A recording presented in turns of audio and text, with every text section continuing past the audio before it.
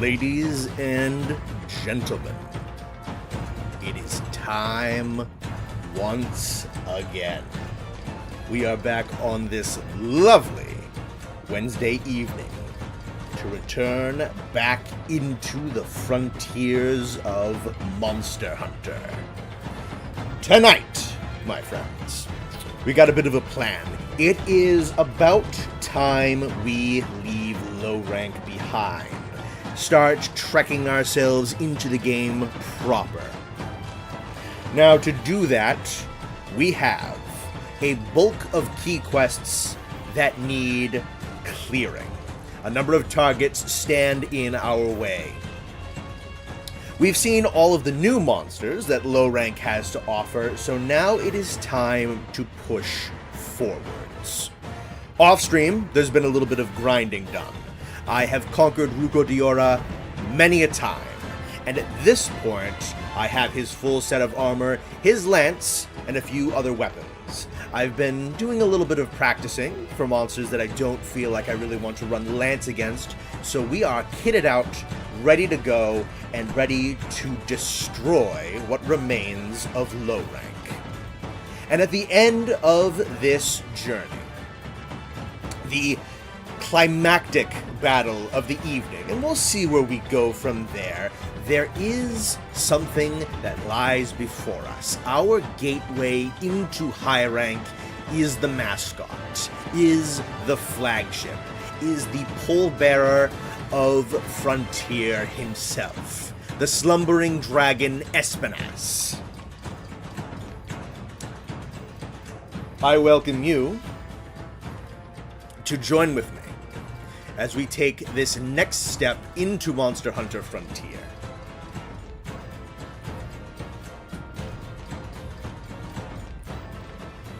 Now, let's get ourselves started, shall we? So, I have no idea if any of the guys are going to be showing up tonight. They haven't said anything, but we'll see. So they'll be around to manage chat if they can. Let's go over the targets for the evening, shall we?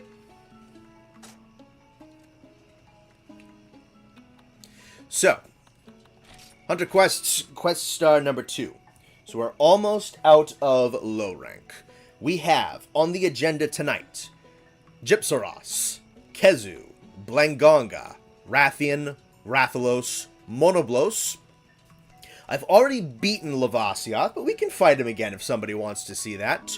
I've also beaten Shogun Sinatar. Again, doable again, but that has also been cleared. Newer monsters Duragawa and Guren Zaburu have also been beaten. That is what needs to be done for tonight. And then we'll get into Espinas. Then we'll take a look at what High Ranked has to offer. I'm also looking to eventually get the full set of Kashadora armor. That might be something we grind out for at the end, but I really want to, for kind of like the main event of the evening, go through the key quests and get into Espinas. Raditz is asking if he minds if I join you. You can join if you want to. I don't mind that. You're not terribly overpowered with that new account, so it should still be fights. I just don't want to blitz everything in 3 seconds. I want there to be actual fights. So that should be fine with what you got.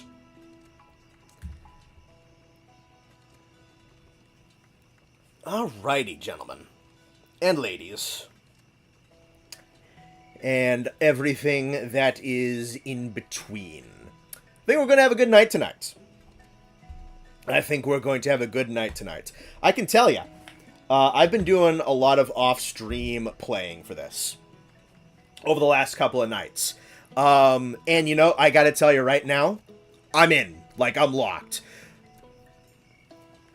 Putting in some hours, I know I'm barely at, like, the actual game, right? I know that, like, G rank is where Frontier actually kind of turns into Frontier. But just in low rank, already, just low rank, I'm having a blast with this game. Doing like 3-4 hour sessions, just cruising. Like, this game, it feels good. It feels tight. It looks great.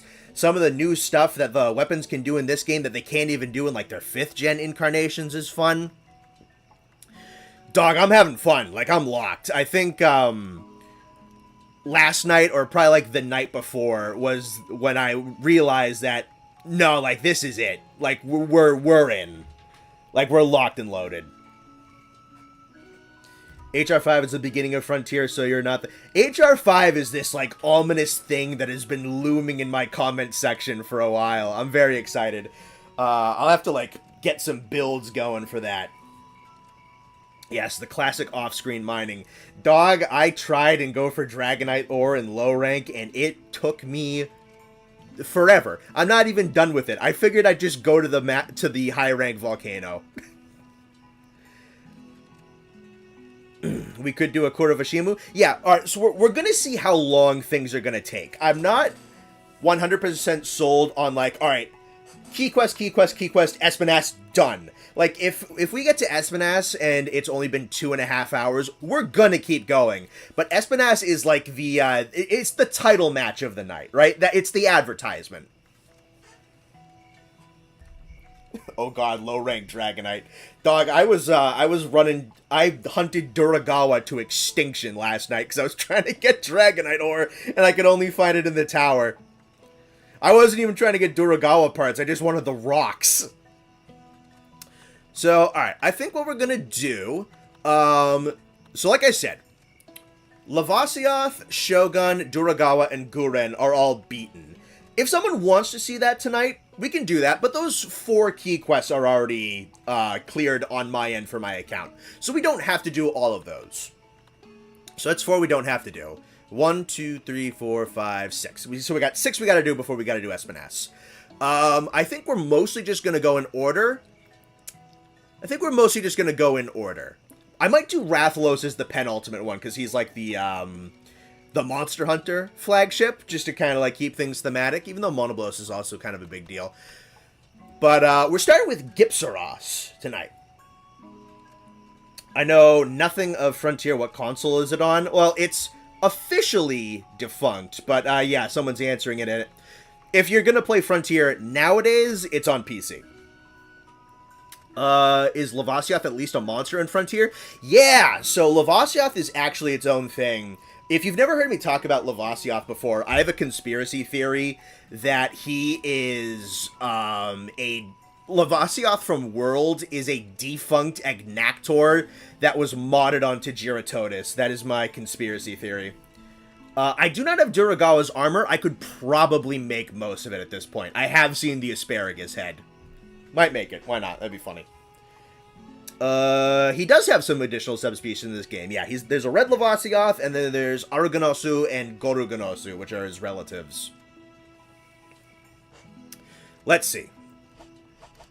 Alrighty. So let's get the bento up and running.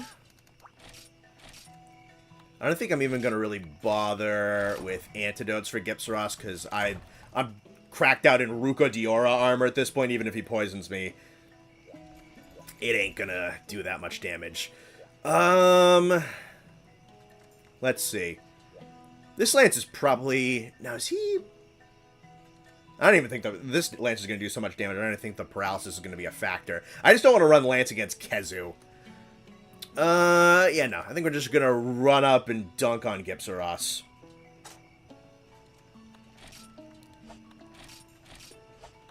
So let's get number 1 down and out, right? Did I know that Frontier collaborated with Pizza Hut, Attack on Titan, and a lot of... I knew there was a lot of collabs. I did not know that Pizza Hut was one of them. That's kind of amazing. Let's see. Very long lance is so epic. Yeah, I know. It's crazy that what I'm running ain't even like the longest it can go. Speaking of that guy's lance, I think that's Zeru's lance.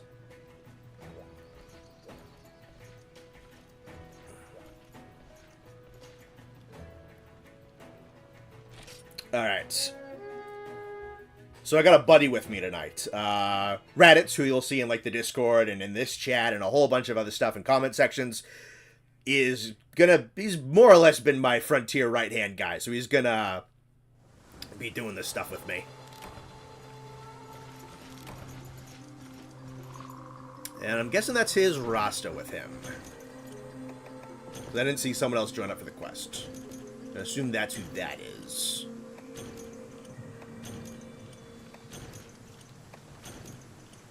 Let's see. Big ups to the people who made this playable. Dude, it's so cool that this is playable now. That this is free, that this is in the state that it's in. It's amazing. Let's see. I got Psychos if we need them, but Gypsy typically ain't the hardest thing in the world to find. He just kind of circles in and around like the main circle of the swamp area. Gypsy is a filler match before we get to pay-per-view for Espinas. Yeah, Gypsy, Kezu... I'd say those are like your filler matches for the night. And then we got like Monoblos and Rathian. Those are cool. I cycled into 6. And I think like Rathalos is going to make for a good like penultimate duel into Espinas. Yeah, there's our guy. What's up, Goober?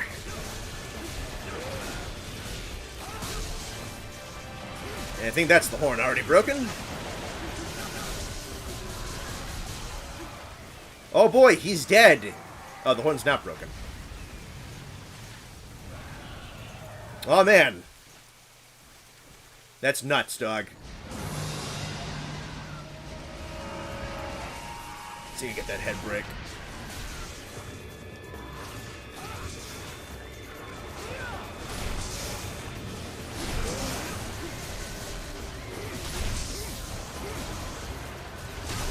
There's the head, there's paralysis. Conga, get out of the screen. At least the Mosswine know better.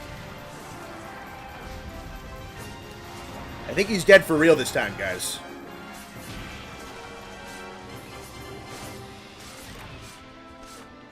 I want Giganox. Dude, I want Giganox back too. It's been entirely too long since we've seen him. You're beyond cracked.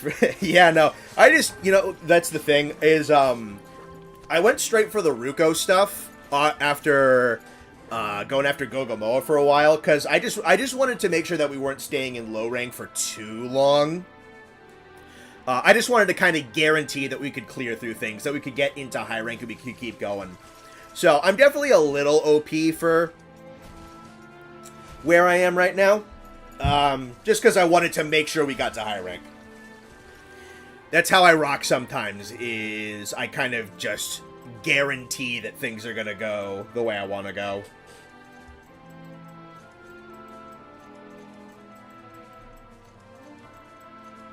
I don't even know if Espinas is going to be that much of a challenge. We'll see.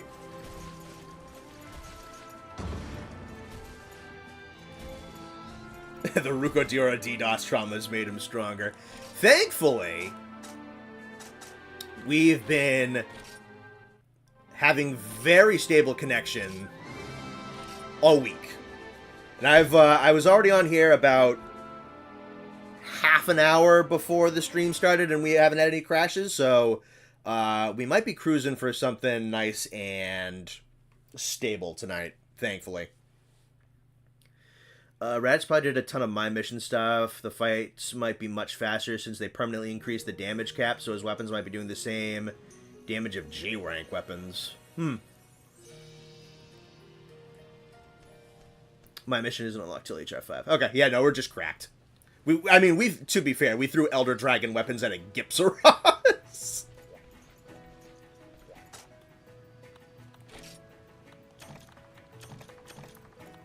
I will say, Raditz, the Rasta might be a little bit more than we need.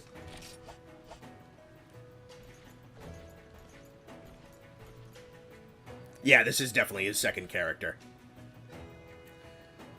Let's see. Alright, I don't really want to run Lance against Kezu. So let's try something a little different. For anyone who doesn't know weapon sizes in Monster Hunter Frontier, I'll show you something funny.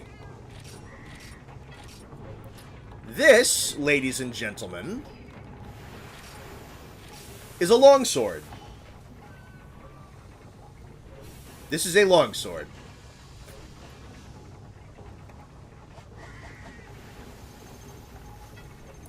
Could have fooled me.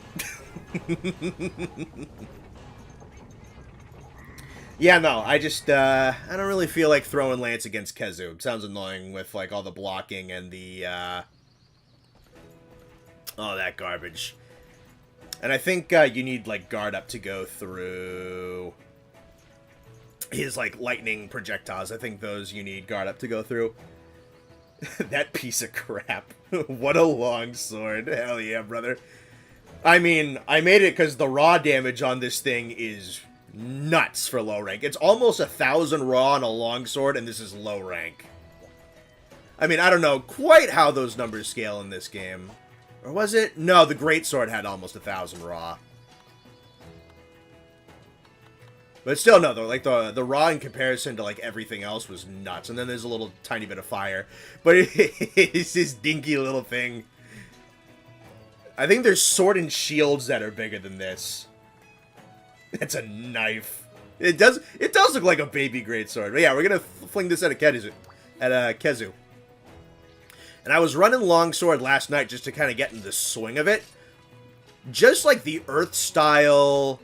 Let me do the Bentao just in case, because why not? Just the Earth-style longsword in this game is super cool, because they threw, like, 2 additional modes of Fade Slash on this thing that even, like, the 5th generation one doesn't have. Let me tell you, this thing is fun to run.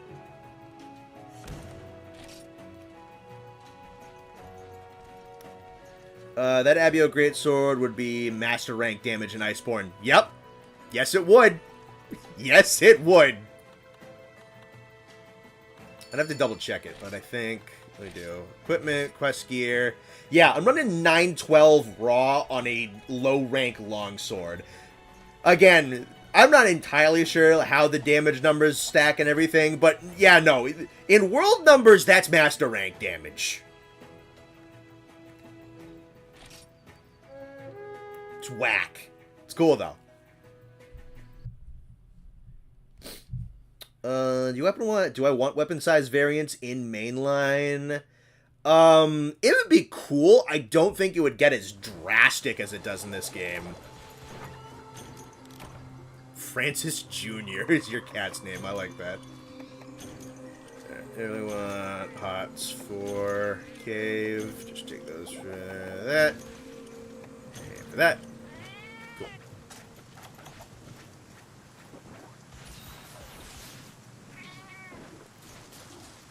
Look at this guy. Yeah, it's cool though.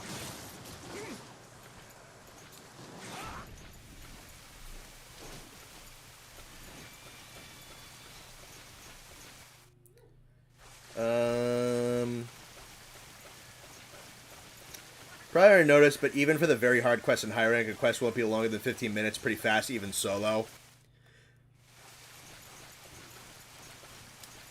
So, like, the danger comes mostly from the damage and not so much from the timer. Because I'm assuming, like, both the hunters and the monsters are slinging around just massive numbers at some point. $5 from Tin Can. Missed the last stream, live super chat, so you get a freebie. Thank you. I also ran into a wall because I was reading the super chat. Let me boop. Can't wait to get home and totally not accidentally murder the monster too quickly. Yeah, that's the thing. We need to bypass everything before local Espinass gets home and kills everything again. Ah, there's our guy.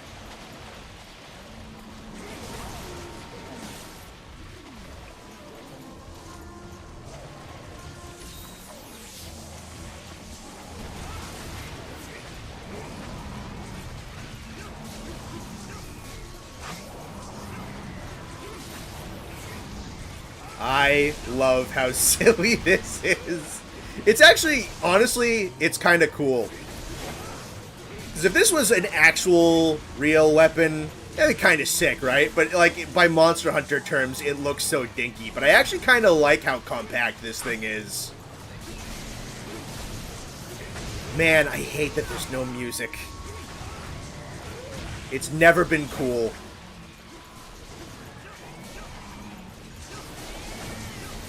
There's just no tension, no nothing.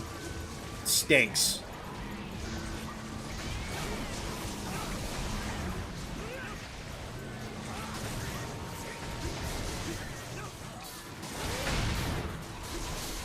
I think the lack of music with Kezu is such a mistake. Because, you know, he's the only monster that does this, but he's not the only blind monster anymore. It was a neat idea in theory, but now Soul Seer Mizu is blind, has music. Gormagala's blind, has music. Pretty sure Giganox is blind, he's 3rd generation Kezu, there's music. In fact, it is one of the better themes in that game. The Tundra theme's great. Even kind of fits him a little bit better than it fits Barry off in some parts.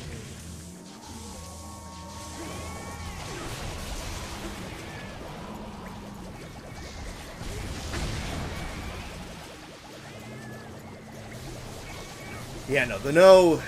I hate the no music thing. It makes it so boring.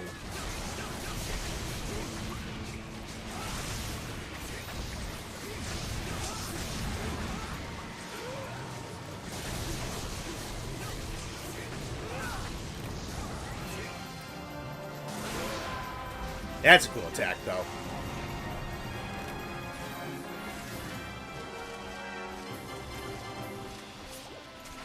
Gormagal and Soul Seer assume they are fighting hunters. Kezu assumes it's fighting the inner demons. Burial should just swap with Konga, swap themes with Blangonga. I understand they're trying to make Kezu creepy, but in game he isn't. It's Laura's, yeah. I don't know. I just, I feel like the rotundness of Kezu, I mean, it kind of makes sense because he's in cold environments, so it's probably like a big, thick layer of fat. But I think the rotundness kind of undersells the creepy factor. I don't think he fights in a particularly creepy way. I mean, they kind of can't, because they want to do, like, the crawling around on ceilings and whatnot. But excuse me.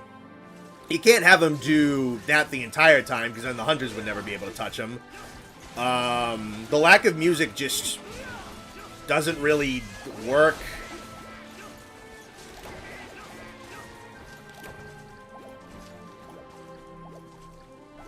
Kezu's lack of a theme could be better in modern games if the ambiance was better. I mean, maybe?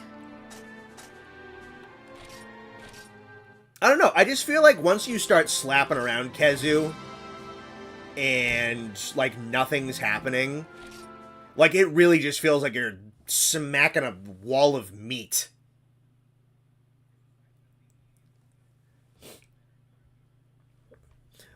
Like, you kind of forget what soundtrack does and what it adds until you don't have it. And when you don't have it, you're like, yay! this is kind of whatever. This is a thing, sure.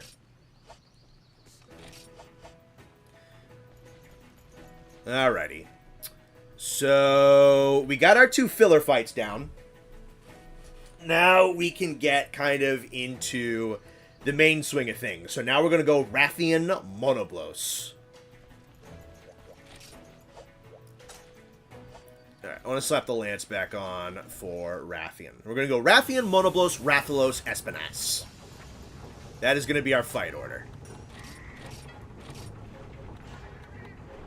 So we're running Rathian. We're going to want Ruko's lance back.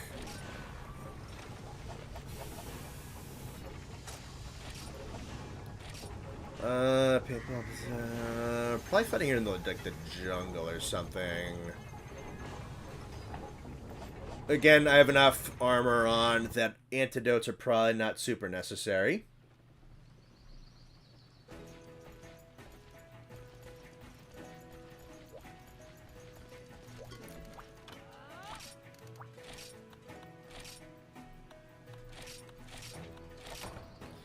Let's see now. Alright.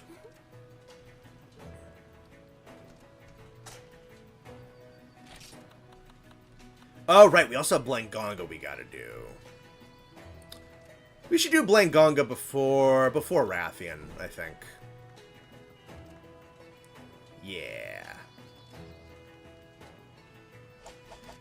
If we're gonna do that, let's showcase another weapon. So that longsword we ran, that's Abiorugu's longsword. It's a short longsword. Let's show off Abiorugu's greatsword.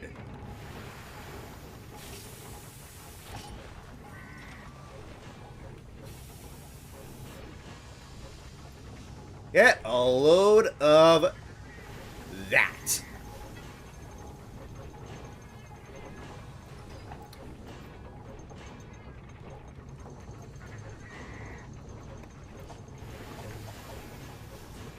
We're gonna throw this at a monkey. You should do HC monsters once you hit higher rank. I totally should, yeah. Even if just to try them, even if they kick my ass and I'm underpowered for them. I'm actually looking forward to the hardcore monsters.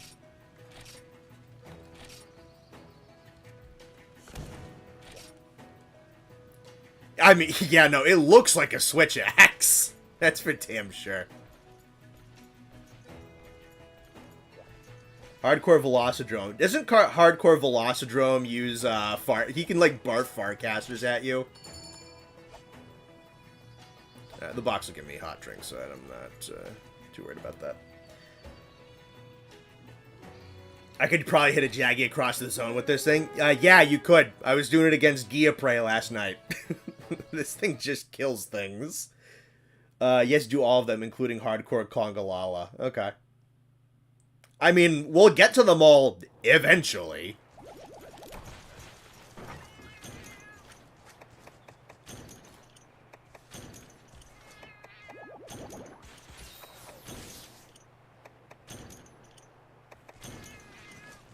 Yeah, just take the hot drinks because they're free. Why not?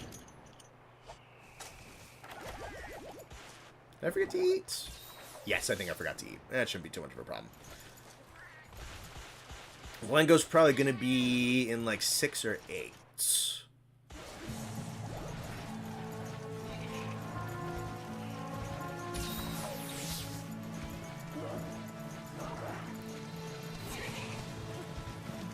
Let's see.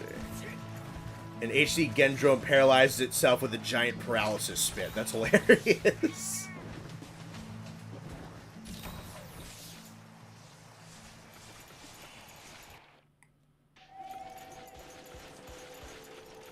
Let's see. I saw this great sword ate the long sword at the... Yeah, no, was it like Siamese or whatever? Nah, that's something else. I don't know. No, that's Siamese is conjoined, I think. I don't know, whatever. Maybe I'm just making up crap.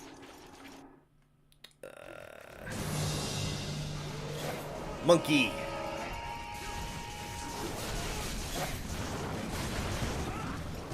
Look at this thing. It barely fits on my screen. I love it. It's amazing. Ah, oh, Blangonga, you look so much better in Gen Ult than you do in 2nd Gen. They do your model a lot of favors in the future, especially in your face.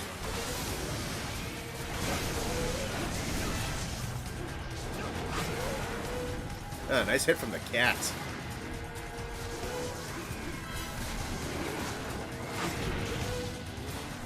Copper Blangonga for Wilds? I can see it. In that, like, Savannah-looking place that they got going on. Could work.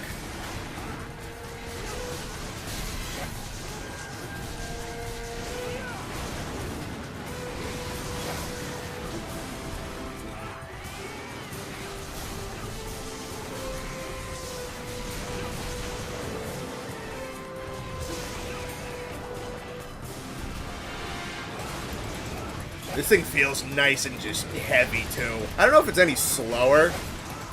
Probably not, but... just feels like you're swinging a tree around. I love it.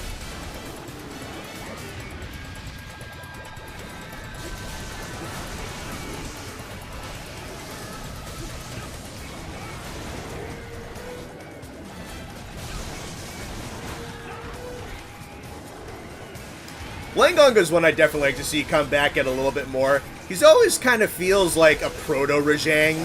I feel like Konga gets way more of his own identity. And Blanka could stand to get a little bit more of his own stuff. He gets a lot of like early Rajang moves, but not like the really dangerous ones. Yeah, monkey. I think Blango is kind of primed to be a little bit more of his own monster in the future.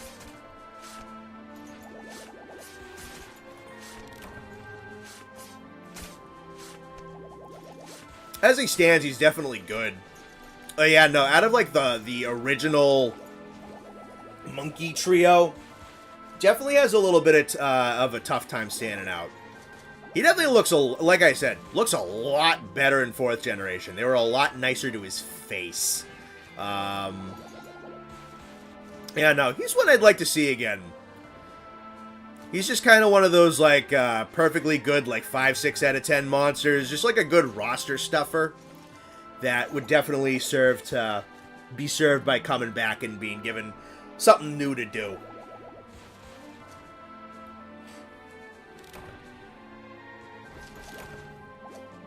It's a sick weapon. Yeah, dude. Fucking big, chunky, massive tree trunk greatsword.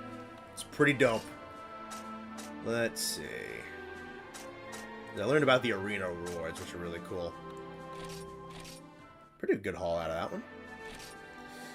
If that monster in the Wilds trailer is a Sandy Goss Harag, like people think, I doubt Copper will return, because why 2 desert apes? I don't know, man. The interesting thing about those big bear-looking things in Wilds was that they traveled in a pack, so I don't know if they're just going to be, like, really big carnivores, but classified as small monsters. Like, we don't know quite what we're dealing with yet. So who knows? It's also going to depend on how big Wilds' roster is going to be, that it'll warrant some kind of, like, niche overlaps or whatnot. It happens. But it's going to be very roster dependent. Roster size dependent. Which I've talked about on stream a little bit before. I think there's a decent chance that Wilds' roster is a little bit on the heftier side because of just how much development time seems to be going into it. I mean, we'll definitely see. I feel like Wilds is probably getting a lot of development put into a lot of places, but I wouldn't be shocked if Wilds' base game roster is larger than Rise's and Worlds. Not by, like, double or anything, but maybe by a notable margin. So maybe, like, somewhere in the neighborhood of, like, 5 to 10. I'm kind of getting the feeling that Wilds is going to turn out to be pretty chunky, pretty meaty. We want Malfestio in Wilds? Hell yeah, we do. Malfestio is way too good to just be a one and done. Let's see. Medfang Beast, but you get my point. Yeah. No, I totally got your point. 2 Desert Fang Beasts is, I mean, if, again, it's going to depend on the size of the roster. Because if it's like 30 monsters, you kind of have to spread out your ecological niches. If it's 50 monsters, you can have some overlap in there, and there's really not a lot of space. It's really just kind of like conscientiousness of space. The more that you have, the more that I'm fine with overlaps. Alright, so we're going after Rathian next. So now we want Ruko's Lance. Is there anything else I want to throw in here? No, I think we're good. Let's see. Malfestio would be fantastic. Oh, for sure. Malfestio is a really good monster. The confusion is super unique. The sleep is great. The design of the roar is really cool. It's a pretty unique bird wyvern skeleton as well. Let's see. I think I forgot to eat again. Let me double check.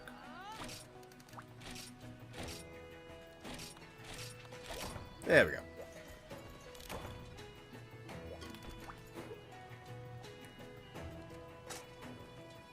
We're gonna melt Rathalos like no other. Probably. You should get a Palico. It doesn't do much in the hunt, but it gives you extra rewards at the end of the quest. Okay. I probably should. Yeah. Let's see.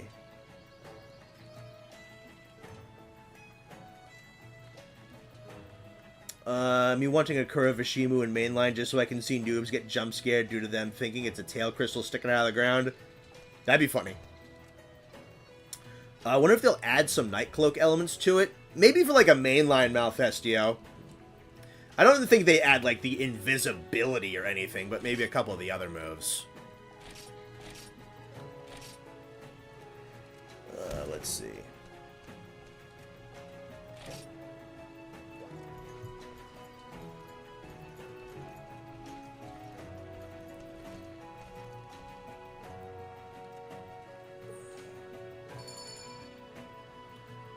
I think my stick's just being a little bit touchy. I thought it was drift for a moment, but I don't think it is. Really hoping Palicos stick around in Wilds. I mean, the only time Palicos weren't around was Try. And they were basically just Palicos, but something else, and they were the Shakalakas. So, I really don't have any reason to believe that they're not going to be in there. There's always been, I mean, ever since their inception, there's always been some form of companion. And Palicos date back pretty early. I don't think they're in the first game, but they've been around a long time. There really hasn't been a game without at least some equivalent of them. We need the white Espinas. We should get the white one. That one's really cool. As good as Flaming is. I would love to see the white and violet on the Espinas rare species with modern renders and modern colors, because the Frontier Espinas is a little cartoony looking, but Sunbreak showed just how good that monster could look. And I think just in terms of pure color palette, the white Espinas probably has the highest potential. Alright. Best case is waiting here for a bit. That's fine with me. I can keep reading. I would riot if no Palico and Wild. See, I just like, why would they? Doesn't seem to be a reason. We get Unknown in Wilds in some capacity purely to hear the Magnificent Woodwind remixed. Unknown would be sick. Honestly. As over the top as that monster kind of is, I think Unknown would be amazing. She's in 10, it's raining, so we can't go there. Ah, okay, cool. Hope Espinas comes back. Espinas was such a huge hit. That's the roar. Espinas was such a huge hit, they have to know that Espinas was a massive, massive, massive success. And that people are really kind of talking about Frontier.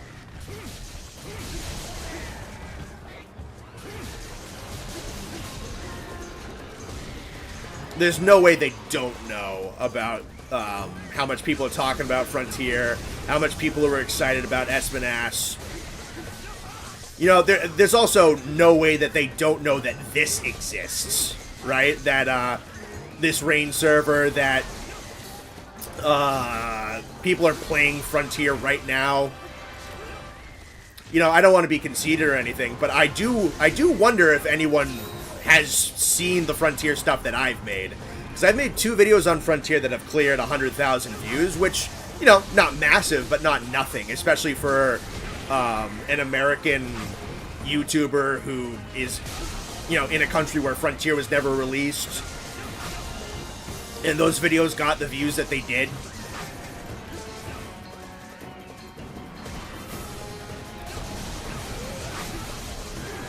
So I have wondered, again, I don't think like Capcom's like watching my channel or anything and like, oh, here's your, we gotta be following this guy and hanging on to every word he says.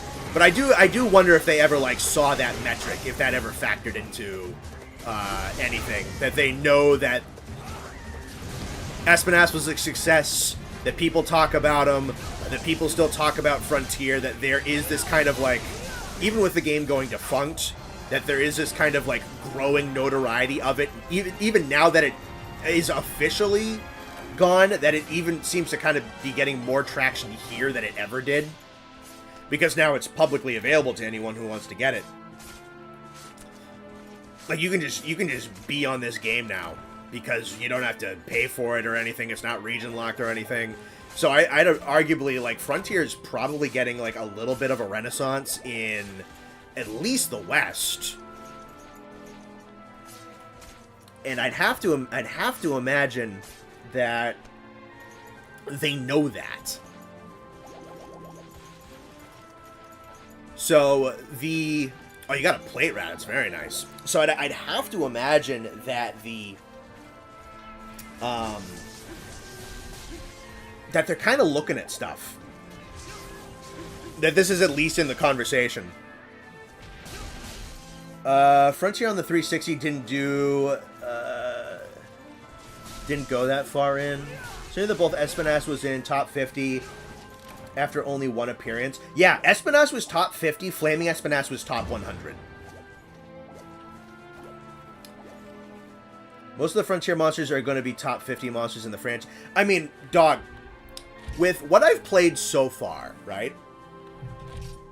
With what I've played so far, and the research that I did, not only are the Frontier monsters just generally very good, especially like the I think I fought what four or five so far. Tycoon, Guren, Diragawa, Abiorugu, and Ruko Diora. So I fought 5 so far. Not only are they just good, they're just Monster Hunter monsters.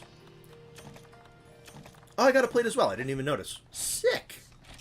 Now I have 2 of those. Ryoha was my favorite character in the Connorverse. Yeah, is the overpowered character who shows up in season 1. He's the overpowered character who shows up in season 1 that the main character eventually has to overcome by like season 4 or 5. That'd be him. I don't know. I spent the whole night getting Frontier working after I watched your video on it. I've been playing all solo with Lance and completely stumped with the Ruko Diora quest that unlocks MR. Let's see. I'm not a huge fan of designs for said monsters. What I will say, man, is I partially understand. I definitely don't necessarily have the taste where it's like, oh, it's got to be like sleek and whatnot.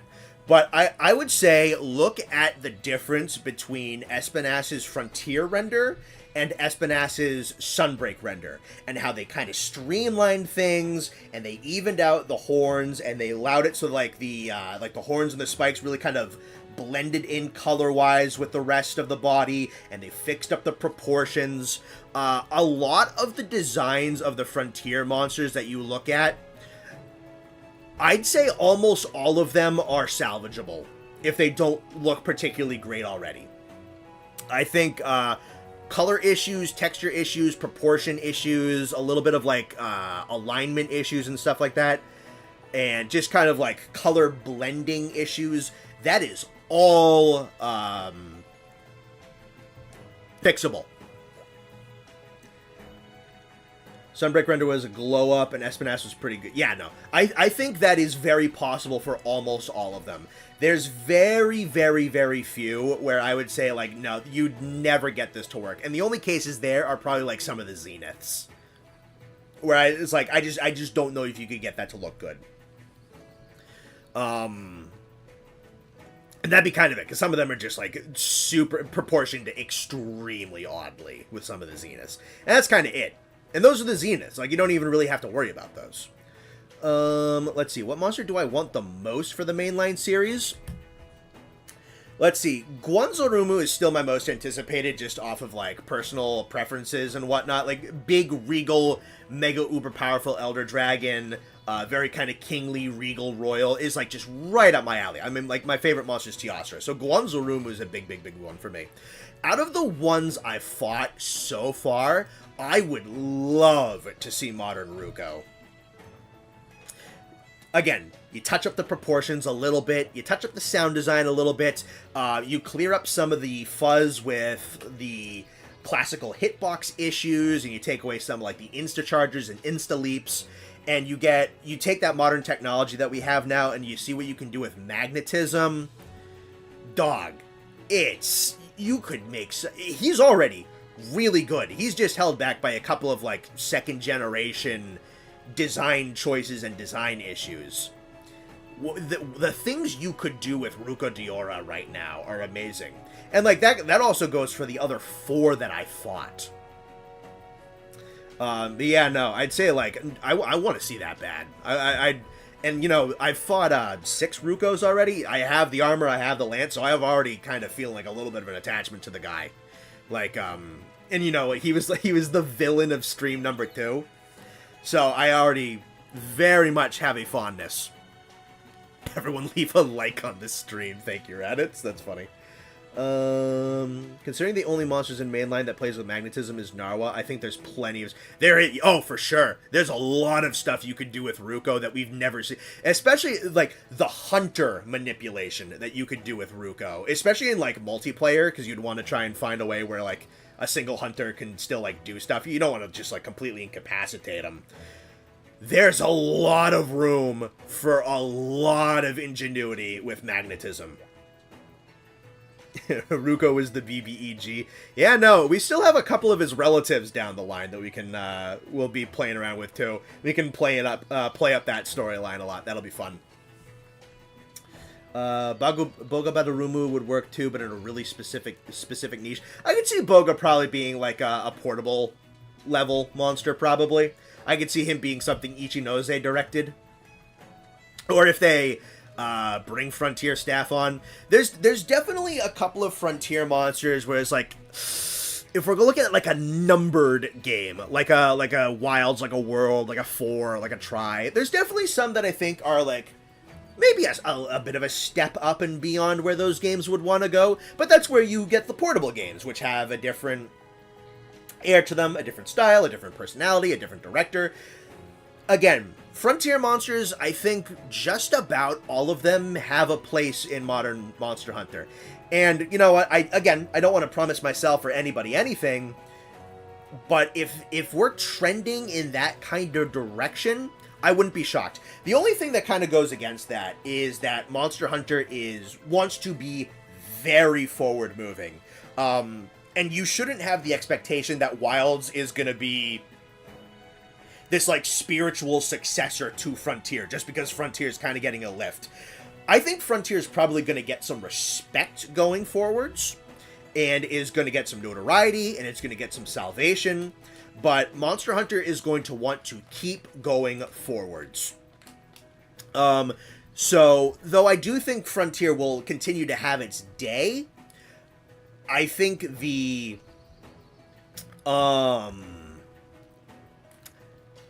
pacing of it is going to be a little bit on the slower end. Like, if we get... So, say, like, Base Game Wilds comes out. Base Game Wilds has, like, 40 monsters in it.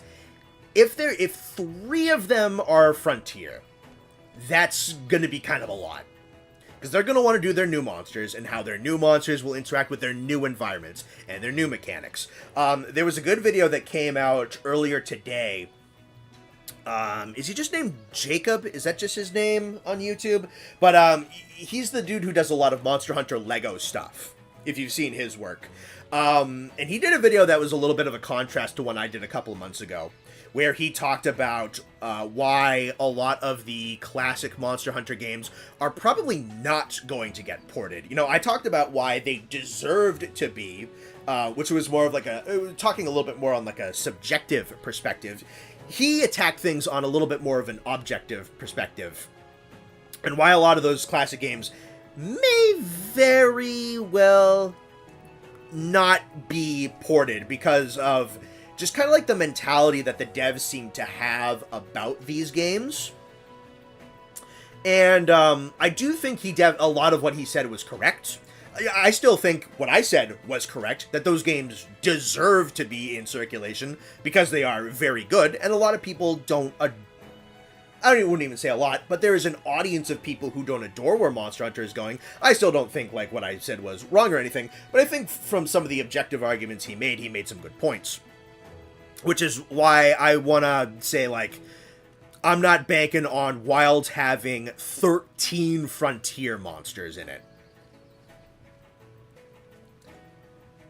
But, I still do think that this game, apart from being resurrected by the fans, is going to be far from dead in the perspective of Monster Hunter going forwards.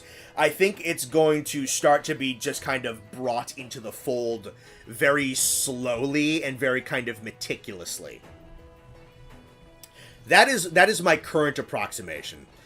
But yeah, no, I watched that video that Jacob put out there today, and I agreed with a lot of what he said. I think it was quite a good video.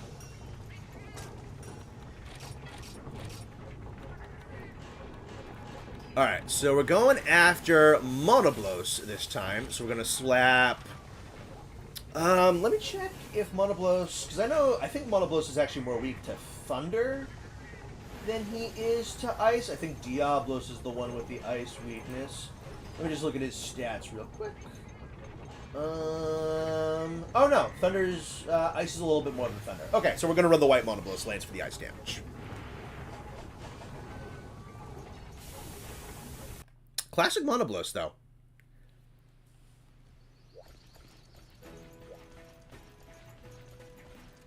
Try not having all of them was definitely a bummer.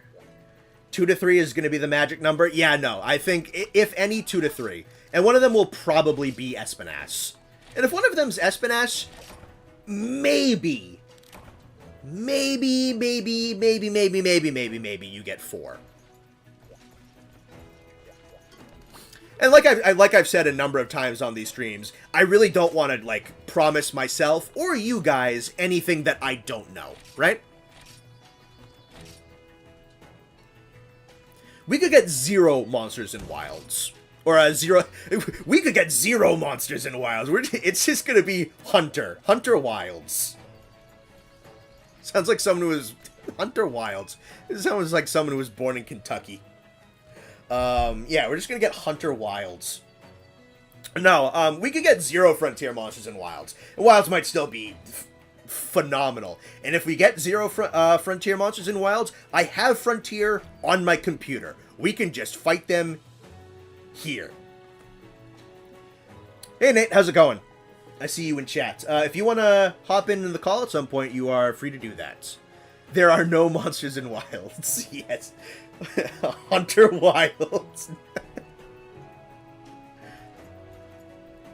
I see Next Jesus in the chat. I wonder how many people are like in this and just have no idea what the fuck I'm talking about. Is that Hunter from Hunter Wilds? It's just Kelby and you can't even kill them. High key, you want to do like if they did like a Monster Hunter Snap, like Pokemon Snap, that'd be kind of tough. Like you don't hunt them, you just go around and like watch them like do shit. And you know the developers would go, oh right, Monoblos is solo. I mean, I'm just talking anyway. But you know that like a Monster Hunter Snap, the developers would go fucking nuts with some shit like that. You know that would be tight as fuck if they did that. Yeah, alright, I gotta go solo One Horn. Let's see. Do you think the name Wilds is a jab at Wild Hearts? Probably not. Probably not. I don't think they would jab at Wild Hearts. Cause I don't know. I feel like that's just the devs don't really seem like they're out there to really kind of like mock other Monster Hunter-esque. I mean, they collaborated with Horizon for heaven's sake. I think just Wilds just kind of like fits the bill with what they're making.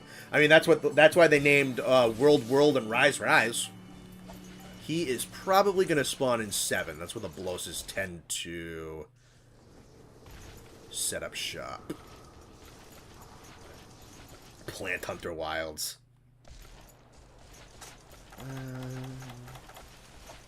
Do the Psycho. Yes, I was correct. Oh, hi! Hello!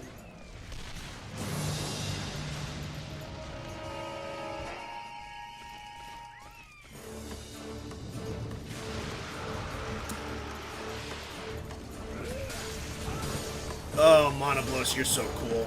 Come back someday, please.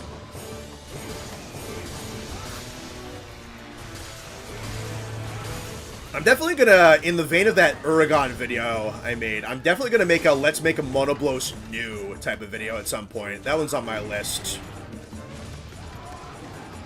That's another one they've probably heard a lot, is Monoblos for Wilds is probably a big one.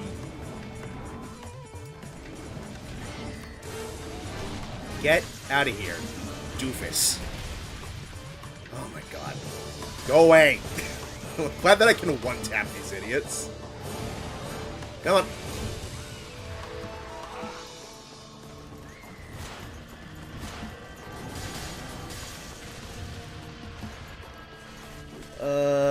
Let's see.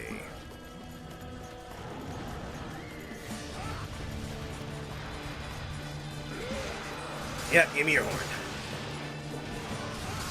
I love how super Ceratopsian Monoblos is, too. I think you have there's grounds for Monoblos to look better than Diablos. There's a precedent there.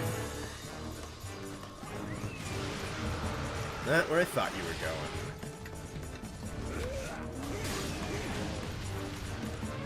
Yeah, you thought you could catch me with your tail. You thought. Get out of here, Absaros, for the love of God.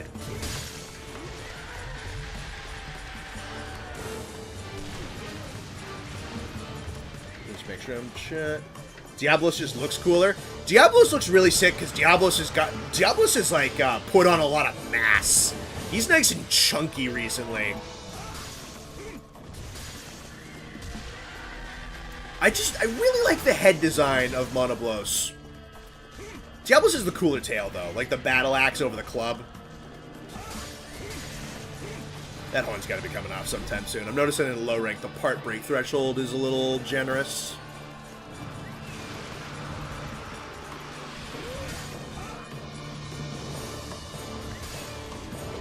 I get plugged by that.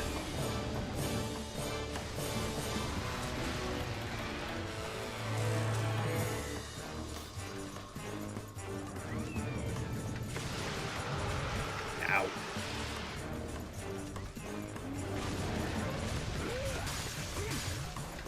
Give me the horn. Give me the horn.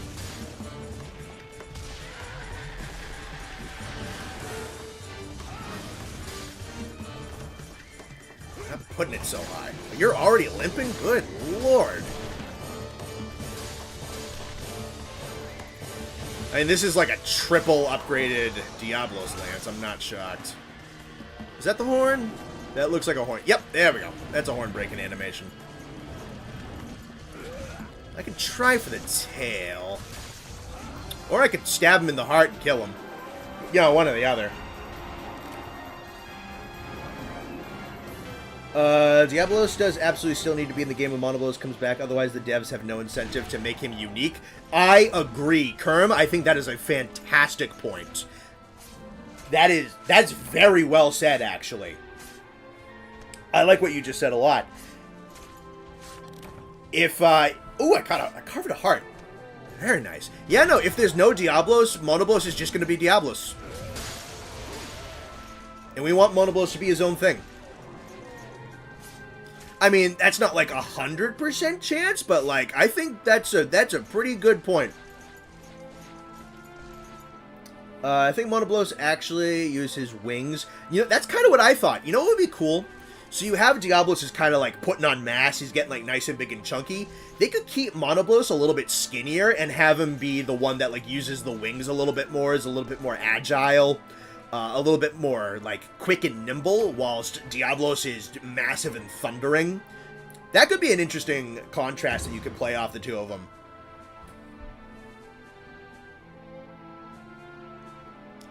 Yeah, right in the chest. I even carved the heart. I probably picked that off my lance as I stabbed him in the guts. 2 spines.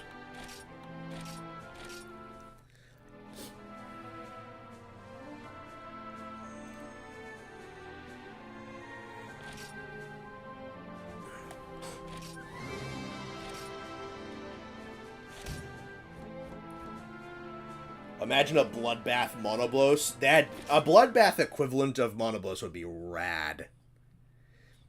That's kind of the cool. That's the thing about Diablos is Diablos has been around for so long. We have a lot of really cool Diabloses with. I mean, Varusaboros is technically a different animal, but he's a Diablos. And then you have Bloodbath. I think it's past time that we get some super demon monobloses out there too. Because I mean, if we're going like ecologically speaking.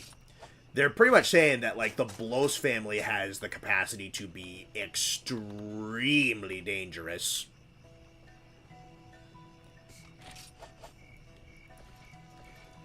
Main Monoblos could be more defensive, like a real Ceratops. I mean, there's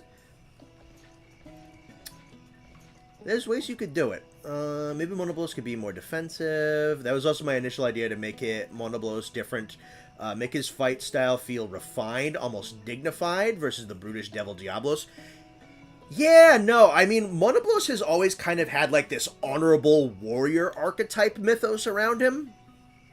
Ever since, like, the whole mythology around him and the story with, like, the Kokoto Chief and all that kind of stuff. That's definitely, he's kind of had that, like, honorable duelist vibe to him. You could have him be the much more prestigious duelist as opposed to just this absolute murderous barbarian that is Diablos. And you could even, honestly, if we wanted to, like, establish that dichotomy, that could be cool for Diablos by trying to push him in a certain direction, to just even kind of, like, further create a contrast. Honestly, just bringing back Monoblos by itself could be really good for both of them, if you wanted to go that extra mile. Blos family's got the best potential for getting stronger. I mean, they make them nuts. Let's see. Alright, so we're doing... Alright. We'll put this up to chat. Let's eat real quick. So, this is what we're gonna do. Since Rathalos is a big old grand poobah of Monster Hunter, so the only one we have left in our key quests is Rathalos, right? Big bad grand poobah of Monster Hunter. So Rathalos is going to be our penultimate fight. He's going to be our lead up to Espinas, right? However, before we jump the gun, there are 4 key quests that were preemptively done before the stream. So, Guren, Duragawa, Shogun, excuse me, and Lavasioth. So, I'll ask you guys, is there any of these guys you want to see in our big, like, key quest lineup before we go into Rathalos and then Espinas? Or do we want to just hit the ground running, go for Rathalos, go for Espinas, and then we'll hit high rank? So I'll leave that up to you. Is there anything that you guys want to see?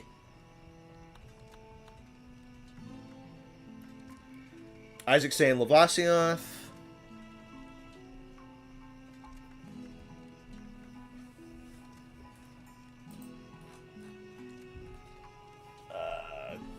Guren, Duragawa seems fun. And we'll see them in HR5 again. Guren at least. 2 Basarios. I'd like Guren. Lavasioth, high rank. Duragawa. Can you do a poll? What's up?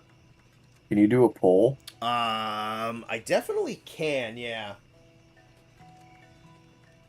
Probably a good way to do it. Yeah, I'd have to just log into my account on my laptop. Sure, we can do that. Start a poll. Alright. Do boop boop. Let democracy decide. Lavasioth. How's everyone doing tonight, chat? Goran Zaburu.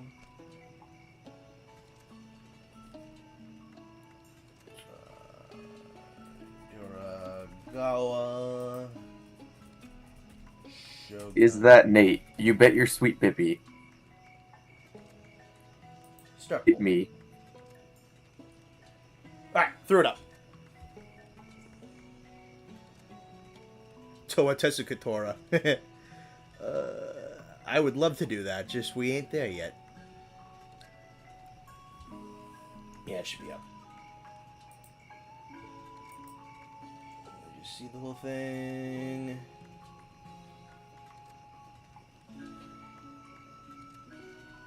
Yeah, polls up in the chat if you wanna, if there's anything you guys want to see. Very good stream and good evening.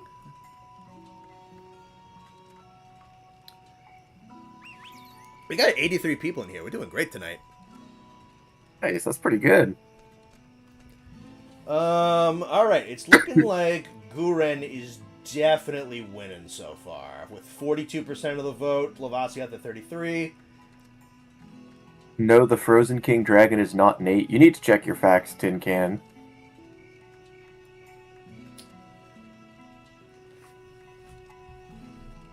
All right. Let me make sure I ate, because I kind of forgot if I did or not. I think I did. 3-star Nate. I don't know what that means, but I'm gonna take it as a compliment. Thank you very much. It means you're a 3-star difficult monster. I'll take it. What's that put me in with? Depends on the game. Yeah, it depends on the game. I'll still take it. 3 stars have some of my favorites. We'll take those. Let's see. Yeah, Guren's still winning. He's at 44. Is it me or does Nate sound a little different? I got a new headset.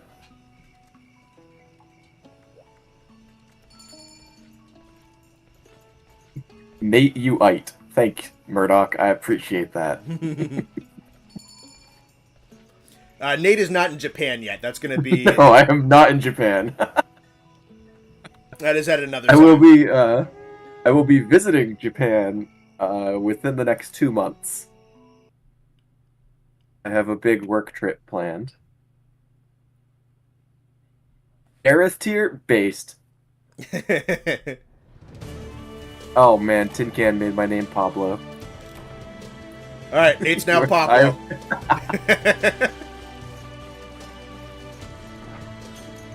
Pablo's got a new headset.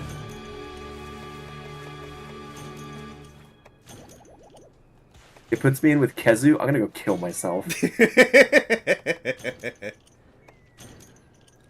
Oh, you know what, Nate? This will be cool for you, because I don't think you got to see me fight any of the Frontier monsters. Or the two specifically in 2-star low rank. I think you left before I did those.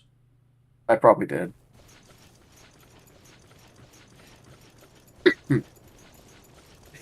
They're asking how your day's going, Pablo. My day's been pretty good. Work's a little slow, but not for a bad reason.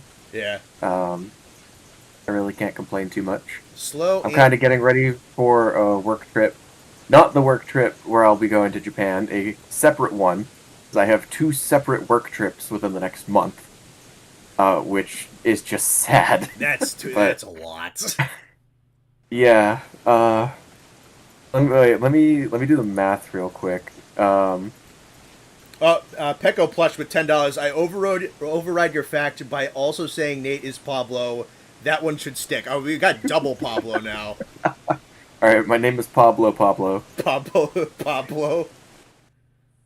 So, for the month of May, I will be home... 1, 2, 3, 4, 11, 12, 13 days of the month of May I will be home. That's crazy. You're gonna be And I don't exhausted. I don't even come back at the end of May. I come back after the first week of June. Oof.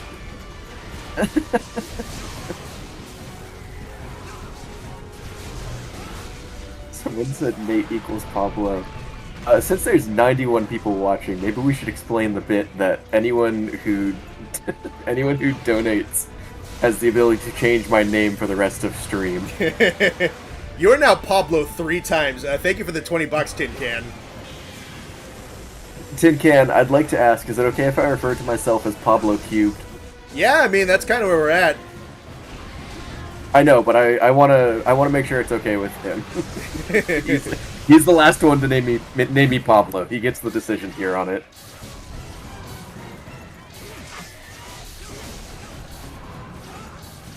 I want your horn, big guy.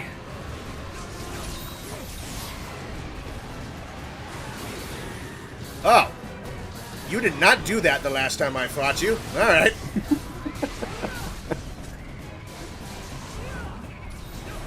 Pablo. Sure, thank you, Tin Can.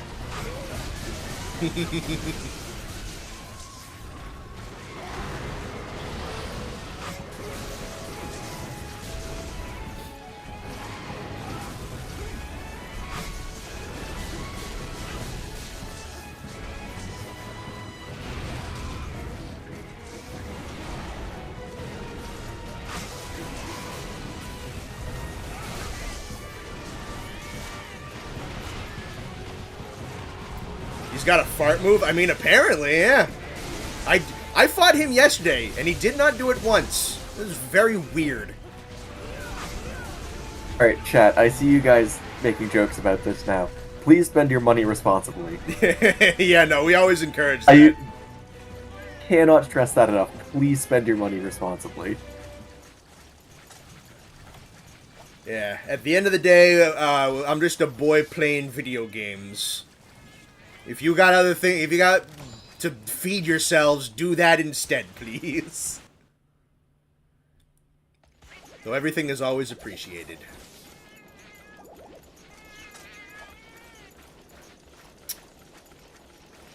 I like how Capcom's next creator model is Khezu following up the Elatron. I saw that. You know what? It's not a bad looking figure.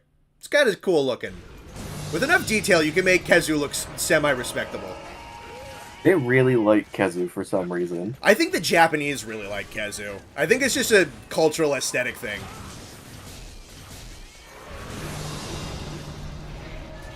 I wish they would like Giganox more. Because they just... Me too, dude. Giganox is so good. They made an objectively better creature. They just won't use him. I want this horn before you die, big guy. You spent all your money on the Monster Hunter World art book. I own that, and it's awesome. I do. Yeah, no, I have that as well. That thing's amazing. Ah, shit. Yeah, that's got some range to it. Oh, right, I have... two Monster Hunter. Woo! I forgot that I have half paralysis downtime, which is very nice. Oh, nice.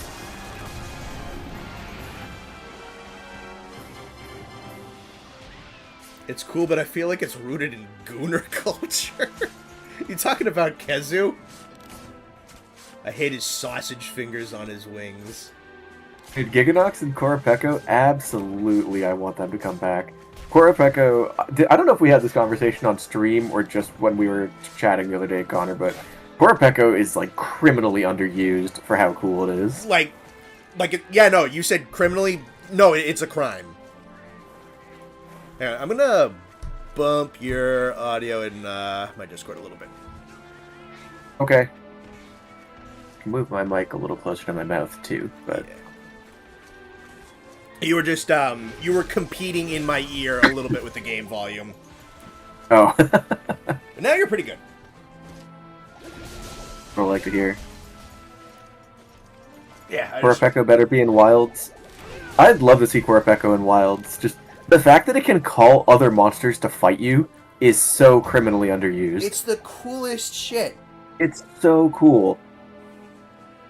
Dude, imagine if, like we've been talking about with, like, you know, like, big boy monsters walking around on the maps and whatnot, and just imagine, like, you're fighting a Korapeko, you have it backed into a corner, and it just belts out the sound that an Acantor makes, and you just see that coming up over the horizon. That'd be awesome. That'd be, I'd shit myself.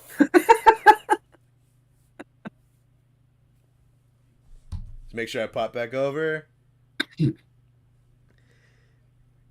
Yeah, no, they made like the coolest thing ever in like Kurupeko mimicry and whatnot, and he hasn't been around in a decade, and it sucks. It hasn't been since Tri-Ultimate, right? Yeah, try Ultimate. And Crimson Kurapeko is great too. Yeah, no, he's really cool. I like the colors on him a lot. Though I think Even I just think the original one's my change to favorite. yeah, probably, but the change from fire to electric sparks is so simple, but it just kind of works. It works a lot better for a subspecies than some of the other ones. Let me take a look at that poll again. Alright, there's Guren, then Lavassioth, then Duragawa, then Shogun. Alright, Kurapeka's the funny guy of Monster Hunter. Yeah, he's the stand-up comedian of the Monster Hunter world. steals and jokes.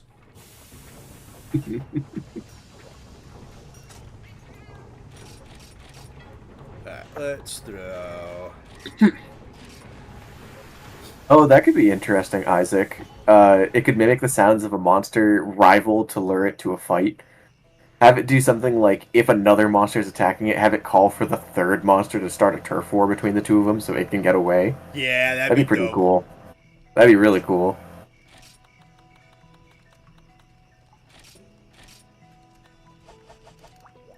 Make sure I eat. You should drive your friends insane with the Kurapeko heavy bowgun because of the sound it makes. No, you're playing the game correctly.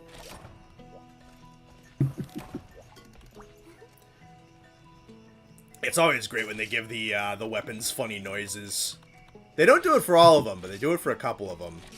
Yeah, they don't do it for a lot, especially anymore. The only ones you really see it on are the like classic event ones, or like classic ones that they've brought back that they did it on. Yeah. I remember so fondly the night that Wilds got announced. I actually didn't see it live because I was commuting home. My boyfriend called me as the Game Awards ended, and he never calls me ever. I was worried.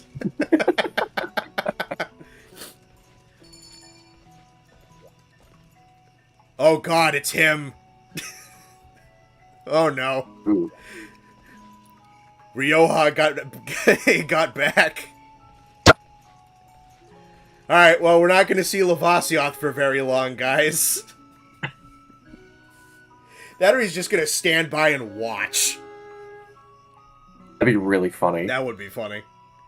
Cases where crew never calls a large monster, only calls one, calls a ton of small monsters. They could do a ton with mimicry, dude. It'd be so cool.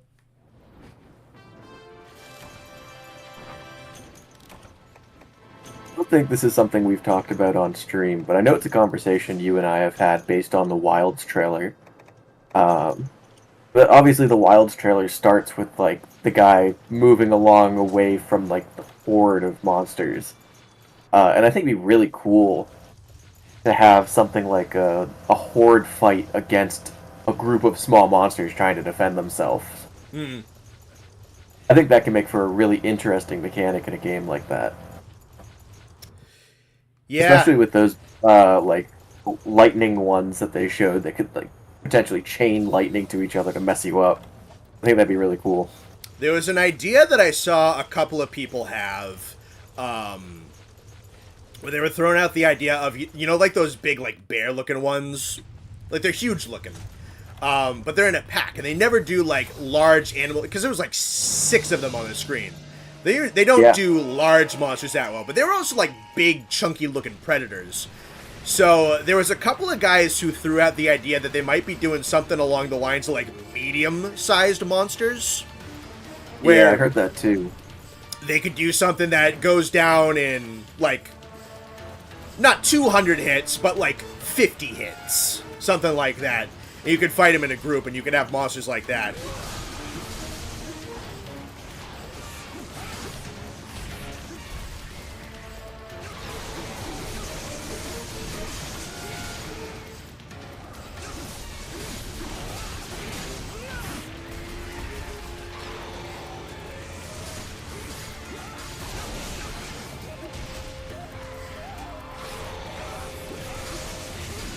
It's funny, this Lavassioth even looks better than the World one, honestly. Look how massive he is, too. He's big, my goodness. Yeah, I know, dude. He's like classic Plesioth size. Yeah, he's a little bit bulkier too. I think he's a little shorter and a lot heftier. Yeah, because Plesioth is huge. Yep.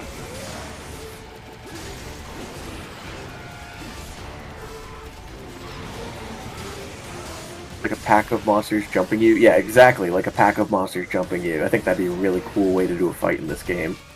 That's how I want the drones like Jaggy and Izuchi to work. Rather than making it an AI of one great alpha monster, have the AI be all of them working in tandem. I think that'd be really sick. Yeah. Actually, like, they kind of went for it a tiny bit. And, like, you can see that they tried. It's definitely, like, one of the more interesting attempts on a pack fight that they've ever done. With Izuchi, yeah. With Izuchi, yeah. I feel like I've talked about it on stream before, but I just like how chaotically simple they made Great Jaggy and Try. Whereas, they just give him so many of his dudes, and then he has a roar, which is basically, hey, all you guys, just go nuts.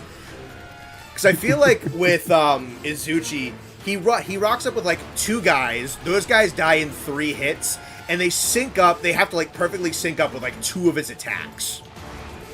Yeah. So there's so much more like coordination that has to go into Izuchi stuff, and it's so like easy to interrupt that flow. With Great Jaggy, it's just like, here's just this pack of madness that you have to go fight.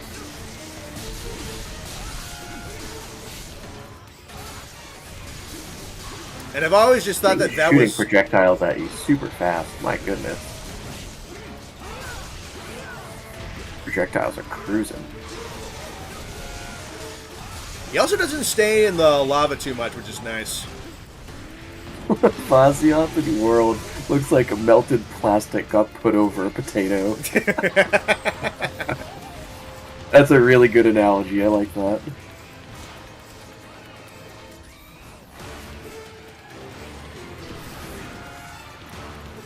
Yeah. I was talking about it earlier, but I still very much stand by my World Lavasioth conspiracy theory that he is a failed Ignactor slapped on a Giratodus. It's a good theory, honestly. It makes sense, man, because we know Laggy failed. They couldn't get it.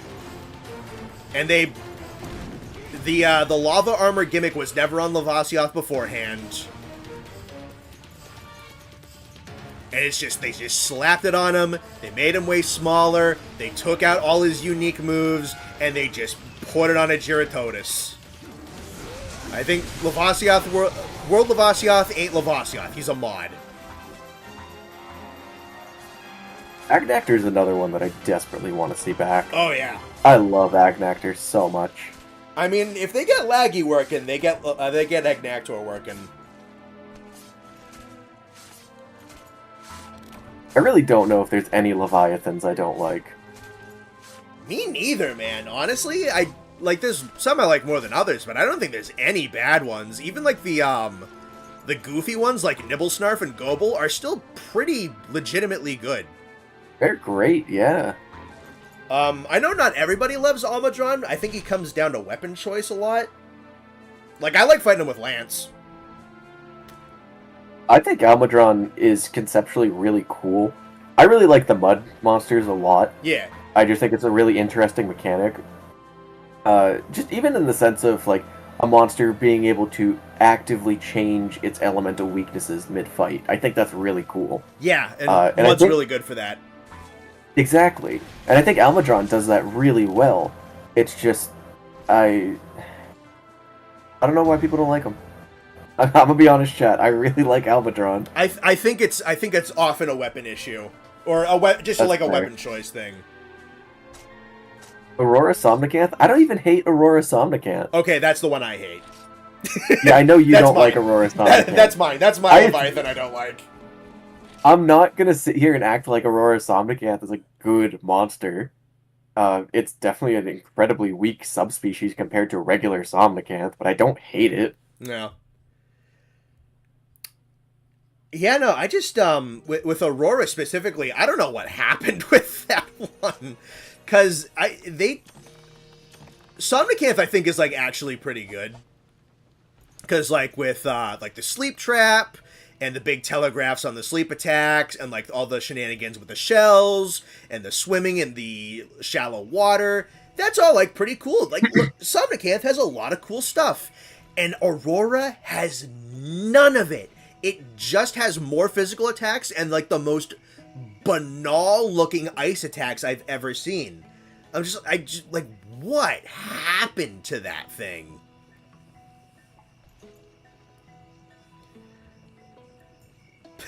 Oh, thank you for the 30, Raditz. Just pog.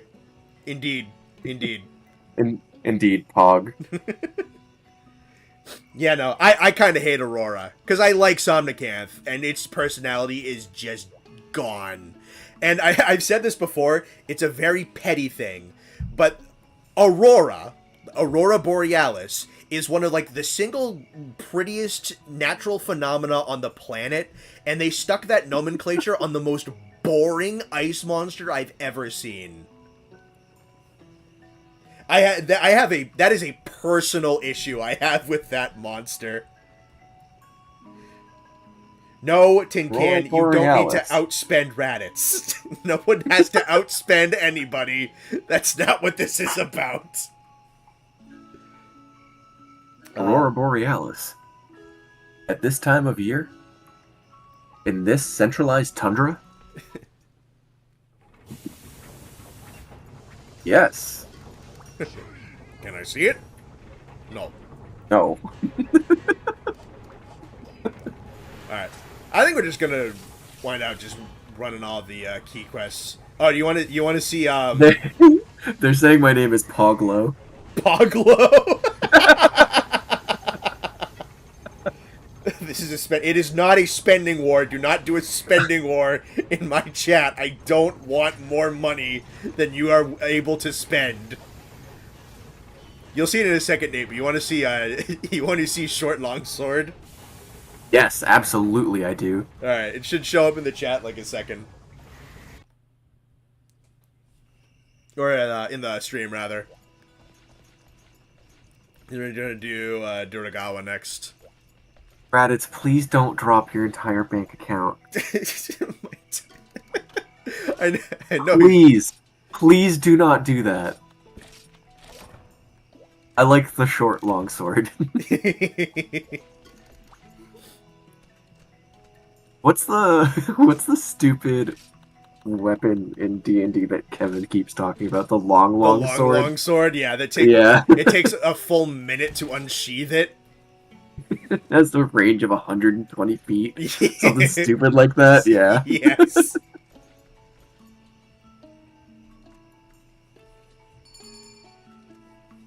Poglo.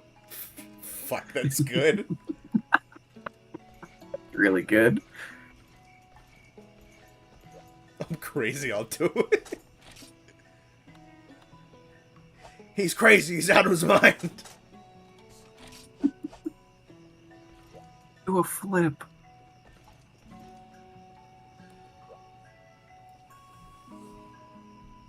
I have the taxpayer dollars. Yeah, that's it. Tin Can is embezzling taxpayer dollars to fucking fund my streams. Spending wars where fans are giving their life savings to be #1 fan. Didn't know this was an OnlyFans account. Yeah, if you guys want to follow Connor's OnlyFans, it is not in the description. Don't look there. Yeah. We're gonna do an ARG Easter egg hunt for you to find my OnlyFans.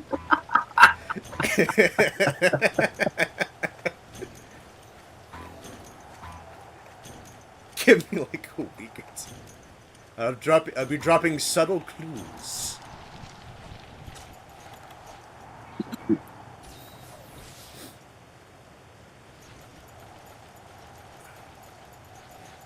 Joke's on you guys. Connor randomly flashes throughout the entire stream his exact geographical coordinates. It's just only for like a frame, so you don't see them, and Yeah. they're not very big. And they're not. If you guys want to figure out where he is, go back and watch the VODs frame by frame. You'll get there. Flubadon just says the search begins. Chat, the One Piece is real. That's what I'm gonna name the OnlyFans account. Oh fuck, I'm gonna have to do that now, aren't I?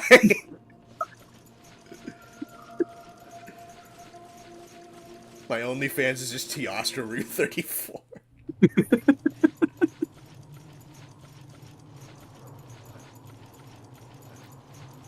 You already have me. You do not have me. I don't know what you're referring to. Also, who's Nate? My name is Poglo. And so the Great Pirate Era began.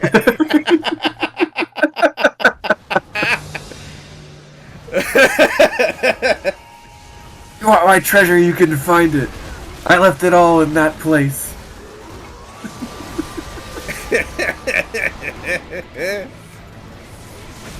Dad, if you haven't watched One Piece, you're missing out, but don't watch One Piece. It will consume your life.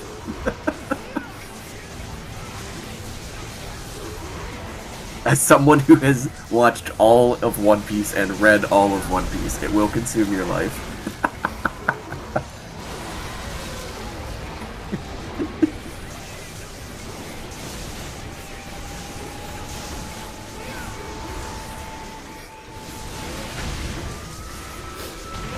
Is that Poglo from One Piece? I wish I knew more about One Piece to make jokes.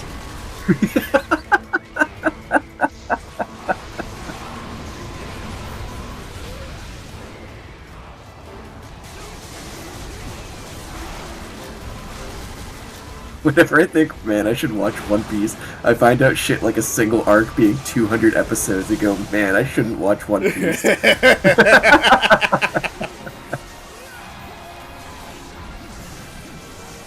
I will say, if you like reading manga, One Piece is really good to read. It is a lot more manageable than watching the show. I'd imagine, yeah. I got through the whole manga fairly quickly. I mean, it's still like, I think they're just over 1,100 chapters. If you're actually watching it, God bless you. Yeah, and you can blitz through manga pretty easy. Yeah, you can. But the show can have a little bit of pacing issues, but most of the time it's worth it. They mostly do a chapter an episode, right? So they have to do like a lot of recap and a lot of like fillery type of stuff. A little bit. They really, especially in the more recent stuff that's going on, like the episodes that are coming out right now, they like to be very thorough with what they put in the episodes. Yeah. And unfortunately, that tends to mean the episodes move pretty slower. Some of the recent episodes cover half a chapter. Yeah, that is accurate. Jeez. But that's because they like to be so detail focused. I love that show a lot because at every given point, you know exactly what the author wants you to know and absolutely nothing more. And I think that's fantastic. Nate, don't lie to them. The Wano arc lasted over 5 years. Yes, that is accurate as well. And it was fantastic. It was funny. So I haven't watched it myself, but I'm like I like respect that I'm interested in it and whatnot. But I get like clips from like the official like Crunchyroll YouTube channel, and we're like something Kaido. I'm like, okay, cool. Like the big dragon guy. That like guy looks kind of cool. And then like 6 months later, it's just be more something Kaido. I'm like, it's still that dude, huh? Yeah. And that's the best. I'd asked Nate about it. I'm like, are they still fighting that guy? I'm like, they're still fighting him. Did I ever send you, I know you kind of like Kaido, how they introduced him as a character? I don't think you've sent me that, no. I should send you that clip, because it will make you fall in love with him. He is so cool. Sick. The One Piece has not been found yet. That is correct. Is that Poglo from the Yu-Gi-Oh! 4Kids dub? Yes. I lost to Bandit Keith. That would be a Yu-Gi-Oh! Dub character.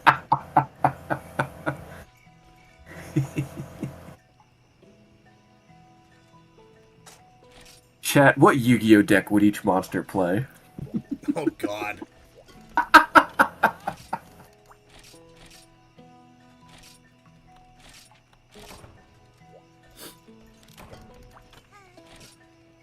Odogama would play Dark Magician because he's the main character. You pray that you won't get spoiled on this stream. I solemnly promise not to talk about current One Piece. I would not do that to you guys.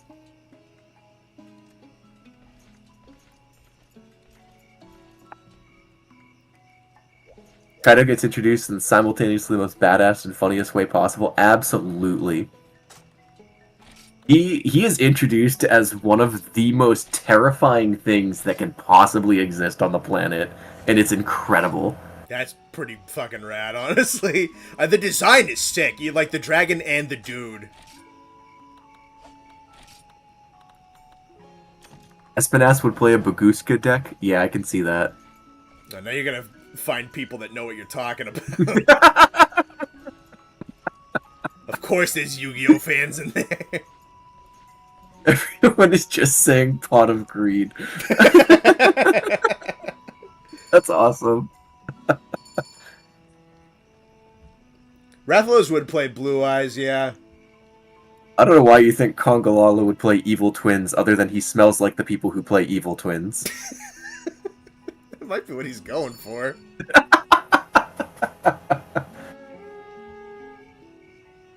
What kind of monster would play Magic the Gathering? That's a good question. I know nothing about Yu-Gi-Oh! Besides 3 ancient primary color dragons, Exodia, Dark Magician, and Magician Girl. No, that's it. You got everything. Yeah. You just checked all the boxes. That is kind of the first show.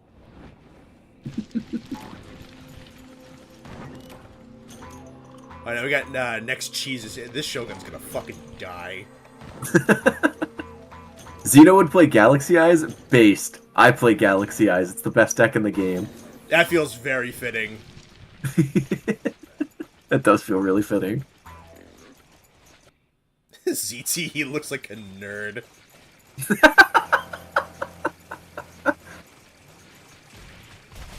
Which monster would play the Digimon TCG? I don't know. Which monster doesn't have a sense of self-respect?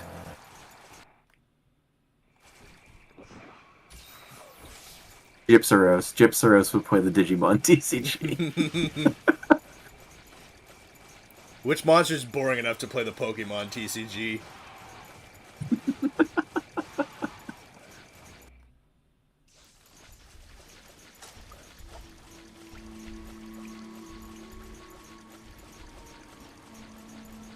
Monster would play a Cyber Dragon deck? Damn. Maybe Volstrax? Maybe Volstrax, yeah. There's a Digimon TCG. Yes, there is in fact a Digimon TCG.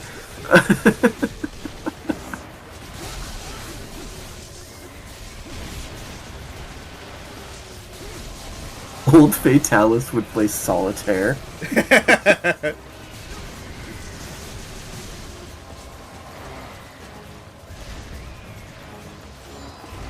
Elatrion 100% plays Dragon Rulers. Yeah, and Elatrion also doesn't acknowledge any ban lists that came out after Dragon Rulers. Probably not. Onogama only knows how to play Uno.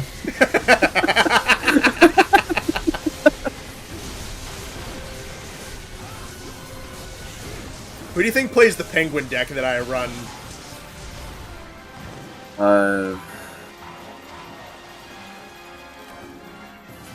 I mean, the easy answer is probably Legambi. Yeah, that would be the easy answer. Love Digimon, didn't like the TCG. That is very fair. That's Pokemon for me. That is not a fun card game. If anybody likes it, I apologize. Yeah, God bless you if you like Pokemon. Pokemon cards are sick, and that game, I believe, is so incredibly boring to play. Yeah.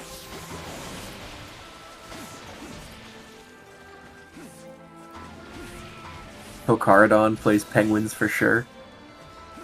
Fair, yeah. Teostra play Red Dragon Archfiend and does a Jack Atlas impression the entire time. Absolutely. That's it. Yeah, what Pecco Plus just said. I don't care about the TCG itself, but man, the cards look good. I think that's probably what they bank on at this point.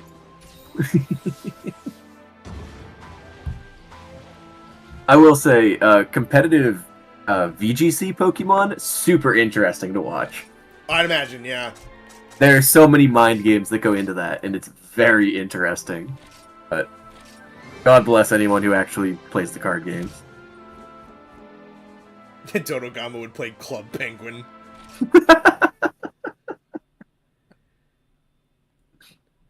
Dodogama's mom bought him a Webkins. Jack Atlas in the 4Kids dub is awesome. He kind of is. Isn't he? I was about to bring that up when when someone said that before. Doesn't it? Tio would do the English Jack Atlas impersonation. I was gonna say, doesn't the I think it's Dio's voice actor in the Japanese dub or something. I think you're right. But the English dub is just a dude doing a British accent, and it's super funny. And it's a guy who's definitely not British. Definitely not British, yeah.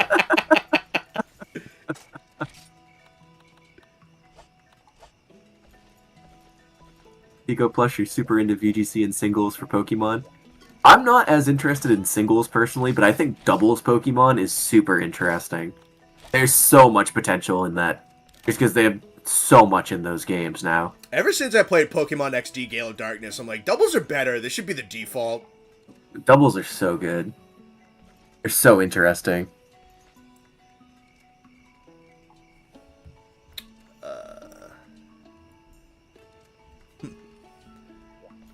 Alright. It is Rathalos time, and then it is Espinaz time. Nice.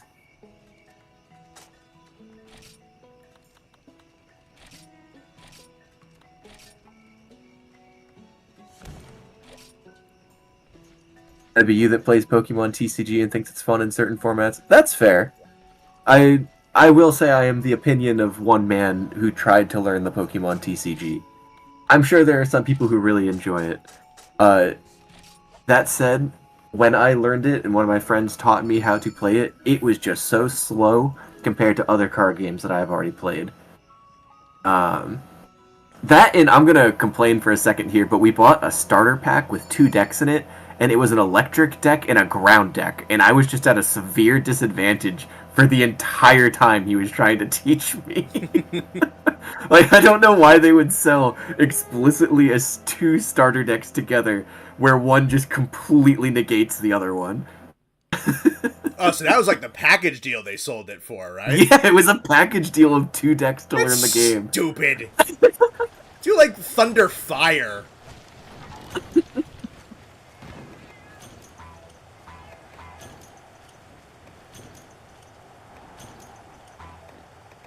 Remember Kirby Right Back at You? I love that show. Fantastic. 4Kids stuff was a lot of fun.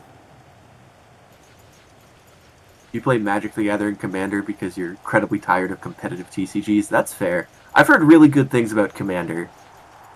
Personally, I don't know too much about Magic the Gathering. I've never taken too much time to actually learn how to do it. But I have a lot of respect for Commander decks. I think the way you build those decks is really interesting.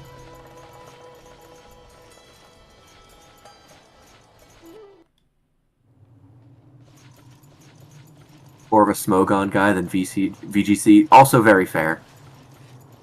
Smogon's very good too. The starter decks suck. You should never teach anyone with those things. You know, the purpose of the starter decks.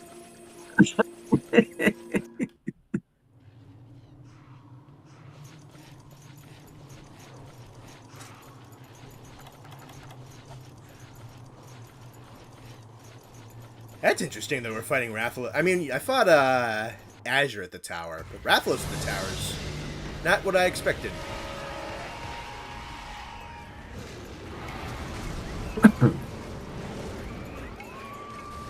Oh, the Magic the Gathering comprehensive rulebook is about 700 plus rules. Yeah, I'd rather not.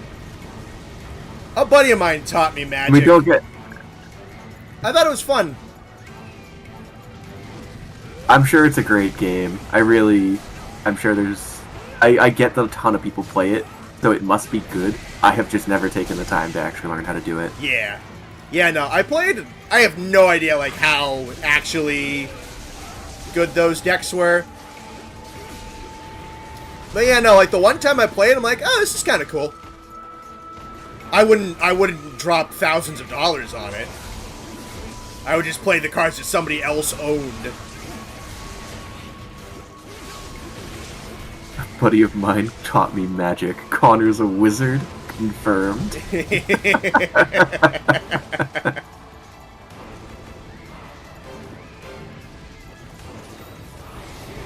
Genuinely, VGC would probably be one of the most popular esports out there if it wasn't such a time sink to train Pokemon without PK Hex. That is very true, because there was that huge thing at the World Championships for Pokemon last year, where they just started, like, kicking people out in the middle of rounds because they ran checks on their Pokemon and saw that they had been hacked. There was one dude who'd been playing for years, and he got kicked out of World Tournament because a Cresselia that he had transferred up from Diamond on the DS was found to be just a hacked Pokemon that someone had traded him. Like, literally, that game is from 2008, and he's had it that long, and got kicked out of the 2023 World Championships because of it. Just let him, like, pick a different one. Why do you gotta kick him out? They don't want people to hack their Pokemon games. They kicked anyone who hacked them. Ain't nobody Even more something as anti-fun simple- than Nintendo. Honestly, yeah.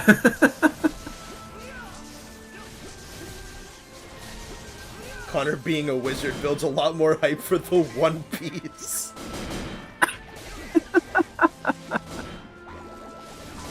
Damn, those are massive background checks.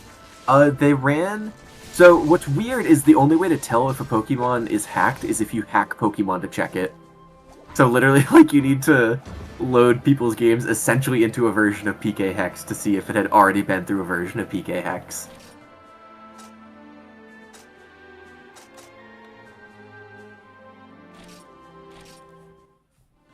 So they ran a check on every single player's registered team of 6 Pokemon going in.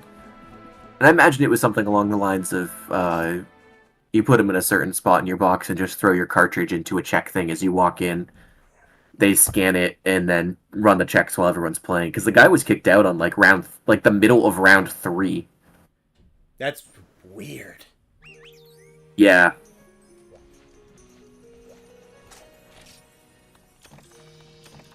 What's the better rivalry? Capcom and mods or Nintendo and organized competition? Nintendo, easy. Dog, I have never in my life seen a company so authoritarian on how you... Oh my god, dude. For a company that makes incredibly fun games, you would be shocked. Because they act like they are the most anti-fun people in the world.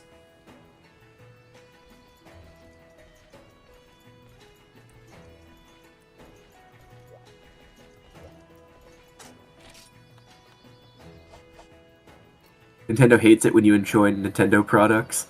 Nintendo loves when you play Nintendo products. Exactly the way that you're told when to. They hate when you enjoy Nintendo products. Yeah, they're...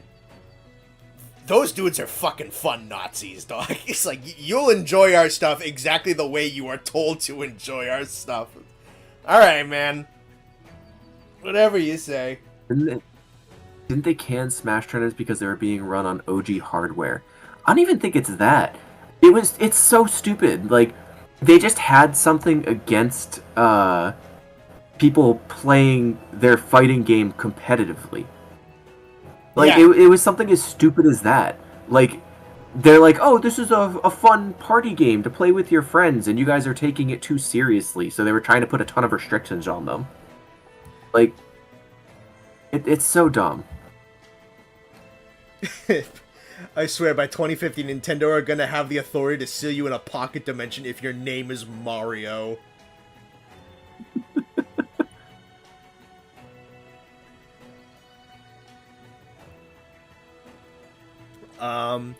So for the guys who've been helping me out, you guys, if you're in the call in the chat listening in, I do want to do Espinasse by myself, as that's the main event of the stream. So I do want to solo run Espinasse. A lot of choices in Brawl were seemingly made out of spite for competitive. That's a great example, Kerm. Probably the fact that if you run in Brawl, you just have a random chance of your character to trip and fall. And all that did was make it so that the competitive scene never ran. They walked across the stage, always. Stupid. No one ran the risk of falling. Like, it didn't lessen the competitive scene, it just changed it for the worse. I want ice for Espinasse. Screw Smash, it's time for Sonic the Fighters. Sure, man. Dude, it's... You know what it's time for? PlayStation All-Stars 2, baby. We're sitting here with one of the 4 people in the world who have that game. Hey, more than 4 people own that game. The only reason I own it is because it was free for PlayStation Plus 1 month.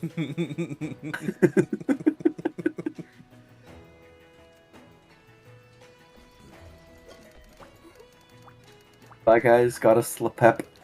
Good night, Athos. Night, Athos. Ah, dude, I bet all this dialogue is really cool. You sound like Austin playing World.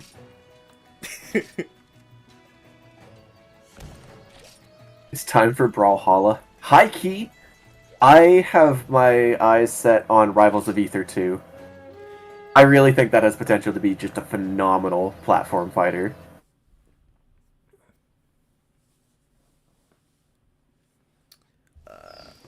PlayStation All-Stars 2, featuring Dodo Gama from the Monster Hunter series. I have nothing in the box. Interesting.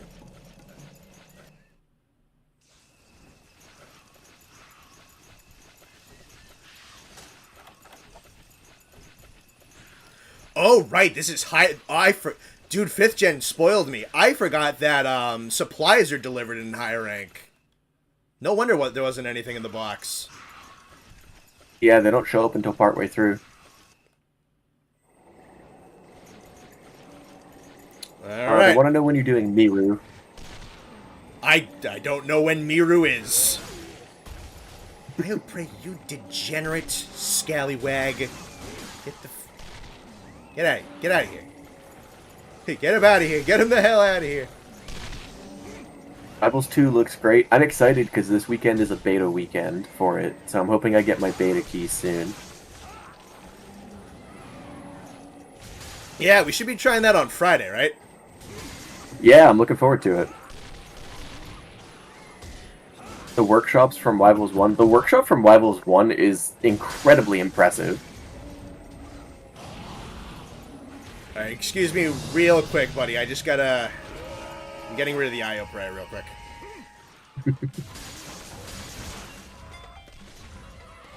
Wow, you are big in this game. Holy.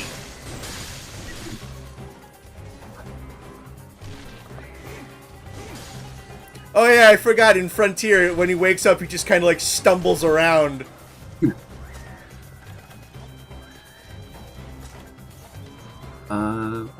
Not a platform fighter, but your only move is hustle is goated. That game, I've never played it, but it's so cool. I really like it. Incredibly cool. thank you for pointing that out, Cat with internet connection. If anyone doesn't know what that game is, it's so interesting.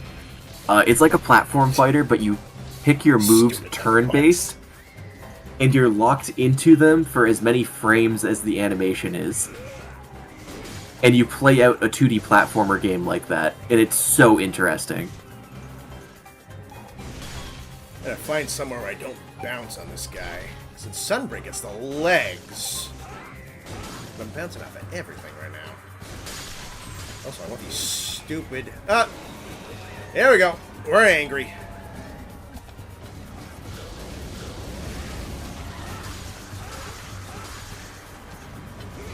Nate, thoughts on Loxodont? Is that a new character for Rivals 2? I feel like I've seen that before. I really haven't looked too hard into the new stuff for Rivals 2. I'm just excited to play it. Attack. Damn. Holy crap, this dude's fast. Damage ain't too bad, though. All I know is I like playing Rano, because I think he's funny and I like frogs. Alright.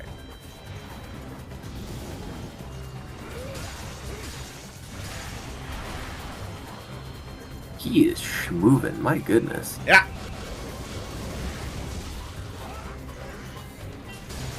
Elephant guy? Yeah, okay. I have seen that. I haven't seen what he does, but I saw that they were adding him for Rivals 2. Elephant guy sounds interesting.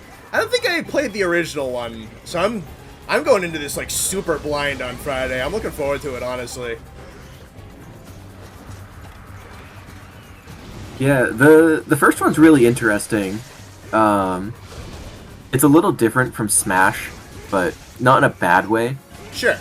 I think it's really done well as a fighting game. It's just a really small roster, which is why Rivals 1 has a workshop, and like anyone can just make a character for it, and a lot of them are really good. So I actually have it on the Switch, not on Steam. So the workshop's only on Steam, but when they put it on Switch, they actually took 4 of like the best workshop characters and just put them on main roster on the Switch. Okay. I think that's really cool. Yeah, that's pretty sick.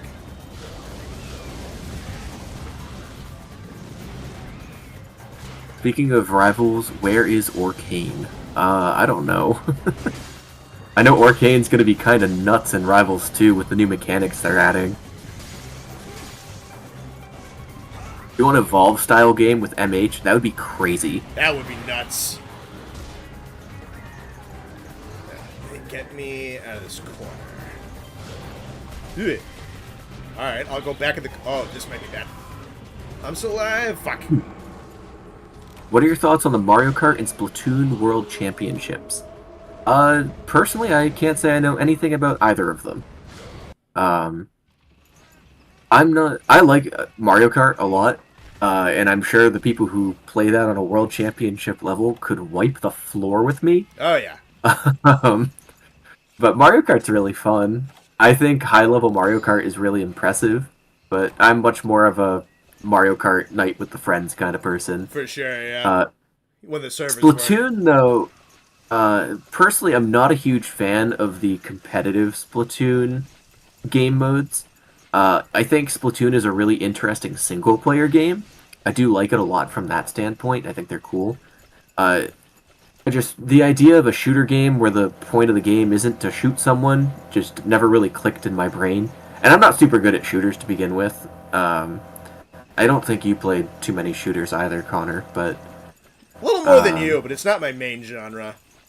Yeah. I'm sure competitive Splatoon is really interesting to watch.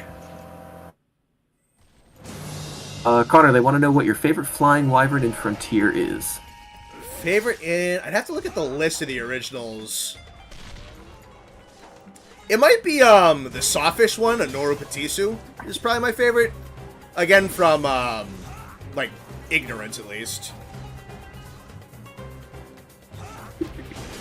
That one just conceptually really sick, because you have... it's one of the... I think it's one of the only monsters that is capable of swimming, flying, and attacking on the ground. That's pretty cool. Yeah. Just like the saw shark design in of itself is really sick. And then he's like has a lot of really cool ice attacks, and then he has like this final desperation dragon mode. Just really cool, bizarrely powerful flying wyvern that just has a lot to him. I really like the personality with Espinat. Like, he just doesn't give a crap that I'm smacking at him until he goes enraged. This is actually... I understand why they took this out, because Sunbreak is so fast. This is actually, like, really cool. Like, he's not doing much, and that's interesting. Because the whole thing about Espinass is he's just supposed to be this tank that's absolutely covered in poisonous thorns. So he doesn't really have to give a crap about anything. And they're selling that with him pretty hard. I like that a lot. They're asking if Monster Hunter was a fighting game, who would you main? I mean, if T.O.'s on the roster, I'm going for that first and seeing if I like him at the very least. I'm maining Graham Meowster, Chef.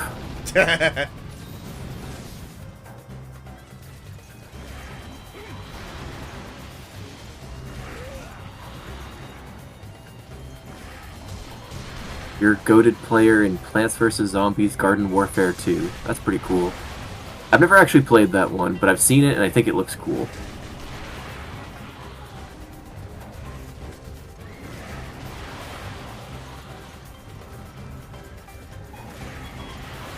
Alright, do something other than charge me, please. Thank you. That's a horn break. That's a good sign. Local Espinass is saying they're an Espinass main. You know what? I'd be shocked if you weren't. I could see that, for sure.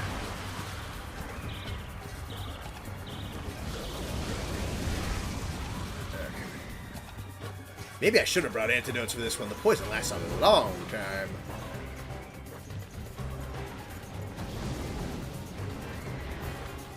I think I'm just gonna double back a moment.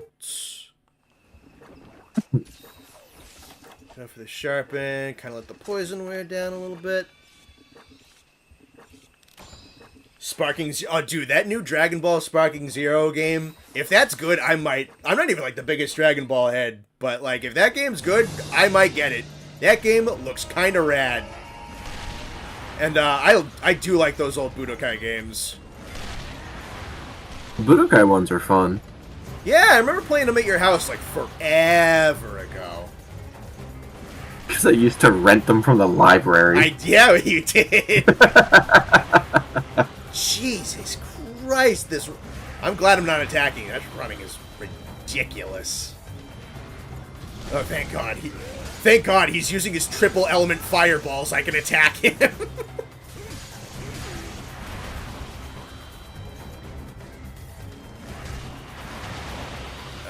Need a second to shiv.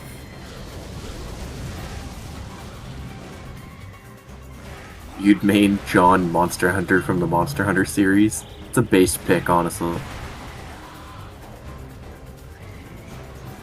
This dude is designed challenging. I kind of appreciate it, but I understand. I saw Raditz talking in the Discord like yesterday, saying that Espinass is dog water in this game. I'll admit, I'm kind of digging the challenge that is built into this game design, but I see where the frustration came from. Oh, I got him limping. Thank God. This is tough. Nice.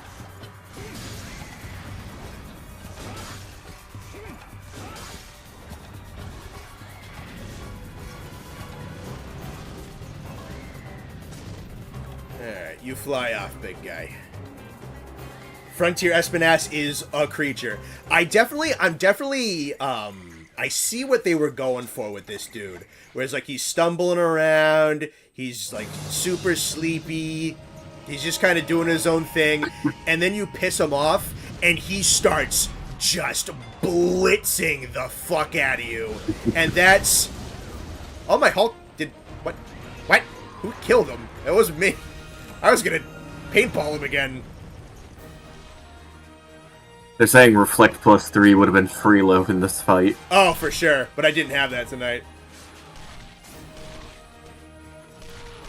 This Urgent Quest clear music is fun. Yeah, no, like, I'm kind of digging how they designed him. But that can definitely be frustrating. When he's just blitzing you down, charging you, the best move is really just to just sheath and run.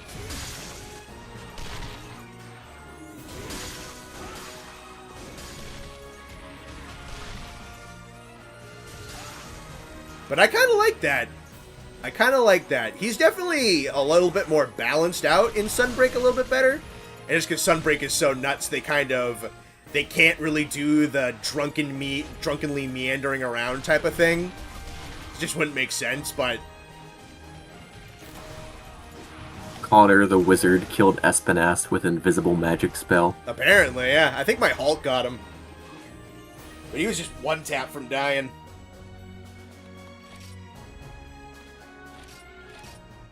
The last bit of kinetic energy from the car crash killed Espinas.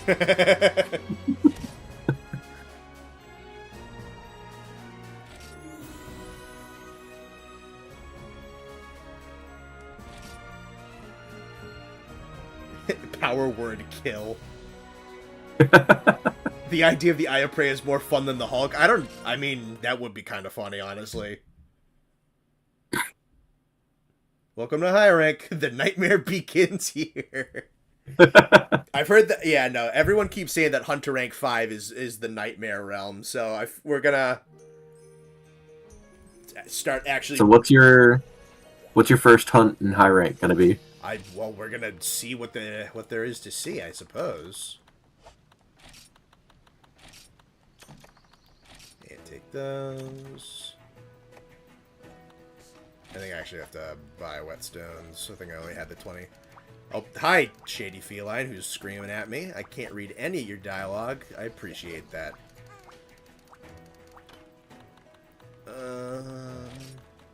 Tools. Unrelated, but this new YouTube layout is going to make me commit a crime. Honestly, mood. I hate it. Not a fan at all. Yeah, they keep changing YouTube in ways that they just don't have to. Alright. Let's see what we got. Yep. Can't understand ya. Thanks. I don't know what that does. Try 3. You're saying Ruka Diora is about to get his lick back. Alright, so... Key quest... There's 52 quests in 3-star. Damn. Alright, Gogamoa, Tycoon Zumuza, Pariapuria, Bright Hypnoc, Nono Uruguran, Tigrex, and Rajang is HR3. Rajang's HR3, okay, what else is in here? Double Velocidrome, Double Gendrome, Bulldrome, Iodrome, Kutku, Sephakonga, Daimyo, Gipsaros, Basarios, Plesioth, Kezu, Blango, Rathian, Rathalos, Hypnoc. Wow, okay, so... First level of high rank is already everything that was in low rank, is what I'm noticing. Espinas Blue. Ooh, Red Lavasioth, okay. Black Diablos Kirin, Kashala, Russet Kashala, Lao, Ashen Lao, Shengaran, Yamasukami. Ooh, that's interesting. Teostra. Ooh, and do Yama. some map tours. Yeah, just do Yama right off the gate. Hell yeah. I mean, why not, right?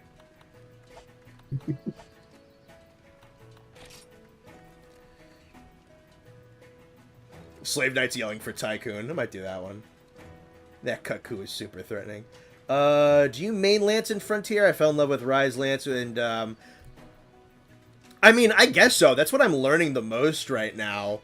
But, there's so much cool stuff in Fatalis that I'm not really doing, like, a hard main of anything. You mean Frontier? Yeah, sure.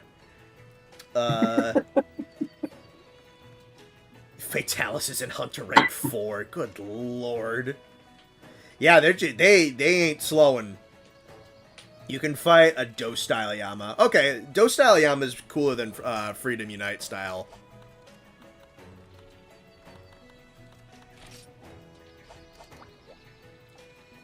Let's see.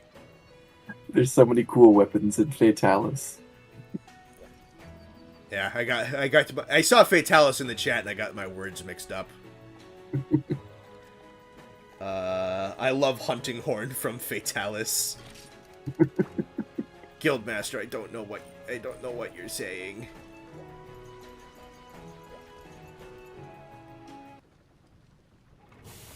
They're saying you should do Roller Coaster Tycoon.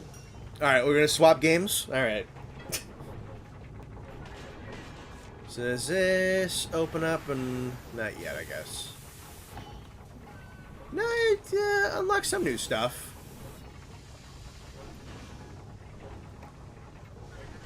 See Arugaron armor. There's the Pariapuria armor. Yeah, so this is high rank. Death Stench. What else did you unlock? The Yama stuff, the Shen stuff. Cool. So You're a little late. Welcome in, Walter White. Oh yeah, no, there's Good the to have you. Fatalis armor right there. What does Fatalis give me?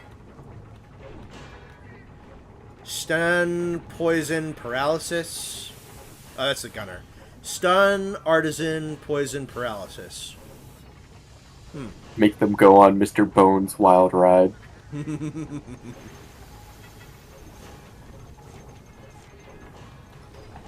I went on Mr. Toad's wild ride for the first time a couple weeks ago. That was crazy. I loved it. See the new lances, Kieran.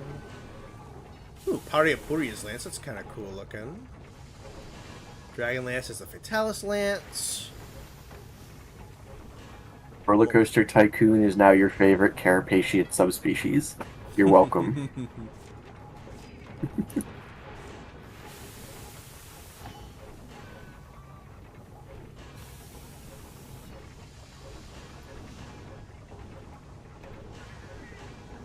Oh, Azure Rathlos great, so that's kind of cool looking.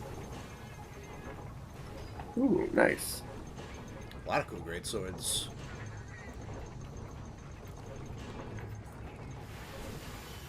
They love their great swords, that's for sure. I mean, that's basically the tentpole weapon.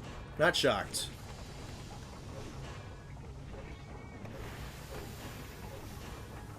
Wow, that's an Ashen Lao Shen Longsword and Shield? That's sick looking. Huh. They're saying HR5 is crazy, but remember that it was the end game at one point, so it's balanced as such. Okay. That makes sense to me. Yeah, I mean, if we're already hitting, like, these kinds of guys at HR3, which is essentially 1-star high rank, then, yeah, no, I'd imagine 5 goes kind of nuts. Because HR3 already has Teostra and Rajang on it, so we're probably going to be going pretty crazy. I saw some people yelling for me to do Tycoon first, so I might do Tycoon Zamuza first. Let me check his elemental stuff real quick. Elemental run. Ice works. Fire is the best, but ice works. Okay.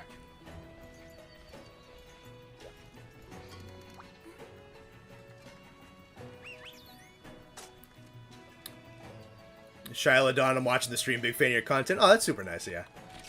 Yeah, alright. I heard people talking about Tycoon. We'll do Tycoon first. I gotta eat first. I gotta... Grab time. Grab time. Yeah, I don't... we have no Austin here for any trauma. Austin's okay.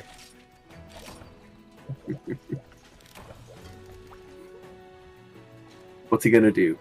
Watch the VOD and shit talk us in the comments? Probably yes. Not. Alright, we're gonna see what high rank Tycoon Zamuza can do. I think I'm actually probably gonna take, like, health combines. Crabby time.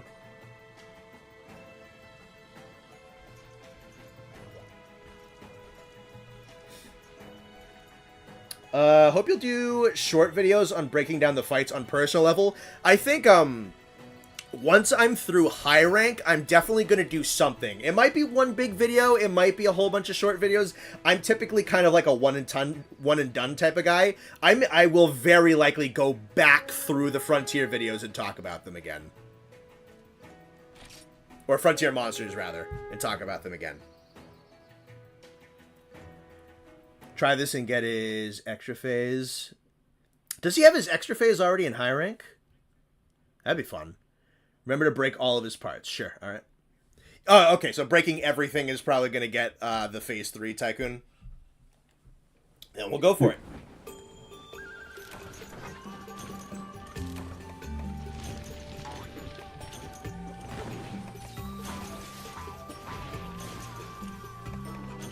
You guys are talking like Austin would be mad that we're hunting a crab. Austin would be ecstatic that we're removing a crab from the face of the earth.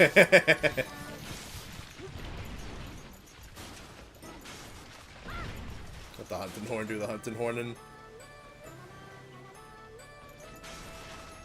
Is that a Hatsune Miku hunting horn that is singing the main theme of Monster Hunter? Is that what I'm witnessing right now? That's awesome. I can't hear it. Hold on, let me turn my volume on your stream. Yeah, it's going right now.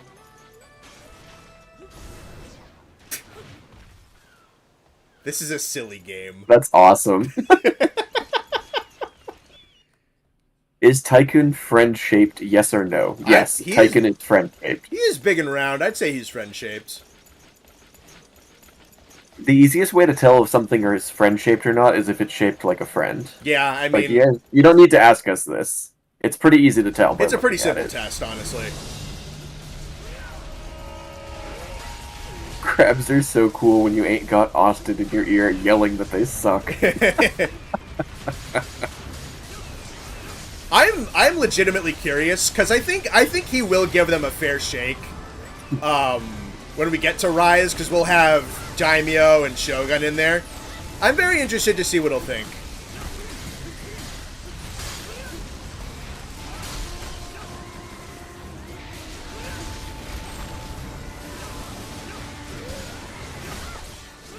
Alright, there's that leg de-armored.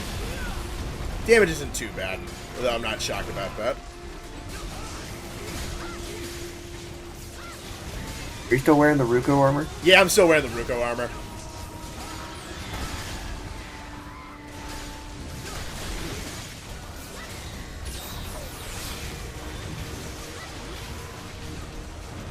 I gotta tell you, man, anyone who plays Hunting Horn, God bless you. It feels nice playing it in World. That's paralysis. Watch once you guys get to Rise, the crab AI is going to solely target Austin. I really hope so. That'd be so funny. Sounds like a wicked sick music.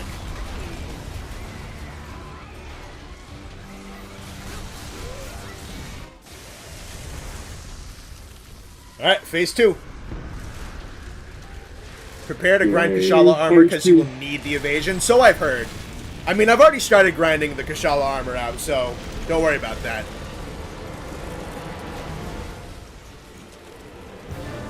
Don't worry, I'll get better with my iframes.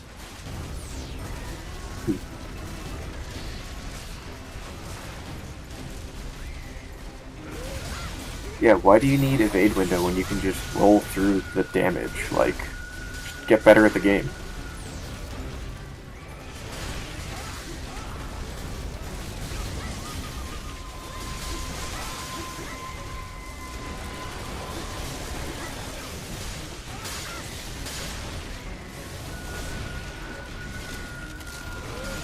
Yeah, they gave this low-tier fella a Phase 2 cutscene. Honestly, I was just thinking the same thing. I thought that was pretty cool. Yeah, I mean, he's kind of the starter the introduction monster to Frontier.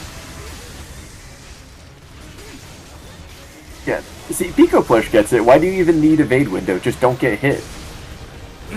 It's that easy. You know what? I wish I thought of that. This is why we have you. Sharpen. How many people could Tyken feed? It's a big crab, brother. At least 3 people. At least 3. Yeah.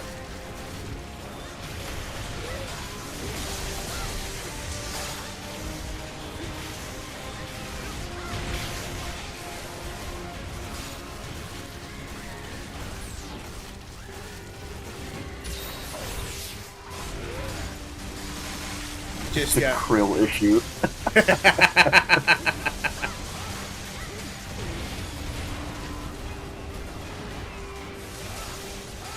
Alright, I think we got all the rocks off of him. Dude, you got his rocks off. As you do. As you do.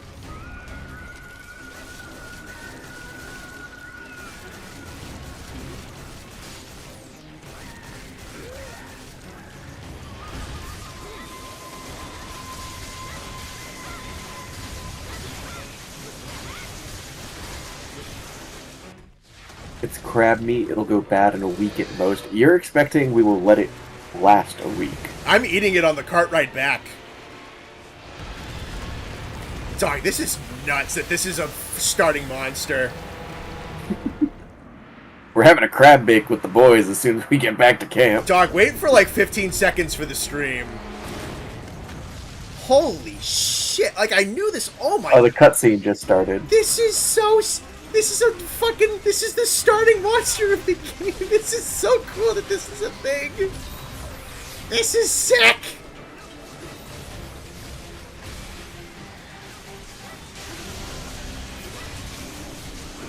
Is this the blue one? Yeah. Nice. Pat was saying it's really hard to get into the blue phase without killing it. Yeah, he didn't last long. But I mean, we got it, so that's... That is so cool. This is such a cool fucking monster, dude. That this is the thing that's underneath all that rock and mud. He didn't do. Is there another phase after this one? No, this is... I mean, I think Zenith Tycoon Zamuza is a thing. Oh, okay. Yeah, it's like a super version of this. Oh, this is such a cool monster, dude. Tin Can saying Connor when crab versus Austin when crab. He does look kind of sad when he's dead.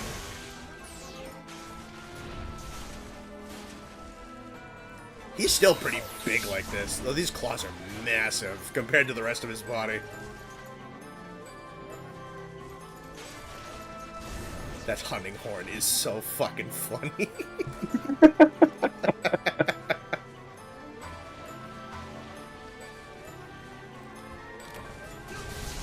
Who's using the hunting horn? Because someone has been saying in chat for a while that the Miku hunting horn needs to come back. And I'm wondering if it's the same guy. It's probably the same person. I forget who it was who's been saying that. If you're here, let us know.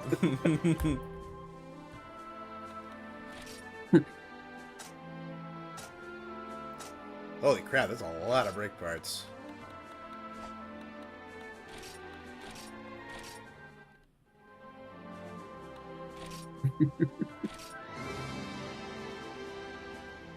Can I have Tycoon for Wilds, Connor? You know what? If I was in charge, I'd get right on that.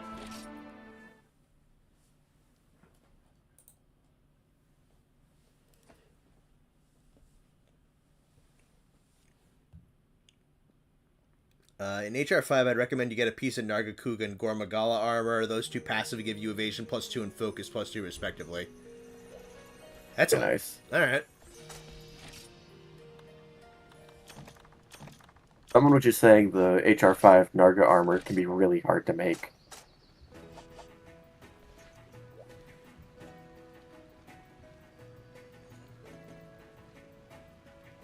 Let's see. Alright, next cheese. It looks like Lossolot is next cheeses. Is that you, Lossolot? Sounds like it. You're doing the Lord's work. Thank you. Find the Capcom headquarters, make it happen. Yeah, no, I'll barge right in and I'll get it done. I want to try crab. I've never had crab. Crab's pretty good. Crab's pretty good. Crab It Rangoon. depends on the medium in which you get to eat the crab. That is true. But crab's pretty good. Crab Rangoon, pretty outstanding. Top tier for sure. As someone who has ripped apart a cooked crab with his bare hands and eaten it, it's a lot more difficult. You do not get a lot of meat out of one crab. Yeah. But crab meat is very good. Yeah, we don't get it a ton because my mother's allergic. Oh, that's fair. And it's not like one of those like super mega allergies. Like we can have it around, it won't do anything. She just can't eat it.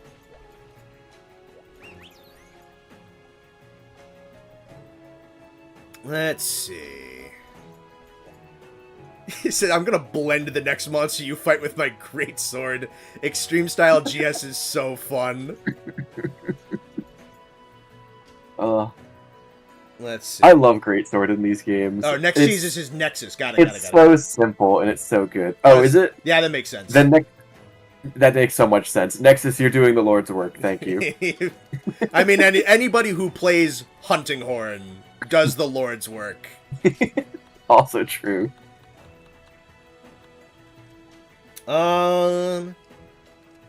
Check the Tycoon weapons. Sure, I'll go looking if there's anything interesting. There's lots of way to get iframes later on. Drawing arts and Thunderclad are a good combo. Okay, may I use Switch Axe to shred the next monster. If you guys want to destroy the next monster, we should probably do something that people know what it is, because something like Pariaporia or the Orugarons, I want the chat to actually see what we're doing. But if you really... How fast can you kill a Yamasukami? We can do Yamasukami. You guys want to do Yama?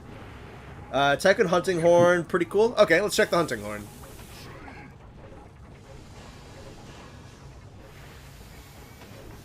All praise the Hunting Horn mains. We do have, I've seen in the chat, we have the Horn Brotherhood scattered throughout the chat. I forget who is in it. But we do have the Horn Brotherhood. They weren't wrong. That thing's kind of tough.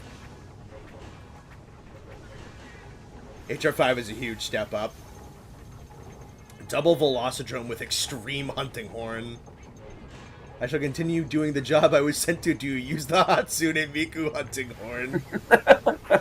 Hell yeah, brother. That's a mad cool Hunting Horn. Let's see. This is like the low-rank Tycoon Sword and Shields. A lot of these are like the bulky, rocky-looking ones. Tycoon Twin... Ooh, that's kind of rad. The dual blades.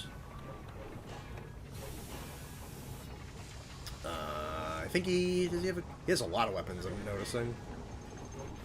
Tycoon Edge, that's the orange shell. That looks cool.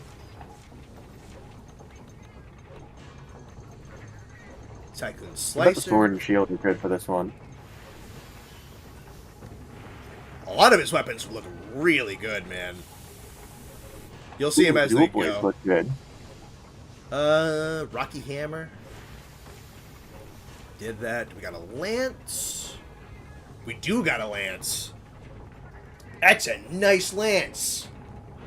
390 raw, 270 thunder, a mile of green sharpness on it too. Boulder. That's a nice boulder.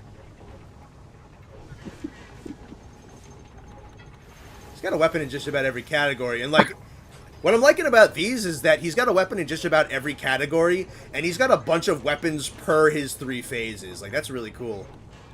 That is cool. Holy shit, there's a lot of light bow guns. I haven't even looked at these. It's Gogama's. I guess it's in here somewhere. Does he have a heavy? Good lord, there's a lot of bow guns in this game. Oh! Is heavy bowgun also broken in this game? Yeah, I mean, when is it not, honestly? Laviente has S tier weapons. Sick. Alright, this heavy bowgun is kind of rad. This is just like a rock minigun. That's pretty sick.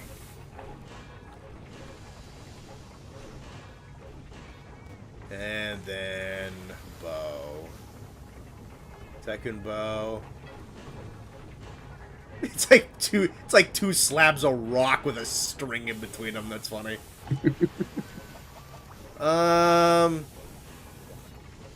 Alright, so the people who are in the game with me are saying they want to just blow things up. So I think we're gonna do. Yeah, let's do Yama. God, when was the last time I fought a Yama Tsukami? Technically, no, light bowgun outperforms it by a fairly big margin when played competently. Interesting. That's interesting. I think that's really cool. That's the first time I've ever heard light bowgun be better than heavy.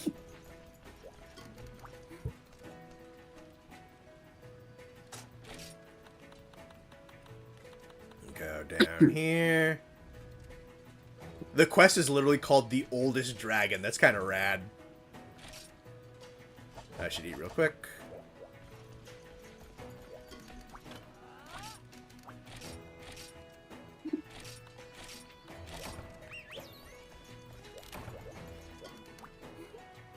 They're saying ice is better versus Yama, by the way. Okay.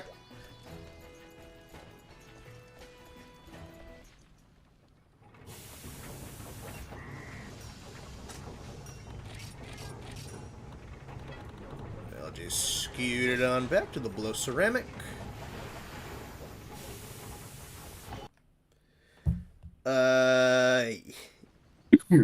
LBG has super rapid fire, which shoots like 20 shots. Of course it is. Of course. Okay, are we gonna have to try light bowgun at some point? Maybe. That's awesome. We might have to. It does super rapid fire. Dude, just think of the motion values on that. I mean, yeah, that's probably insane. Yama really is the giant flying spaghetti monster, ain't he? I mean, yeah, kinda. Yeah, and this will be the DOS incarnation of Yama, so he's like a little bit more of a like multi-tier fight.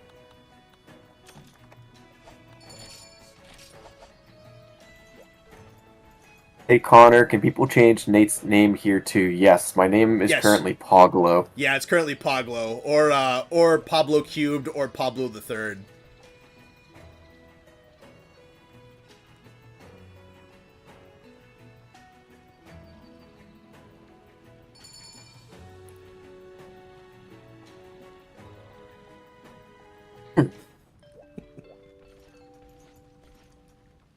This thing's gonna die. I see a Zenith Espinas Magnet Spike, and I believe Zenith Harudo Moruku Armor and Greatsword. These people just want to style on shit on camera, and that's. I respect it, honestly.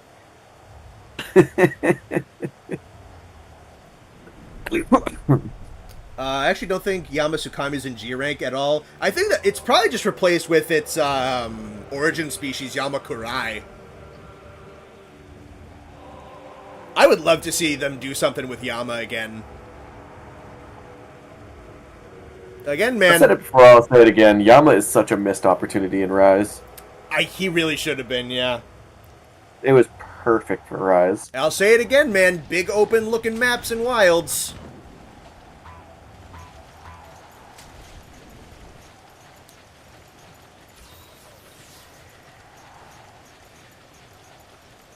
Yama does have a really cool intro. You know, there is a Easter egg you can get in DOS where you can see, sometimes on the jungle maps, if you wait long enough in certain areas, you can see Yamas flying over the map. That's pretty cool. Why are we fighting Yama Tsukami? Because the chat wanted me to. And because, many other... Actually, I recommended Yama. But yeah. Everyone in chat went, yeah, we can murder a Yama. Tidcan said, what a bulbous broccoli. They're all bringing their, what they say, Z-rank hunter gear to go kill a high-rank Yama. That's what's going on here. This is gonna take like 10 seconds. Probably. I'm looking at Shy in front of me. Like, this thing's gonna die. They can bring back Yama as long as it's not this one. I bet they'd completely overhaul him. It'd be an entirely different creature.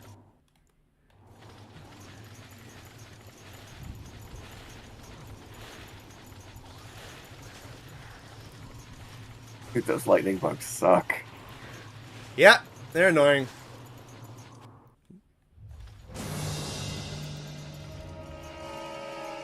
There he is.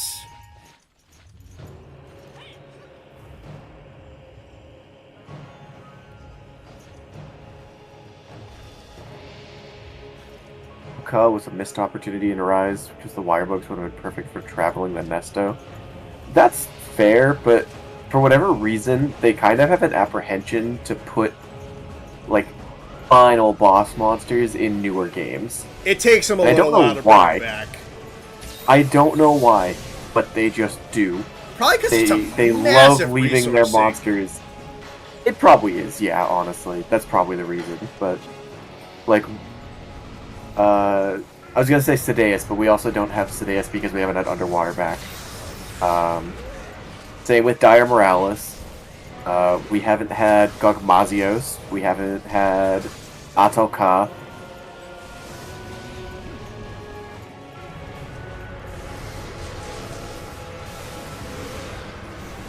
The climate crisis crew pulling up on Yamasukami.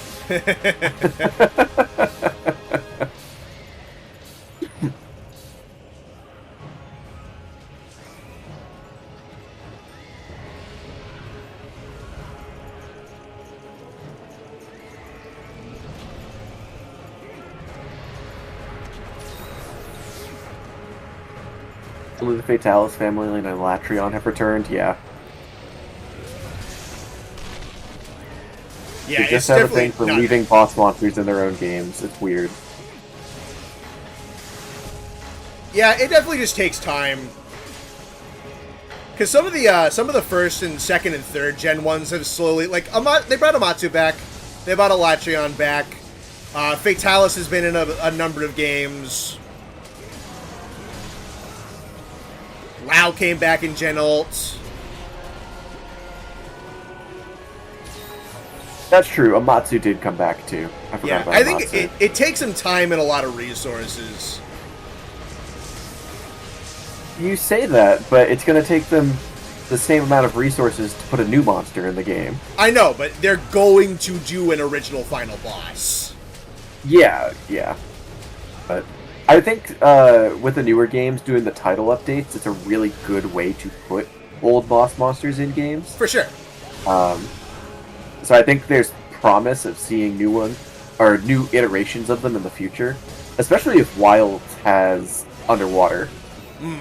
Which I know is still just super speculation right now, but Underwater combat coming back is a great opportunity for a rework of the Sadeases as well as Dire Morales. Yeah, if we do get Underwater back, I do think Dire's an easy get back. I would kill for Dire to come back. It is such a cool monster.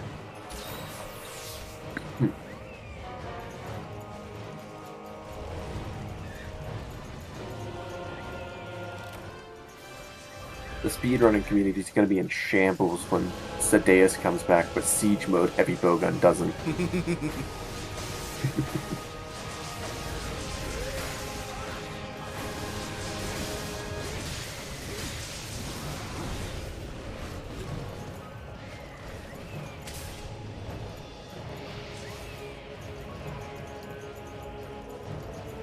Oh, that's sick. The most important thing about Underwater coming back is the chilies.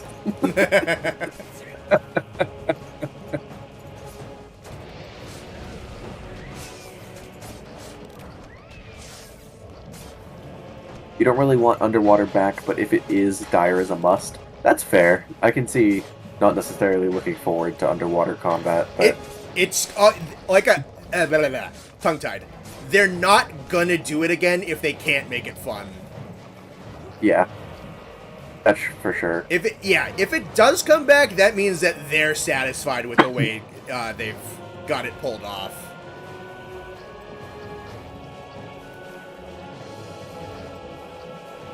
How do I get off of them? Just climb off. Really want Dragon Whale back.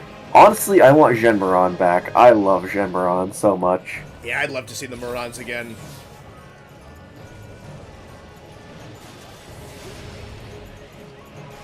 You only want Underwater back due to how immersive it is. That's fair. I think Underwater helped Try's world building a lot. It made the hunts feel a lot more personal when you're chasing something into the ocean to kill it. Yeah, and they could definitely stand to put a lot more stuff in Underwater if they brought it back. Because Underwater as is really just like a big, empty, three-dimensional box. So they could definitely like do different terrain stuff, put more obstacles in there. A lot of just like stuff of like smaller like fish swimming around and whatnot. There's a lot of stuff they could do with it. They just have to get it good. Oh, I fell. And they're just, you want to see Golbo again? I'd love to see Golbo again. Same, man. Someone said Abyssal Applebee's. You want Delometer in Wilds? Delometer is another really cool one I'd like to see again. I'd like to see Delometer again. I'd like to see Delometer be more interesting, personally. Yeah. It's just really cool monster conceptually, but it was, in my opinion, too big to really do too much. Especially on the 3DS, dude. You have to imagine that device handicapped them a bit.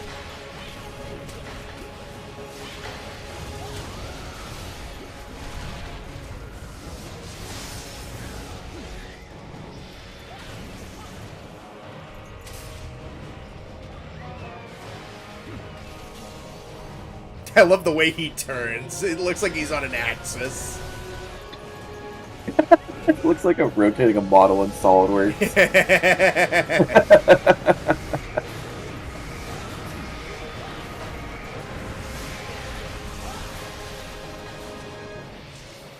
You managed to get a solo kill on the last mainline monster there was for Abyssal Lagiacrus. That's a pretty cool accomplishment. I like Abyssal Lagiacrus a lot, but I'm gonna be honest, I just use the Kelby bow. I played through the entirety of Tri Ultimate solo. I really don't feel bad about it either.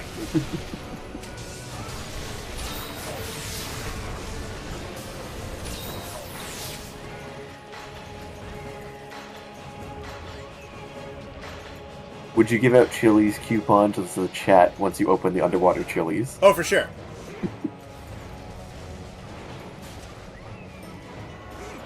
I just can't fucking reach him. Like, where do I hit him?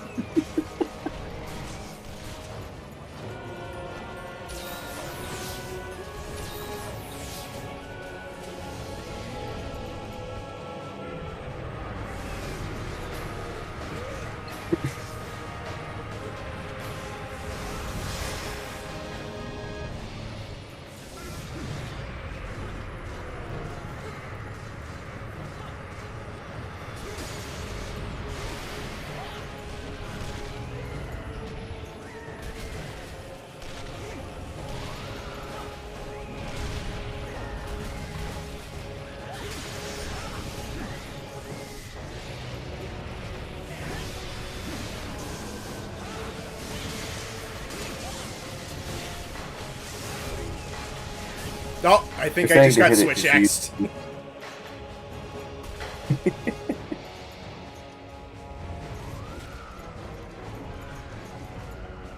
Are they trying to flash him out?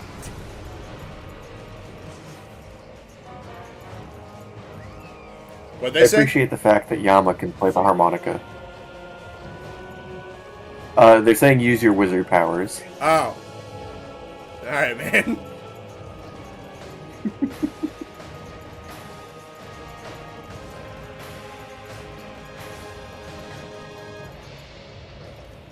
Yama's mouth looks so cursed with these graphics, but he can play the musical instruments. Other monsters can't. Isn't that impressive? That's why he's the most powerful monster ever.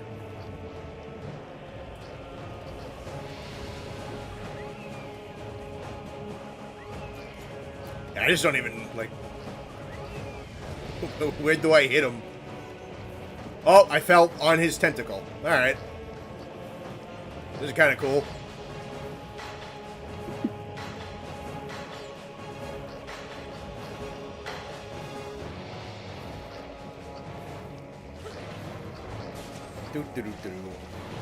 Hmm.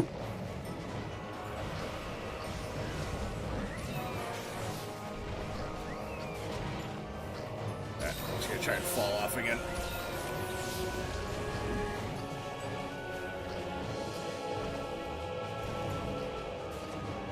How long is he gonna stay like this? He was just clinging to the walls for like 2 minutes. What does Yama taste like? Sashimi. Probably.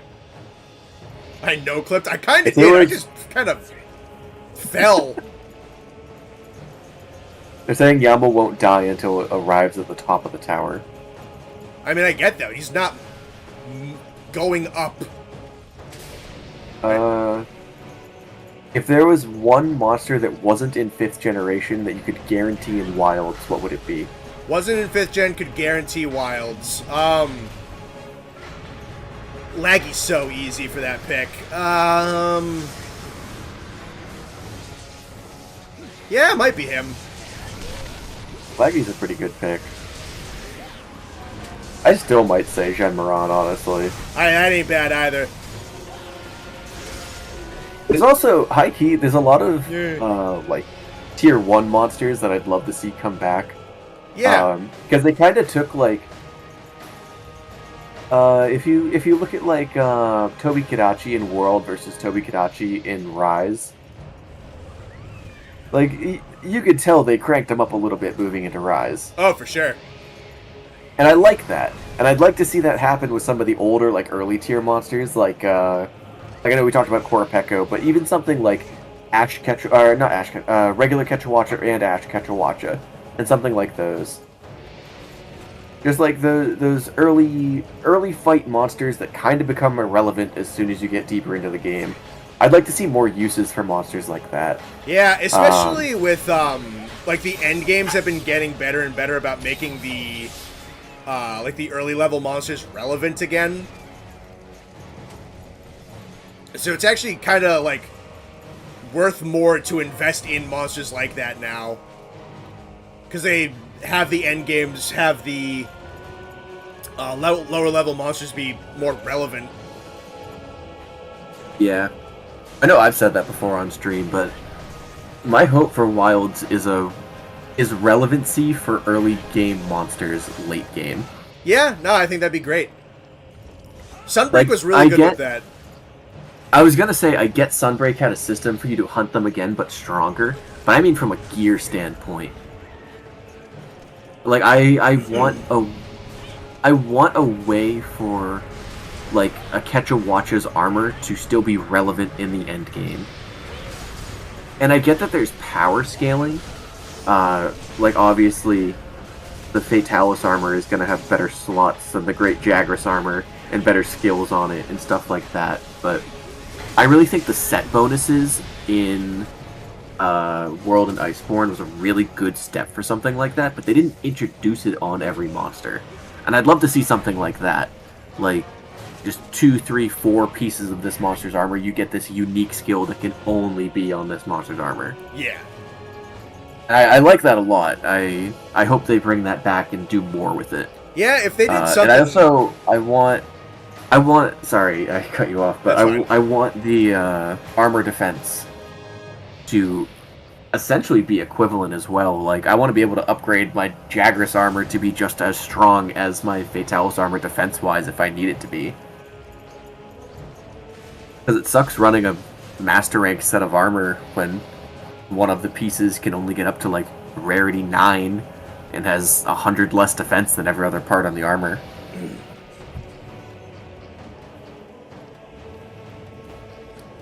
It'd be really cool if they did like the passive armor buff, and they just put that like every single set had a different one. That might be an interesting way to keep them relevant. Or Yeah, because even in World and Iceborne, some of them have the same one. Yeah, that's true. Especially a lot of like the subspecies ones. Yeah. But yeah, I mean, you could have it so like every monster had a different secret skill or something like that.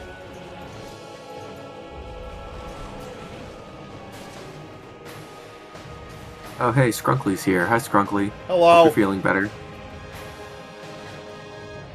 Fet's boost being useful for once? Impossible.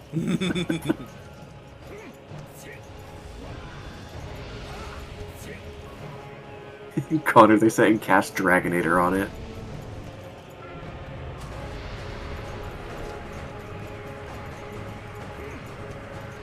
The problem with set bonus skills is that it's very easy for them to become meta. That's fair. That's entirely fair, because I'm sure some of them will obviously be stronger than others. But regardless of how you play this game, regardless of what game you play, something's gonna be meta. There is always going to be some instance of this is better than this, objectively. So I'm not against something being better than something else. I'm against certain things being unique and leaving other things in the dust. I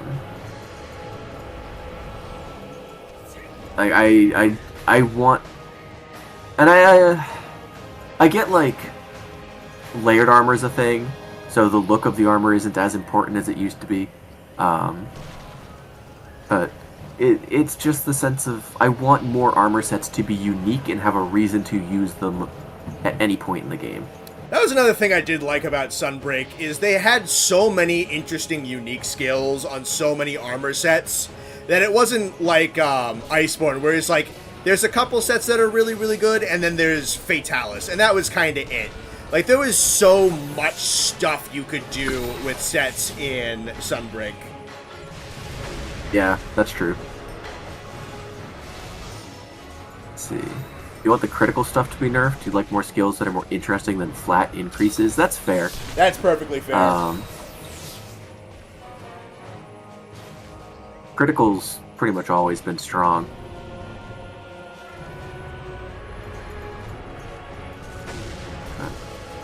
Like I said, some things are just meta compared to others.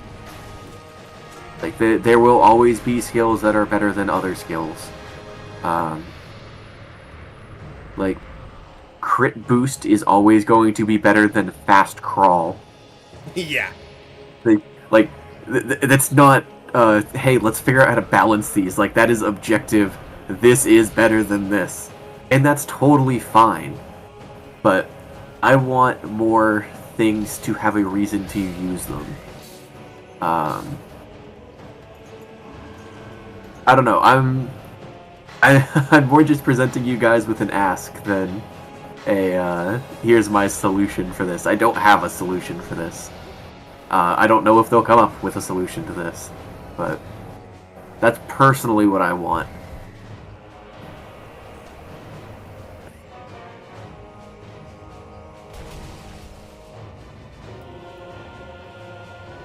I don't know why he's not leaving. More monsters. A lot more monsters, certain Sunbreak armor, where each title update monster had a really unique armor skill you could build a set around. Yeah, exactly. Like, I want...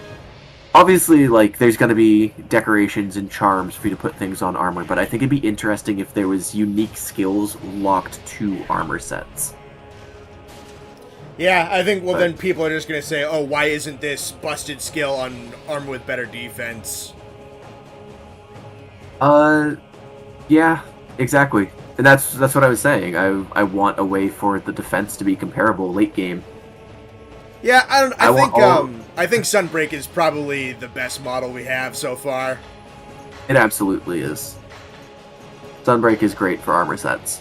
Yeah. Sunbreak is just bad for having money at any point in time. That's true. We need the vouchers again.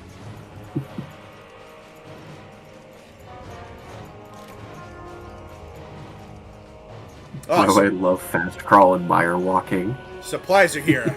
You know what? This is taking so long. I think I'm going to go to the box and go get rations.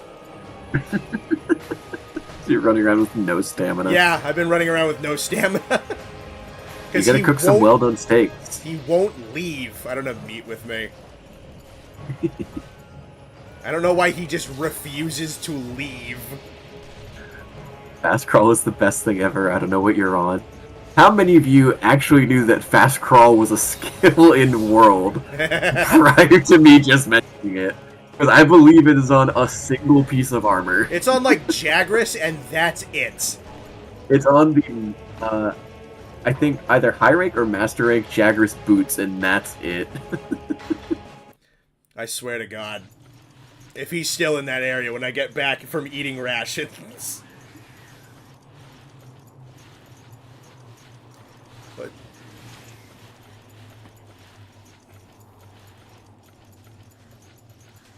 New video idea. Let's make Monster Hunter fun.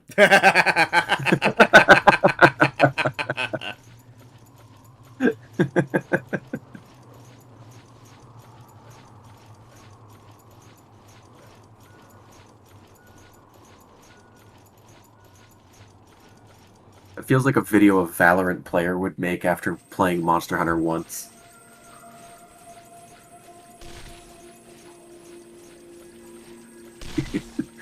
It's on 2 pieces, I'm sure of it.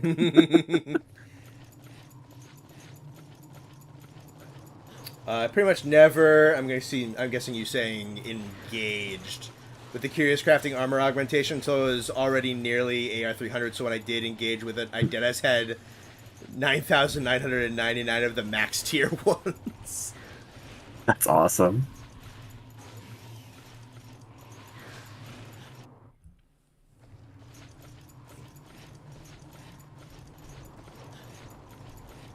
If you have Mushroom Mancer, I see people talking about this. If you have Mushroom Mancer in wide range, Mushroom Mancer makes it so the mushroom you eat does something. Yeah. If you just transfer it to someone who doesn't have Mushroom Mancer, does it just poison them? That'd be funny. That'd be awesome.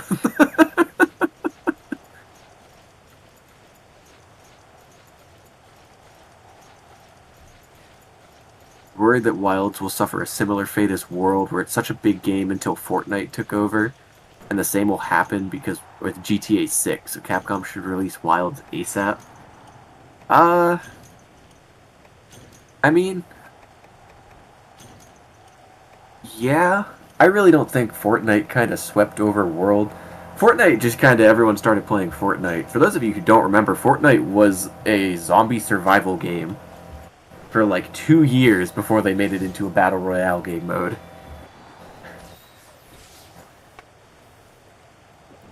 Yeah, I mean, World's had a lot of... World is 6 years old, and we are still playing it, and we are still talking about it. Like, there might be other, like, really big, really popular games at the time, but a lot of the AAA industry is very, like, flash in the pan, what have you done for me recently type of stuff. Whereas, Mega Juice was received nice. Monster Hunter just has a metric buttload of staying power. Oh, here, Pico Plush gets it. Tactically poisoning my teammates to activate Resuscitate and Coalescence. See, that's big brain thinking, Pico Plush. You get it. You think augmenting gear should allow you to bring weaker armor up more, not just raising the defense, but also adding deco slots? That's fair. It's a good idea. Yeah, I mean, you could do that in... That's kind of what they did to balance things out. Actually, this is kind of what you were talking about. Is even though you still were mostly running like the Risen Elder stuff like that, armor with less rarity in Sunbreak had like higher like viability for the augments, and like you could get better skills on them more easily. You could get more defense on them more easily. People were still running typically like the Risen Elder Dragon. That's fair. That's a good way to do it. I never really dabbled in the augmenting stuff in Rise.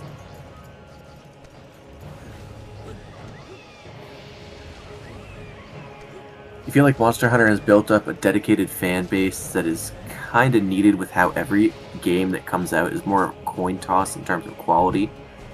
Uh, I mean, I don't know about terms of quality, but there's the two different development teams for Monster Hunter, so every other game is just different from each other.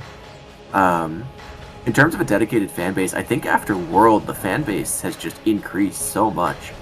That game, like, everyone played that game for a little while, and the reception of World was just huge. Uh, it was a Game of the Year contender. Yep. Which, honestly, Game of the Year 2018 was stacked, and it still made it on that list.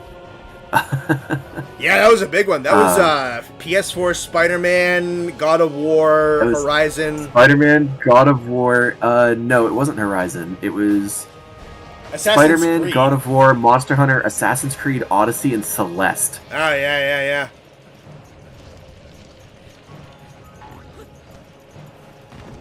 Oh, you're talking the AAA industry being a coin toss? Yeah, that's fair. That's definitely much more of a coin toss. And then there's the quadruple A industry, which is just all landing on tails. For a lot of them, yeah. That what was that one pirate game that's like, we're a quadruple A game? Oh, dude. Yeah. I'm forgetting the name of the game. It's a Ubisoft one, right? Right side is partially incomplete. That's probably just an OBS thing, hiding my taskbar. Skull and Bones, thank you. Skull and Bones, yeah. Dude, what an the only game is Skull and Bones. What an embarrassment Ubisoft has been, dog.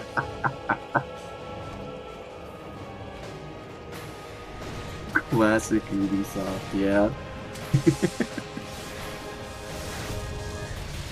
Ubisoft is so weird with the games they put out. I don't know what they're doing anymore. They can still put out cool stuff. And then they just... And they don't. They just don't. They choose not to. A lot of their, like, super hardo, like, esports-y games are kind of cool, like For Honor and, like, Rainbow Six. Oh, that's fair. Like, For Honor and Rainbow Six still have, like, pretty dedicated people playing them. Skull and Bones, the first, possibly last quadruple A game. Probably. I mean, that's, like, one of the most embarrassing statements I've ever seen.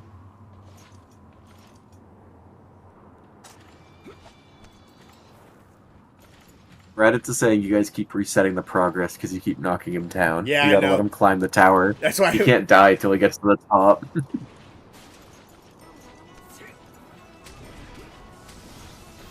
The Fortnite thing could have been a you thing because if you're desperate to find friends to play. I mean, don't worry, everyone was playing Fortnite at the time. Like, Fortnite exploded overnight. Oh yeah. Just like Among Us did, except Fortnite had a bit more staying power. And don't get me wrong, I think Fortnite is a really interesting game. Personally, I've never played it, but I have a lot of respect for it. Definitely an overrated game. That game just exploded. Yeah, overhated for sure. You show me another game where Darth Vader can shoot Goku in the back of the head with a shotgun. Like...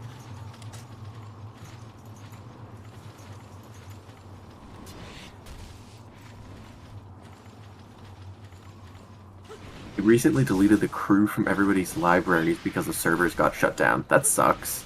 Oh yeah, no, they just like ding dong, your game doesn't exist anymore. Like, they suck. Ubisoft just kind of sucks. As a true professional contrarian, I never played it because it was too popular. Yeah, battle royales just aren't really my thing. Yeah. I don't mind battle royales. I am just really bad at shooter games and tend to just avoid them. Fair enough. I do like survival shooters like COD Zombies, but my extent of playing Call of Duty games is limited almost exclusively to zombies. Yay.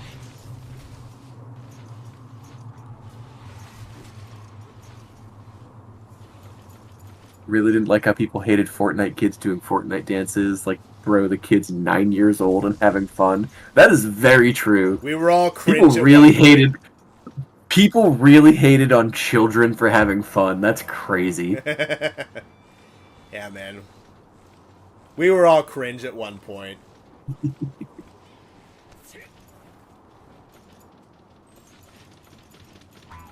I'm scared that the sentence is that Rathalos from Fortnite might one day be real. It probably will be. Black Ops 3 Zombies still the best? Black Ops 3 Zombies pretty solid. I like that one a lot. I'm gonna go see if he's still there. Oh no, he's moving. Black Ops 3 and World at War Zombies are the ones I played the most. Both very good. This quest is more of a podcast than a hunt. Dude, for real, I mean... Kinda. God, if this is a podcast, we'll let you pick the topic. What do you want us to talk about? Maybe we'll listen to you, or maybe we'll just ignore you and keep talking about Fortnite. Who knows? He's screaming bugs at me.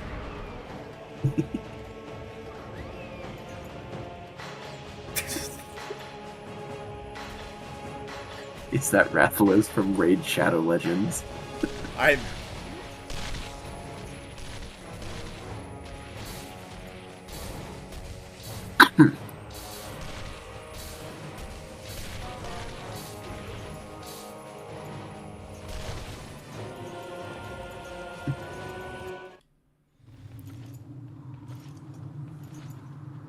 Unironically, a Rathalos showing up in the middle of a battle royale would be kind of hype. Probably.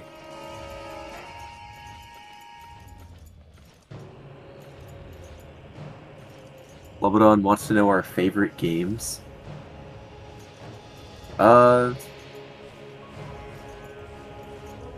It's a good question. Are we allowed to say Monster Hunter or no?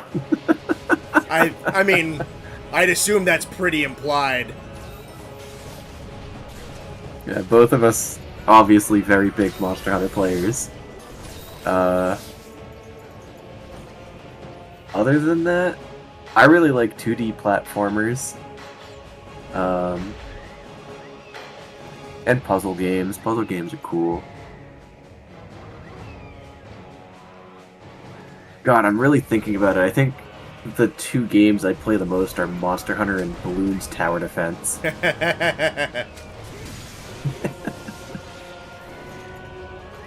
I mean, like a lot of people, we are pretty locked in on Helldivers at the moment. That's true, too. We've been playing the hell out of Helldivers. That game's awesome.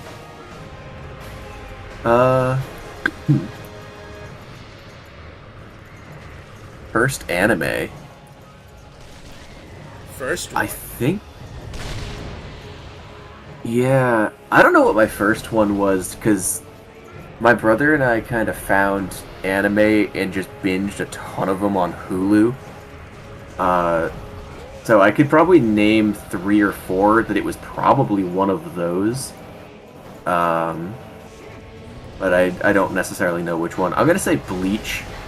Bleach was probably the first one. But I don't know.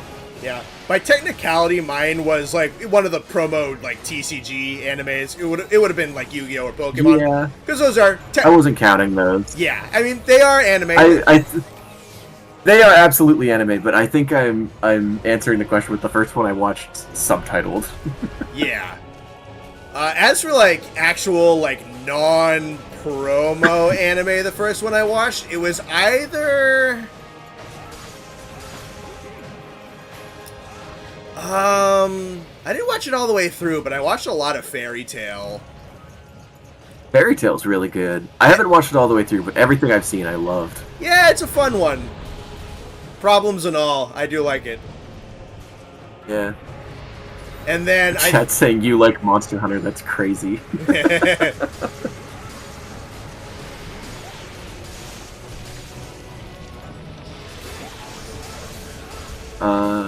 Hollow Knight, yes or no? Personally, no. I said this before on stream. Yeah, you haven't played it, right? I haven't played it yet. I would probably like it, because I like Souls games and 2D platformers. Yeah, really cool game mechanically. I like it a lot from that standpoint. I don't like games that I need to go watch a 4-hour YouTube video about why I should like it, personally. Other than that, Hollow Knight, really cool. I just got lost, didn't know what was going on at any point in the game, and didn't enjoy it. Yeah.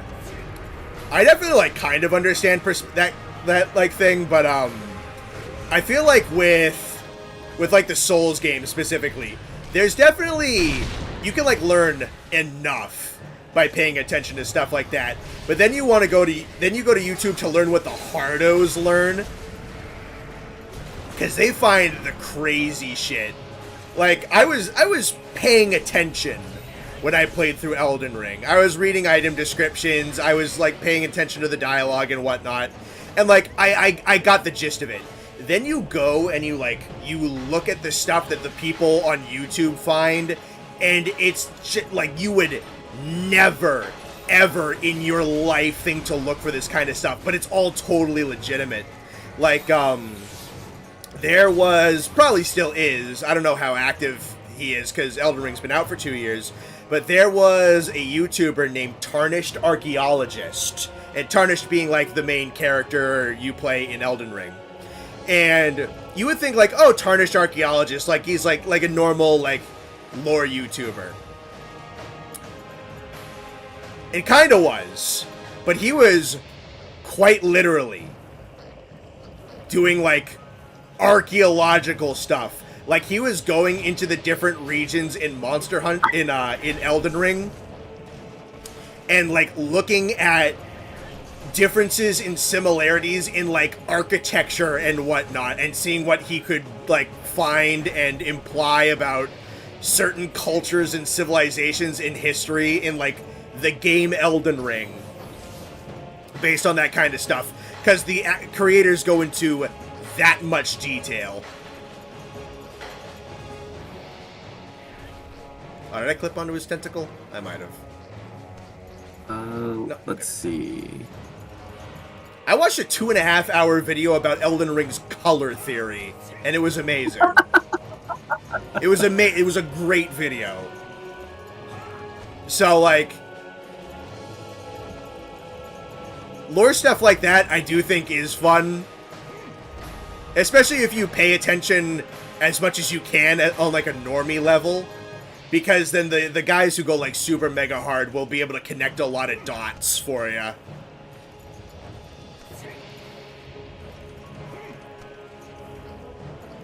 I'm enjoying the Alright, to bully. go through a couple of things. The police bully Yama. Yeah, I figured out a couple of things I've seen in chat real quick. We have favorite tower in Bloon's tower defense. Balloon Solver. Tax Zone is a close second, because Tax Zone is so based. Where was the other one I saw? Sneaking past your parents at 2 a.m. to watch Dragon Ball reruns is peak childhood memory. That's a mood, honestly. Yeah, I didn't have Cartoon Network till I was about 12, so I don't have the same Toonami memories that some people have. I think I just lost it, but I saw something about Ancient Magus Pride, which is a fantastic show. I like that one a lot. It's easy to get lost in early Hollow Knight, but definitely more intuitive to find your way around after a while. I strongly disagree, because I got pretty far into that game and still didn't know where I was or what I needed to go to. That game, it gives you zero direction, and I hated it. Like I said, mechanically, phenomenal platformer. I liked playing the game a lot. I didn't enjoy that at any point I had no idea what was going on.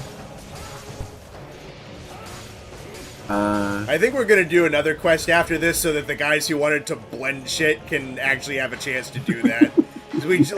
We've been here for 40 minutes. I said Yama and I didn't think this would happen.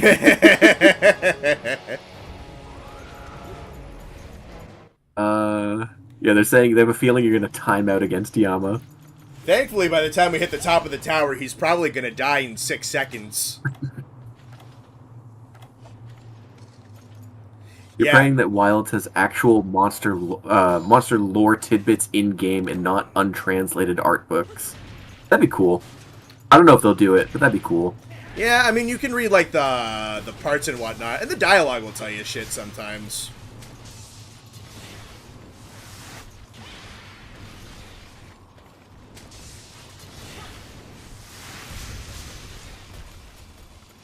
Damn, I'm dead. You like binging lore videos, so you like Hollow Knight in that aspect.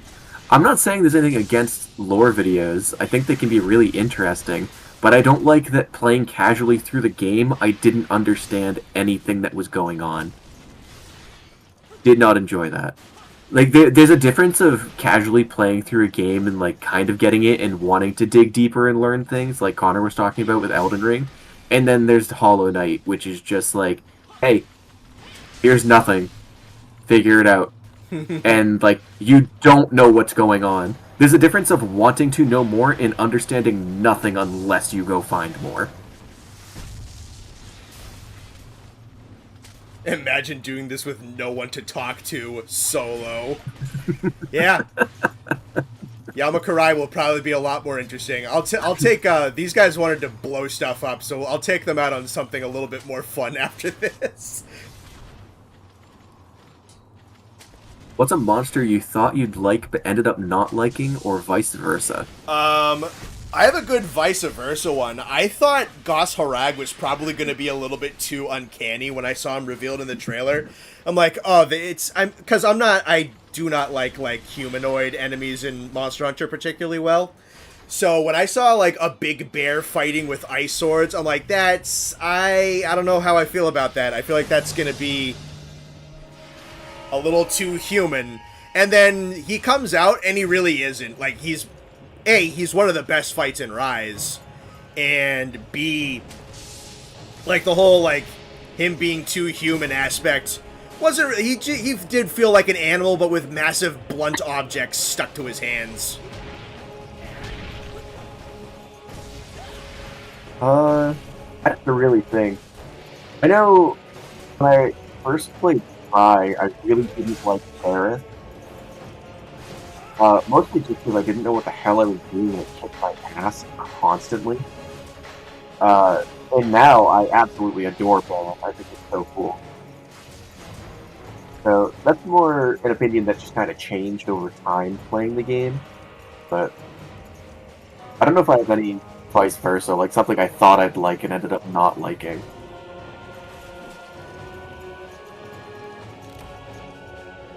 I'd really have to think on that one.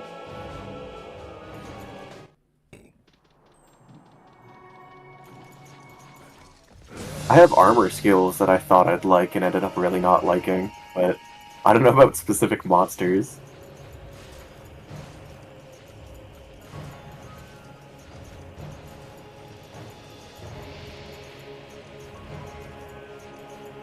What's a monster you fell in love with from design alone? From the jump, I knew Namiel was going to be one of the coolest things ever. That first trailer they showed off Namiel, I'm like, what the? That's the coolest shit in the world. I think I'd say the same about Velkhana. I really like ice element type stuff in games, and I think the idea of a monster wearing ice armor was just incredible from the trailer. Yeah. I was really excited to fight Velkhana when they showed it. Ha! Yep, he was up here for about 15 seconds. He probably ran out of health 35 minutes ago. He hasn't died on stream yet. All right, yeah, I'm gonna take these people on something that functions regularly after this.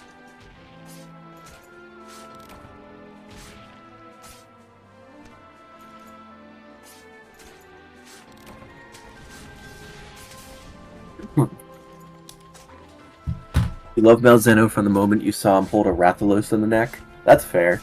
Malzeno's a really cool one, though. I kind of just knew I'd like Malzeno off the rip, too. Yeah, I mean, he's a And then they showed Primordial, dragon. and I was like, oh my god. I love the white and blue color aesthetic. So, just a canon Malzeno that was white and blue I thought was sick.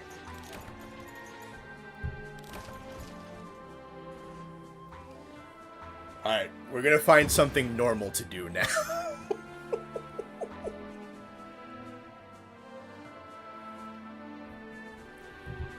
I hope everybody liked that episode of the podcast. Finally, the squid bullying is over.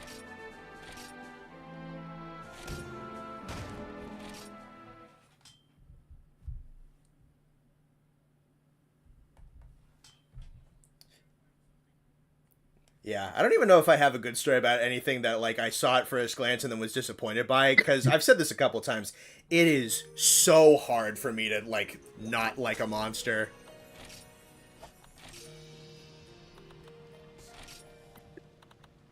It's a very short list of monsters I don't actually like. Gypsaros is the top of that list, but... Yeah, it's the easy ones. It's like Gypsaros, Cephadrome, Iodrome. I don't even have as many issues with Iodrome. It's just like, he has like But 3 moves and a ton of health. It's a little obnoxious. that's fair. I've definitely hunted less of those than you. Alright, I gotta find something for the guys to blow up.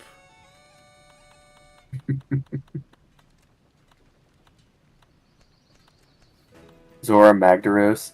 I think Zora Magdaros is really cool. It's just slow. He's a cool story set piece.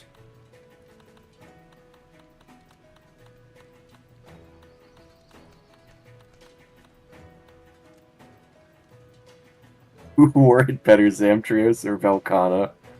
It's a good question. Personally, I'd say Zamtrios.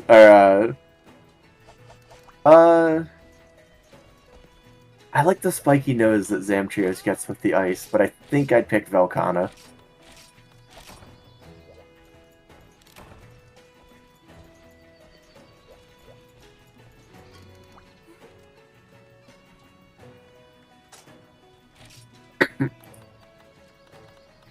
You wish Gypsaros' possum gimmick was better?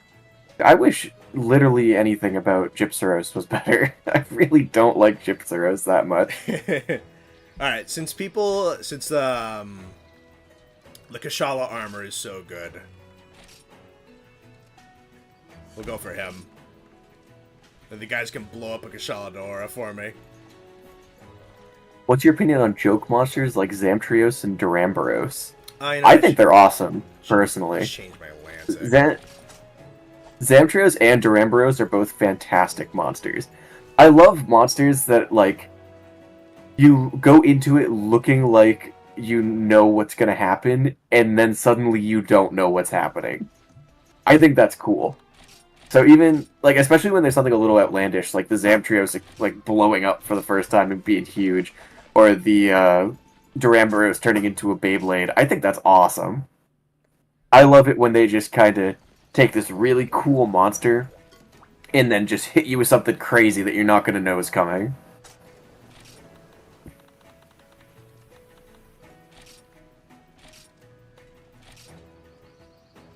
Duramboros for Wilds? Absolutely, I want Duramboros in Wilds. Oh, 1000%.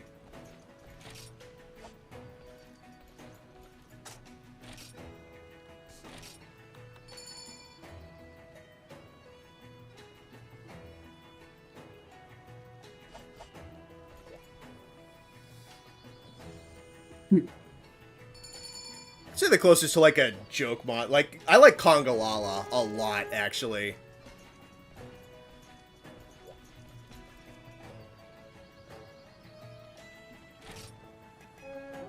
I guess he could technically be considered a joke monster. He's a pink monkey that farts on you, and he has a triangle haircut, and he has big overgrown claws that look incredibly uncomfortable to walk on. And he barfs mushrooms. I like Congalala a lot. I like that Congalala can sit there and eat a mushroom. Oh!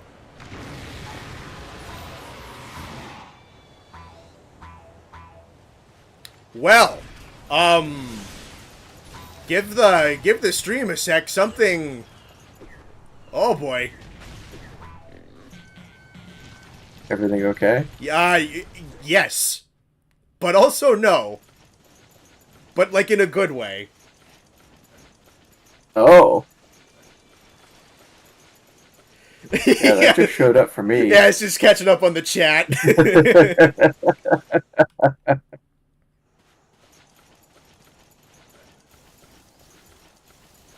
Alright, guys in the hunt who thought this was going to be quick, you have your work cut out for you now. Yeah. It's- Chat's saying they've never actually seen this happen. that happens. That's incredible. What? Also, I ate. Why don't I have max health and stamina? That's why.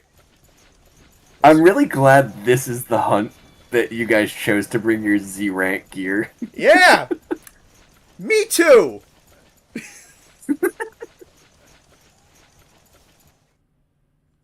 People have been wanting good documentation of this for ages. Oh, you know what? I have psychos. That's incredible. So all it takes is hunting a 45-minute Yamasukami before going on a quest.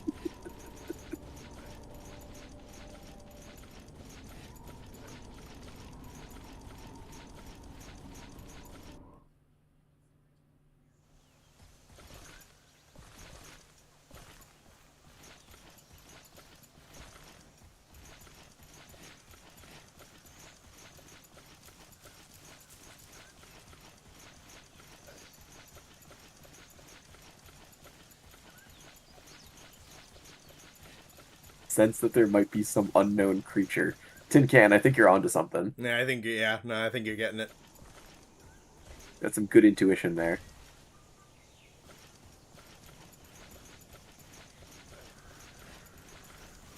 I haven't even found the Kashala yet. I think he's in 5 at the moment.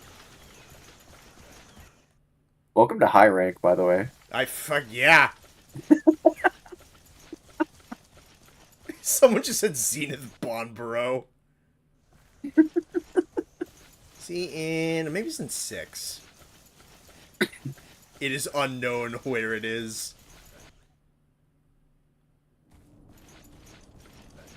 Where the hell is the Kashala? We haven't even found him.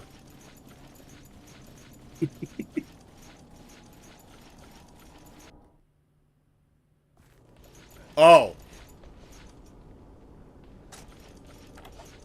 I take it you found it and I'll see it in 15 seconds. I'm very excited. Why is this music so scary? Turn my game up. I can actually hear your stream. Okay. I'm alone with it.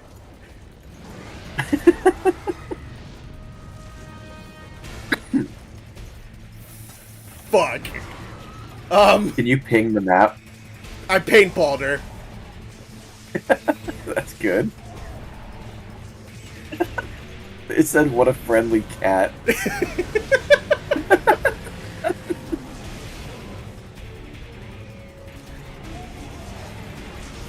Real hunters fight all invader monsters. Saying Connor run, oh sweet Jesus in all caps. What? You don't bite. Alright, Ryoha did enough damage that it repelled. What the fuck is happening? I'm a pet that dog.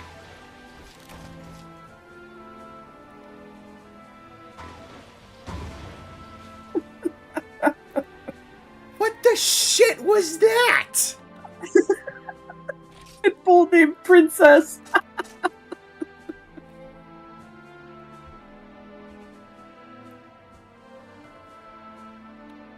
It's Rathalos from Kingdom Hearts 2 Final Mix.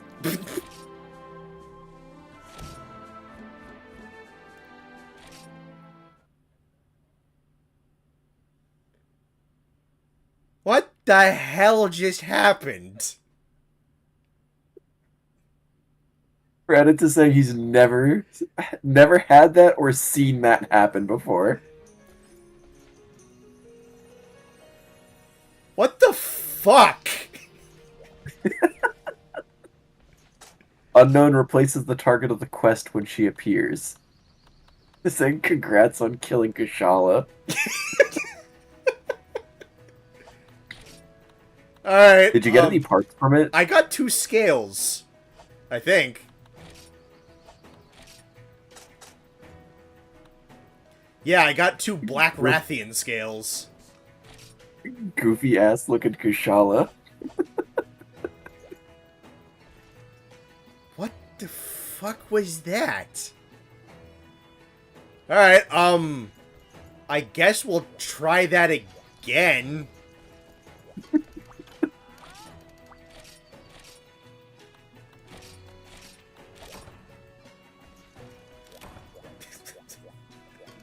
Everyone's like, what the fuck?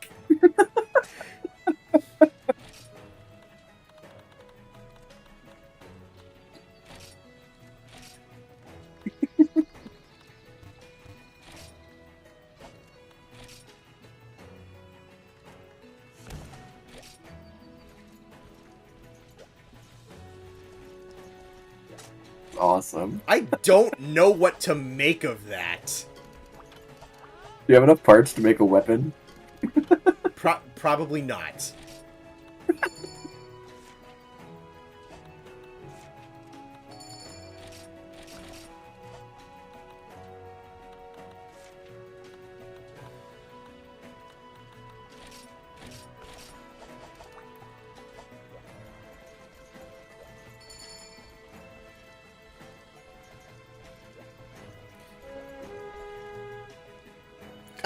I genuinely didn't know that was possible. I like how the people who have been playing this for a long time are as confused as I am. That's so funny.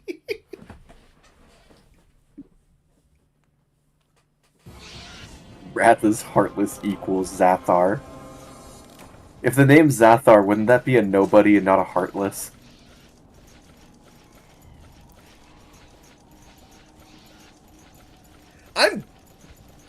I'm glad that happened. That happened live and in person. Like that's.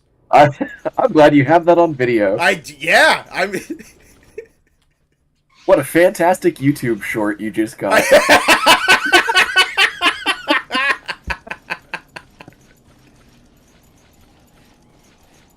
That was the best part when I looked down at chat when the unknown thing popped up, and no one was like, "Oh boy, here we go!" Blah blah blah blah blah. Everyone's like, "I have never seen this before in my entire life."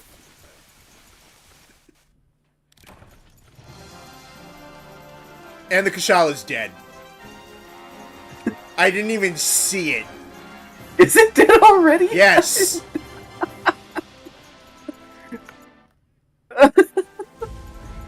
I didn't even... You're just running around the map lost on stream right now.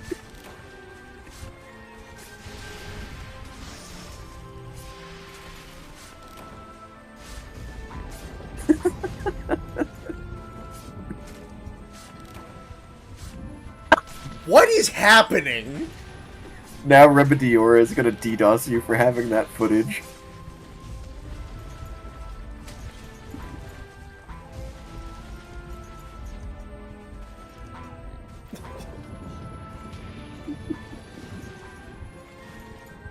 Considering some people who have never seen that shows how rare that is. That's awesome.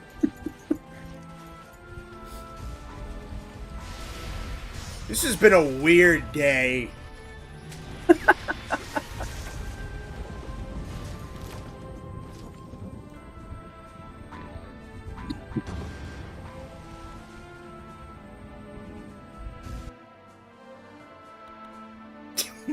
My end screen is just me running around like a moron in the jungle. That's awesome. I basically just got... Those were just free. Oh, and I guess that was a crown. Cool, man. What? Yeah, it sure looked like a big one laying on the ground dead. It was a chunky corpse. Hey, Austin's here. Yay, Austin's here. What the fuck? Dude, you just found the Monster Hunter version of a shiny Pokemon. That's awesome.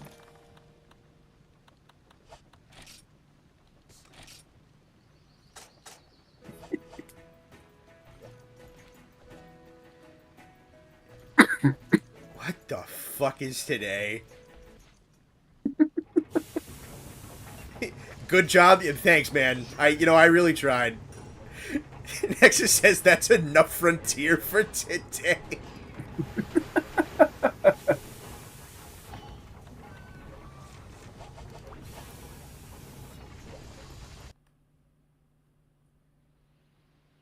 They just killed a Kashala in less than a minute. I don't even know if it was like 6 seconds.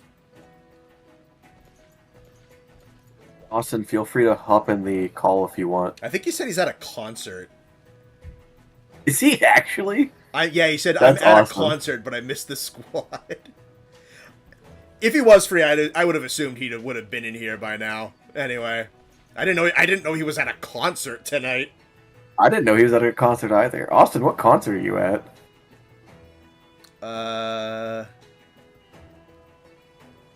You're the first person in years to have footage of that event happening.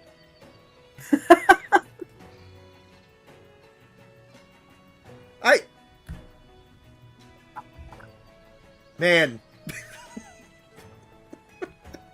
It sounds like the money printer is just going burr right now for you. I think there is footage of the invasion, but people have been wanting to find out how it works for so long, so more footage is helpful. There ain't much footage, dog. I told you, you need to hunt a 45-minute Yamasukami to trigger it. I guess so. There's your evidence for you. You basically just rediscovered an extinct species.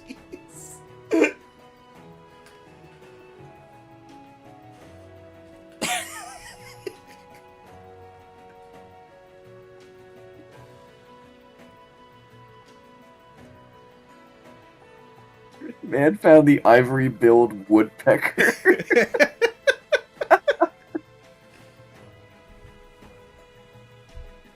Yeah, I mean, I guess maybe I should clip that and put it on the second channel, because apparently this was an important event. Cut the stream. Absolutely put that on the second channel.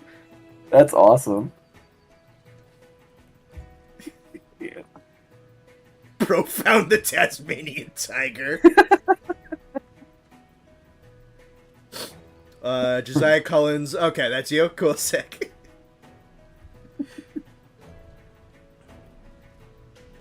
You absolutely. Alright, I guess, It's the second coming of Christ for Frontier players. That's what it fucking sounds like in there, man.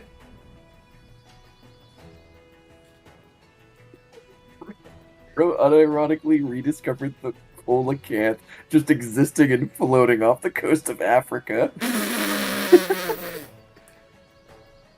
Genuinely encountering the non-supremacy one in an invasion is like finding a shiny. You guys are making it sound like the odds are worse than a shiny. That shiny Pokemon is at worst 1 in 8,000 something. Like, you guys are making this sound like it's way less than that. Connor is literally the young Michael Scott shaking the Frontier community's hand, looking confused as hell. I know exactly what picture you're talking about. Oh my god, that's so funny. I'm going to make that meme right now and put it in the Discord. Please do.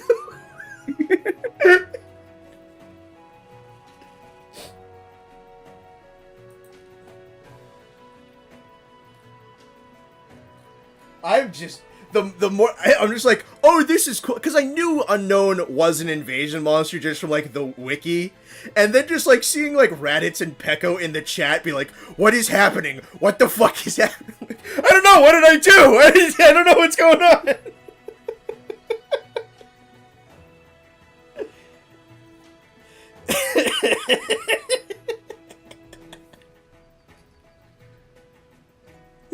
CR-VODcanic finds images of Bigfoot kissing the Loch Ness Monster.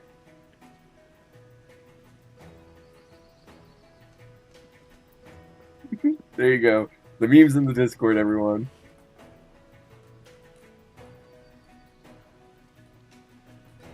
Which one did you... Hang on.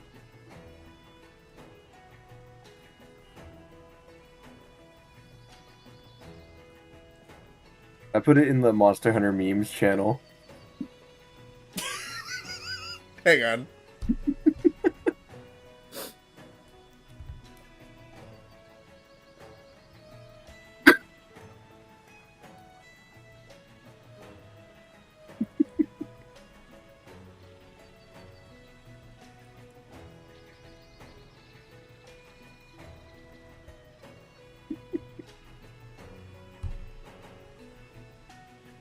You've done around 12,000 quests in Hunter rank 3 to 5 by now, and that happened maybe 7 times.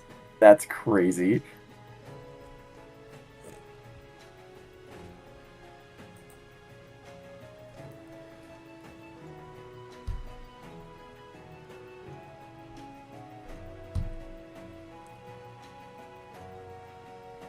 I'm so confused and excited at the same time.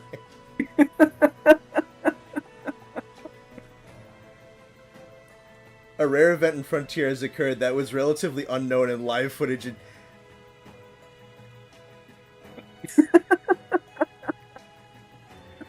Oh, did I actually miss something? I was getting my mail!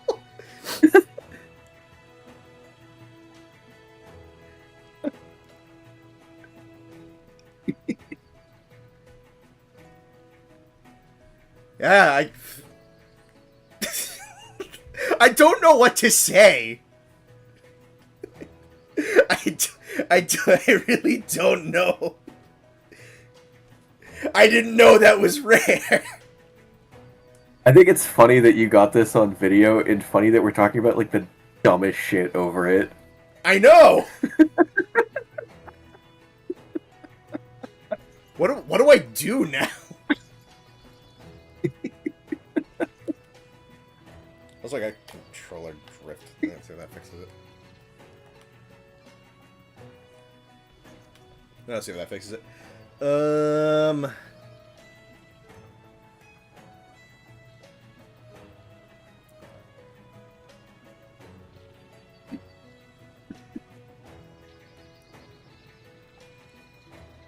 I can't believe I happened to switch from my computer to my phone when you fucking made history. What do I do now? What do I do for the rest of the stream? Like, you peaked, man. I don't know. I don't it's know. all downhill from here. It's like, we're gonna fight an Espionage. You're gonna get into high rank. What do I do? Connor's Law. Hunt a Yama for about 40 to 45 minutes. Then a rare event is guaranteed to happen. What if that's actually? Yeah, hunting. What if that's actually hunting the Yama aligns your QPUs.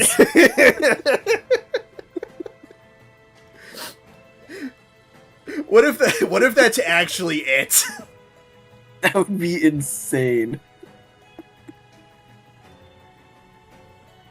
Purple Gips Ross to lower the expectations. Are you guys telling me my Dean List letter made me miss Monster Hunter history? Unfortunately, yes, but congratulations for making Dean's List. Yeah, I mean, that's... this is Rain US for the server. They're saying new Purple Gypsaros to lower the I expectations. know, I read that now. one.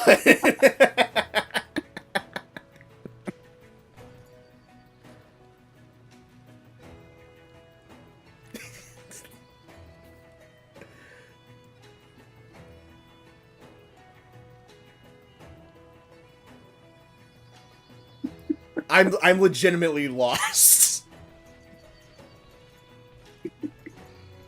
It's uncommon to see you this stun-locked. No, like... Like, for real. Like, loaded... I'm telling you, man. Like, it said in the wikis that Unknown is an invader. So, like, okay, cool. I never saw footage of it. I only saw it in, like, the tower and whatnot. I'm like, alright, that's interesting. And then, like, Unknown shows up on that thing. I'm like, oh, that's wicked sick. I didn't think that was gonna happen. And then chat started going. I'm like, oh, is this, like, not something normal? And then I get back, and chat is like, this hasn't happened in years. And I don't know how to process that information. It sounds like you have editing to do tonight. That's what it sounds like the second the stream shuts off, yeah. For anyone who's saying they missed it, I think he's gonna post it on his second channel, so you will not miss the chance to at least see it. But they're saying run it again. It surely won't happen twice, right? Dude, if that happens twice, I'm gonna start buying lottery tickets. I should eat first. I mean, I'd still like high-rank Kashala parts, so it seems like Ryoha's just gonna pretty much. This time, I actually kind of like want to watch the extreme style and the magnet spike in action. Frontier has chosen you, Connor. You're the chosen one. I fucking guess so, man.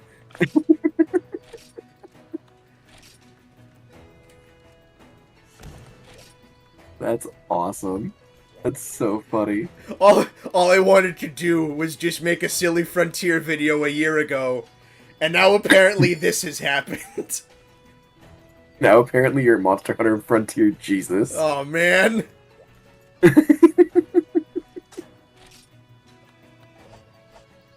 Does that mean I have to spend 40 days out in the desert with Crimson Fatalis?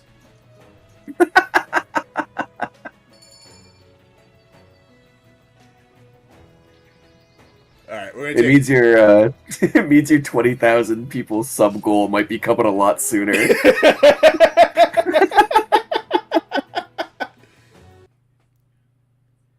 It's so rare people didn't think Invasion existed on private servers until last year.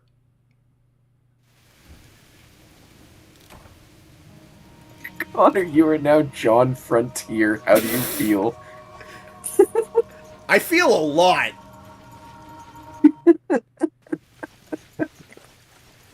Oh boy, I hope nothing else silly and mysterious happens.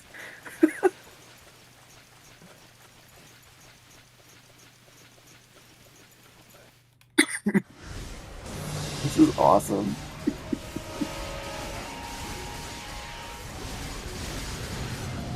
I'm just gonna watch. It looks like the rest of them spawned on it. Yeah, they did. That's unfortunate. Well, at least this time I got 7 seconds of them fighting.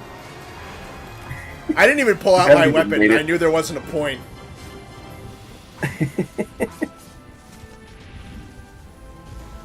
But hey, I mean, free high-rank Kashala parts. Yay.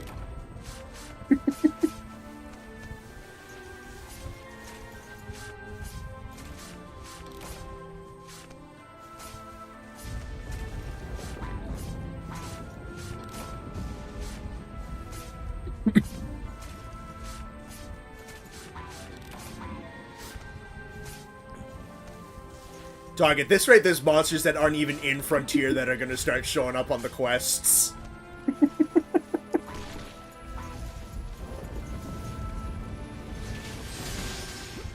I appreciate the meme with the extra context.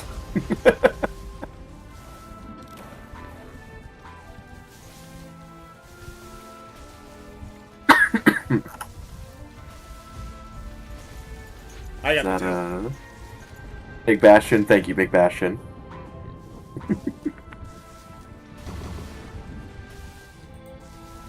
Oh, I found it.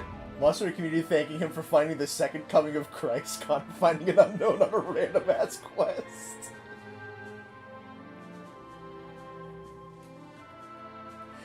I see in the Discord, don't need Quirupeko when we have Connor. Dog, what did I do?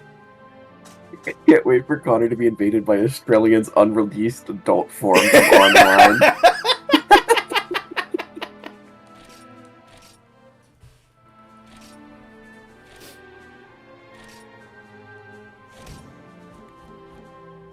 Zora just rolls up to Mesoporta. Can someone say... Yeah, no, we're just gonna get online monsters, and they're not even gonna be, they're just gonna be like in the CryEngine models, and so they look mad out of place.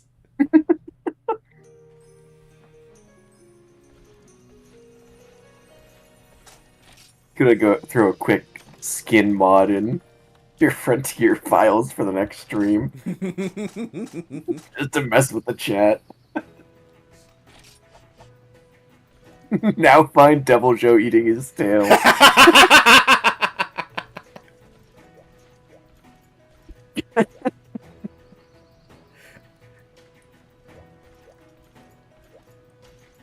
Connor finding Zenith Rajang somehow.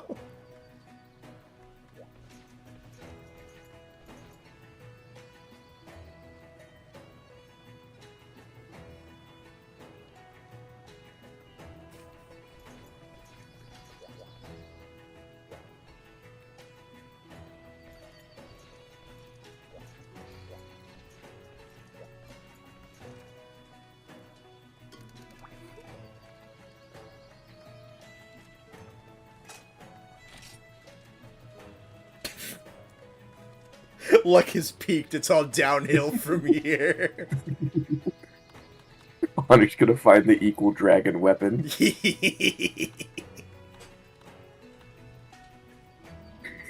Deadass, if you now said Devil Joe can eat his tail, you'd probably gaslight half the community.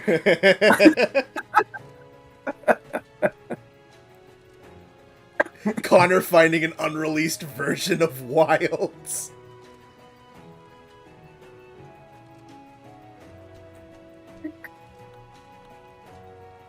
Connor finding a quest for White Velocidrome. It's not Geodrome.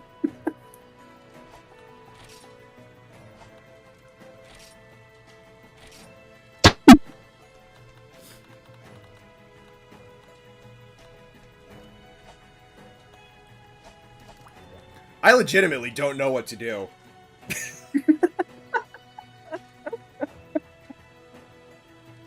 Fatalis shows up in real life at my house.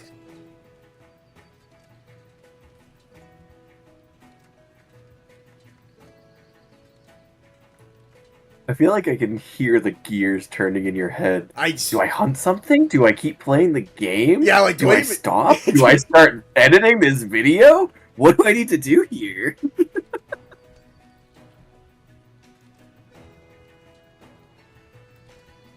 Connor finding the Kazoo theme.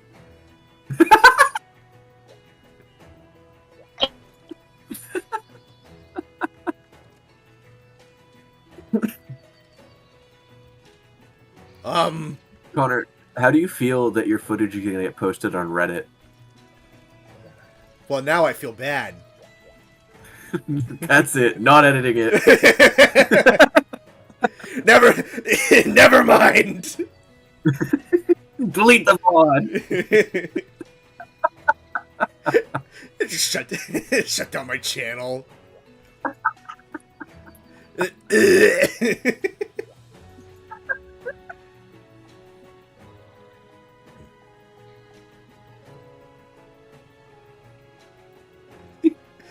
Fatalis shows up at my house, makes me sign an NDA to never release the footage. Cat's asking you to hunt Parapuria. Okay, sure, I can do that. Dog, what Connor's if I... given Oscar's speech. I want to thank my fans. I want to thank my dog. I want to thank the Bone Boys. I want to thank Yama.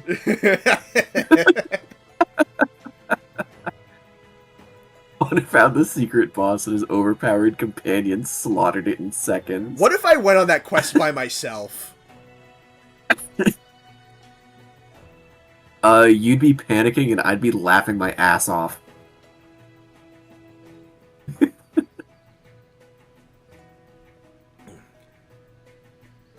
Yeah, let me see. Let's take a look at his stats real quick. I'll do Paria, but I do, for like brand new monsters, I do want to do them like either by myself or not with like mega overpowered people. So I'm probably just gonna... Remember that this is only possible because we changed Nate's name to Pablo Pog.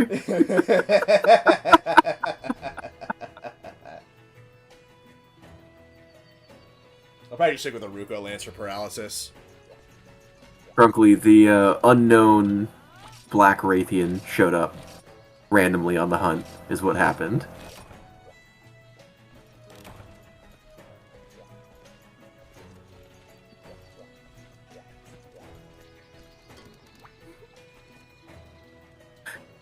pinged the guy who is tracking unknown sightings in the raid server, and he immediately said, "Well, shit, send me the clip."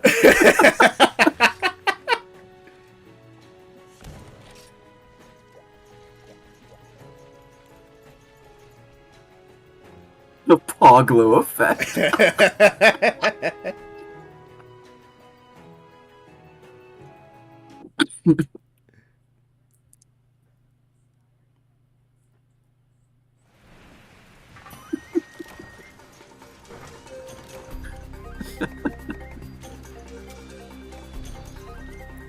There's no items, there's just meat in the box.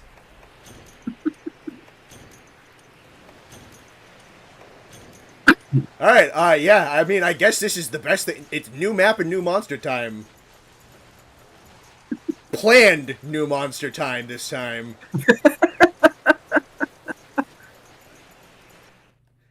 Watch it happen again before the end of the night. If that happens again, the government's gonna abduct me for something.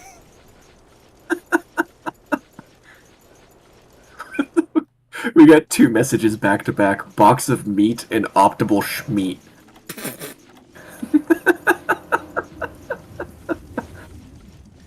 Connor, are you still in shock, or is it setting in that you're now part of Frontier Folklore?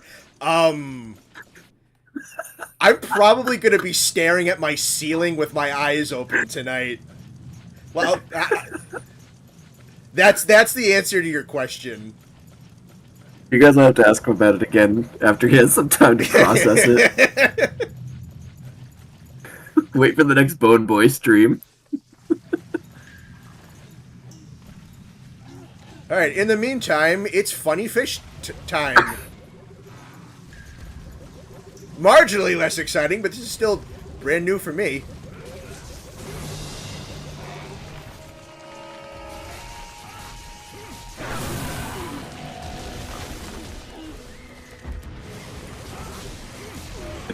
Connor, don't get caught by the government.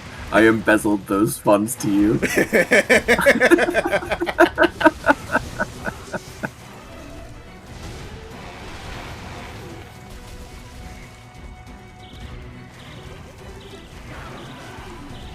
Oh, dude, look at those eyes. He looks like that dude from Star Wars who runs the diner. You does not look like Dexter Jetster. He absolutely does.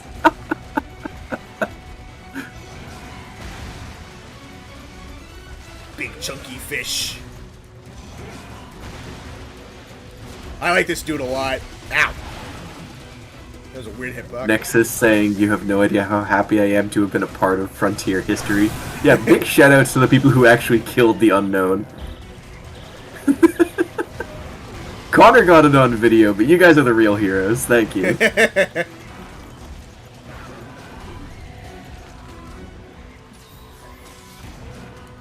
I'll have to like edit in the chat going as well when I'm editing the video. You will, yeah. Your video is just gonna be a screen capture of YouTube running your stream.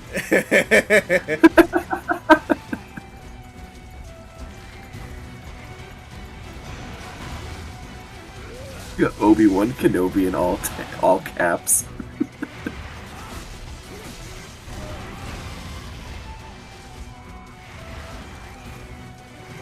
Daily reminder that this guy's shinies can include Rajang parts. That's pretty cool. I have heard of that. Oh, that's the auto stun attack. Hit him with the Camino Saber Dart.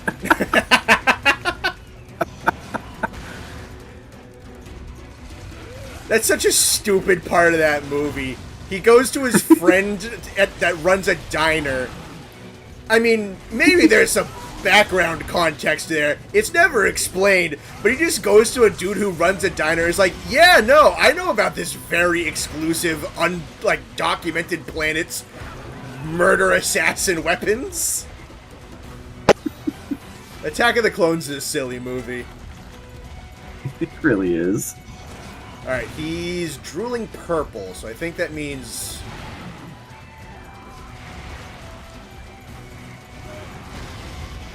I want him to eat the purple meat.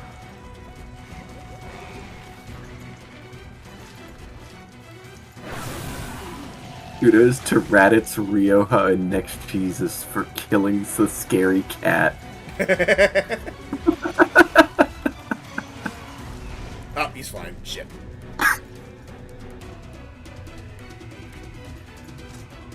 He's probably just gonna stay in the caves, but I do have psychos if I need them. I forgot about Psycho Serums as items. Yeah, pretty handy in this game. Yeah.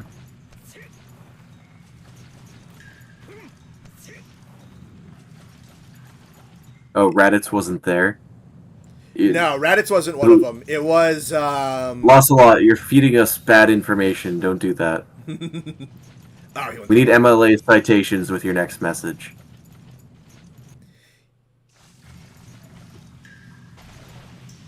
Yeah, it was local Espinash, it was Nexus, and, Cullens. Yeah, Josiah Cullens. Ellen says, I was there in the quest. I'm special. You are. Thank you. Like, legitimately. Went from making history to feeding a quadrupedal fish. Really? A man of your talents? It's a simple life. Eat the food.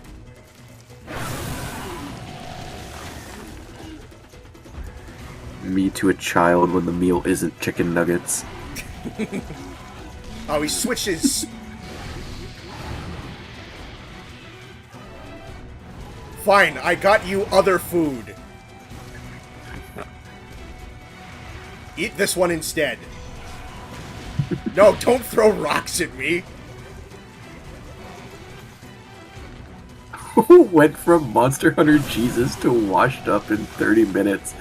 Damn, that's mean. Alright, he ate the food.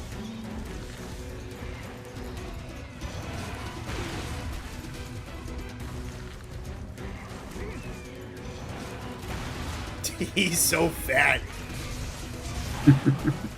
His lingering hitbox is a little annoying, but whatever. I like him. I like him too. He's got some wonky hitboxes though. That's just That's your Gen second 2 Monster generation. Hunter awesomely, yeah.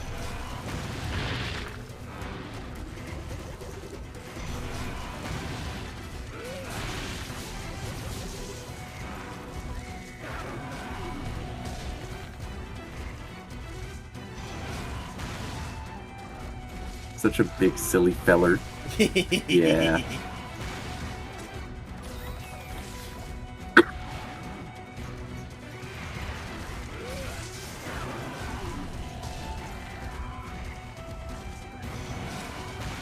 Did he just puke out a moss wine?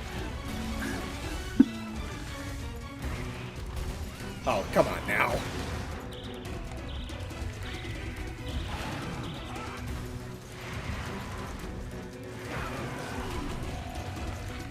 Boop. Eat this one. Oh, you missed.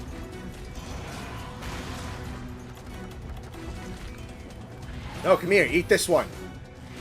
This is really just like a fish Tigrex. He really is, yeah. He's funny. You're off to bed, Shaggy Grizzly. Have a nice night. Oh, he left. Thanks for stopping by. Appreciate it.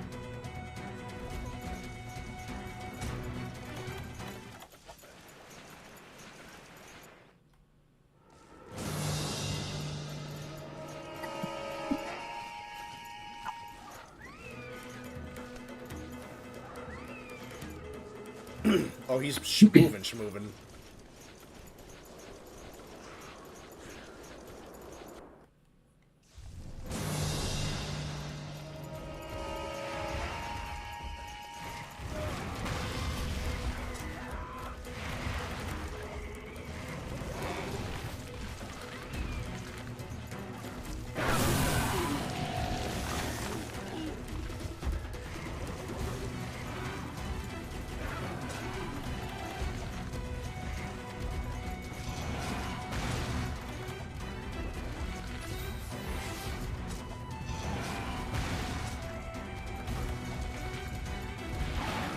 think his drool's purple. So do the...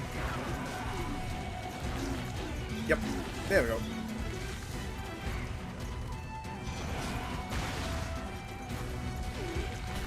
Oh my god, his whole body is just these big red boxes.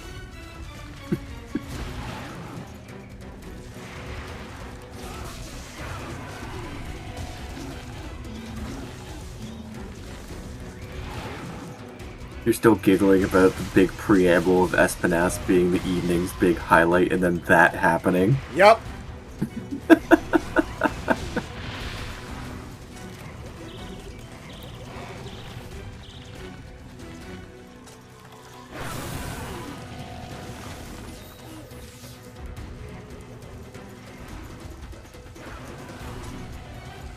When was the last time a monster changed classifications? That's an interesting question. Remover went from Flying Wyvern to Snake Wyvern in the 4th generation. Is that really the most recent change, though? I believe so. I mean, they renamed the entire Fanged Beast class. They used to be called Pelagus. That's fair.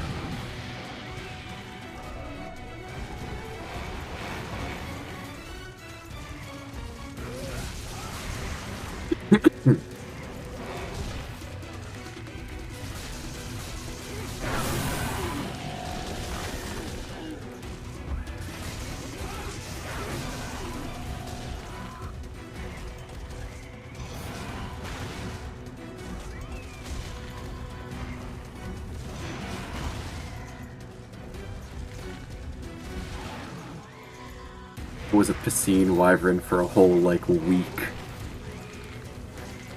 before it turned back into fish. That's kind of a cool attack. He just hits you so many times that it force proc stun. That's interesting.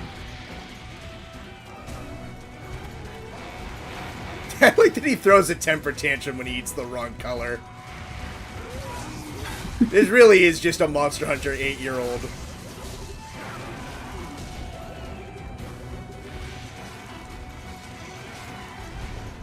Parapuria definitely owns a diner.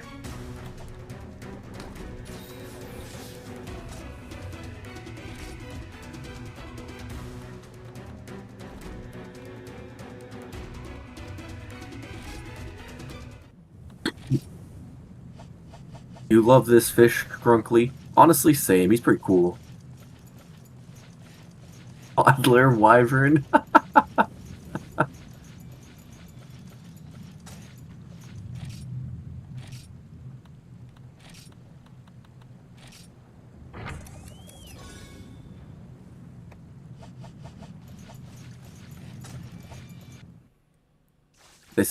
They think you need to do a silly event quest later to celebrate the end of today's stream. We could try that, sure. I'd need recommendations, but... Parapuria definitely plays the Pokemon TCG.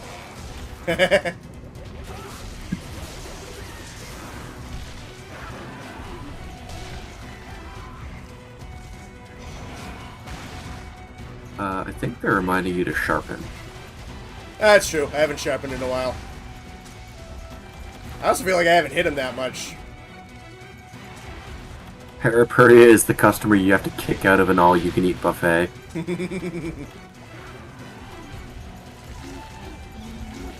Oh, he changed his drool at exactly the right time. Yeah, free sharpen time. They're recommending you try an event quest called Baptized by Fire. Okay. That is a Gypsaros.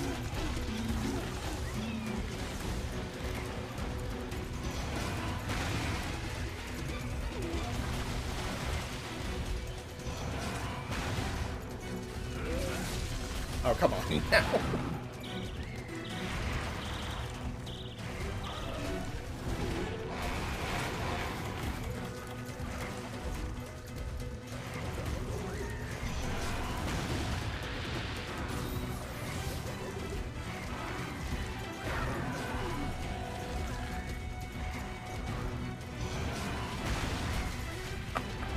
Yeah, The big lingering second-gen hitboxes are making it tough for me to get a shot in at him.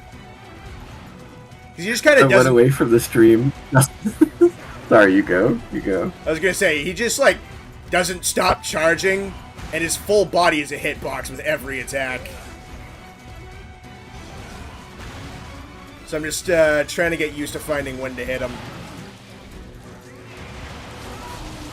Isaac is saying he went away from the stream just before the unknown incident and can confirm that hunting a llama for 40 minutes does not spawn unknown.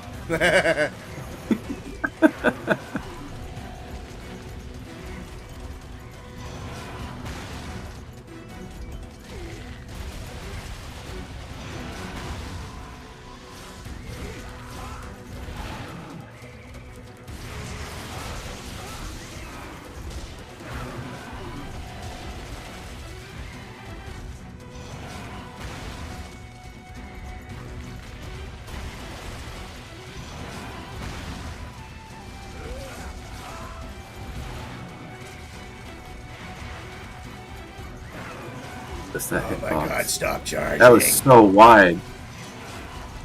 I get that I'm like 20 seconds behind you, but my lord. Yeah, he was nowhere near you. It's like 80% of the moves he's doing are charge attacks, and when he does charge attacks, his whole body is a hitbox. And it is a little annoying. Significantly past his body is also a hitbox. Yep, it really is.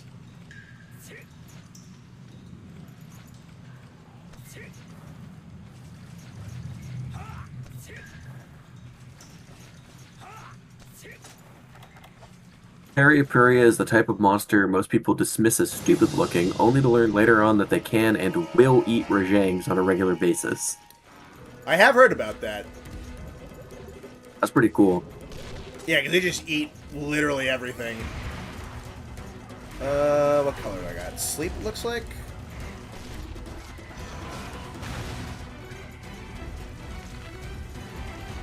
You're not gonna like Supremacy Periapuria fight where it's double the size and in the small Tycoon arena.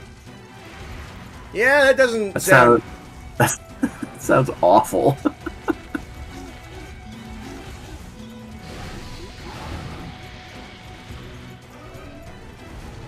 You need to properly feed the customer. It's not my fault he changes his fucking tendencies mid-attack. Periapuria could eat Devil Joe's tail.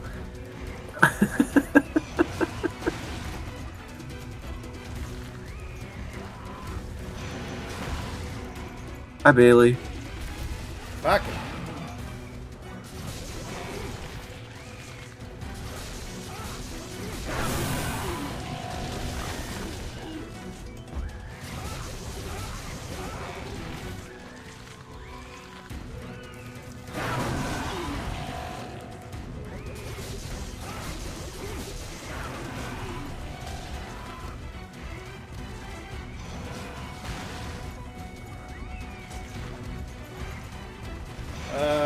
Looks like paralysis now.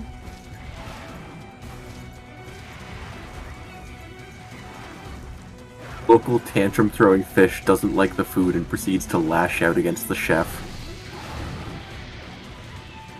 Are you trying to tell me that Periapuria is the Karen of monsters?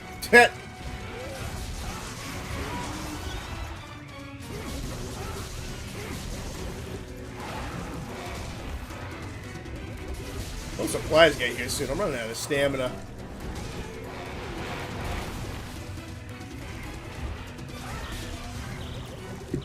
Raditz, that came out really good. Raditz put another meme in the Discord. I'll have to check it afterwards. He edited the Michael Scott one to the unknown's face over the other dude shaking your hand. That came out really good.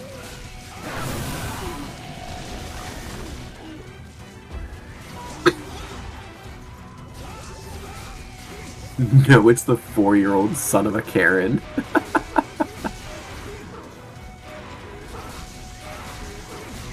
Alright, I got a limping finally. Nice.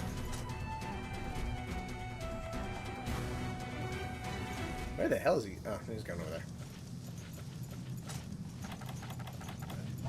I still haven't gotten him to do the funny overstuffed thing.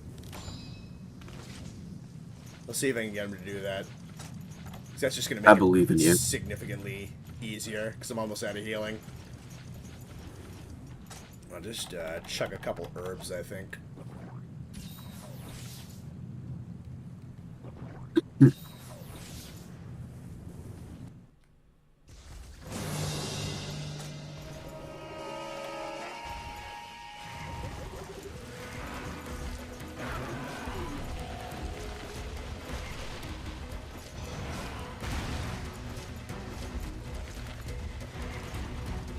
If you could just run, like, straight towards me, that'd be helpful. Yeah, I got you. I can do that. Alright, thanks, buddy. Oh, and Welcome. he changed his spit again.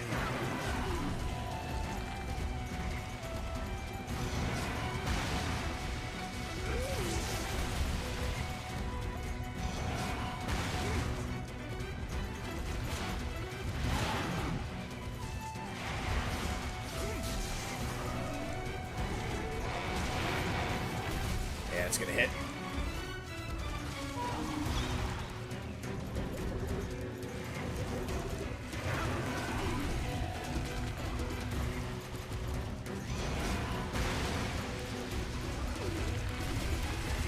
Kerm is saying, definitely bring honey with you in this game.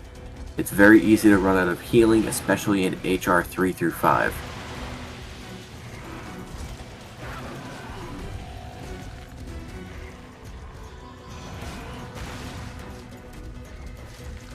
Thing 2, no, I'm just here reading chat so Connor can focus on hunting a fish.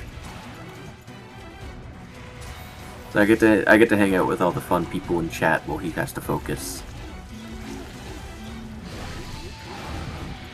Is that the wrong... you blue? I can't tell. Nate just drops off the call and then bursts through Connor's door. Fun fact, I've done that before.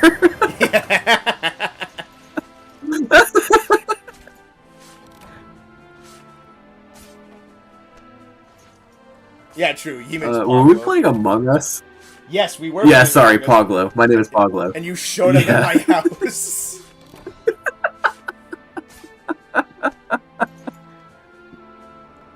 I like this one that Murdoch put in the memes Discord too. Yeah, that was really good.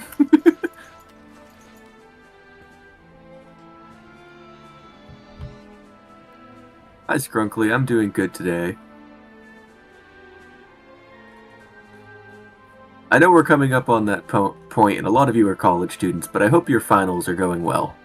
Yeah, I wish you all the best. That should be coming up pretty soon for some of you guys, so best of luck for whoever has to deal with that.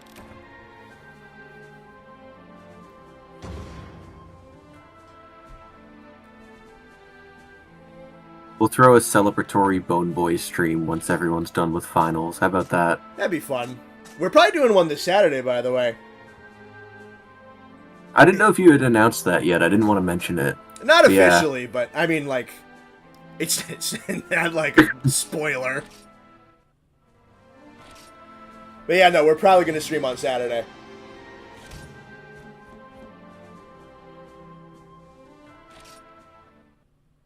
Honestly, we can probably get to that point.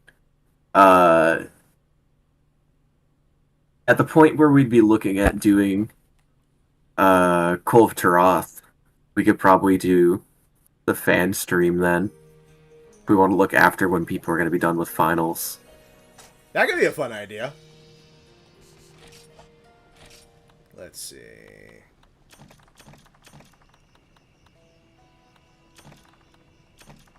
Maybe once I get back from my trip.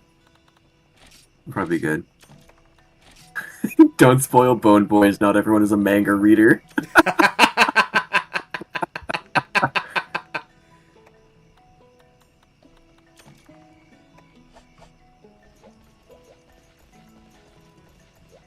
stuff. Finals are kicking your ass. You can do it, cat with internet connection. I believe in you.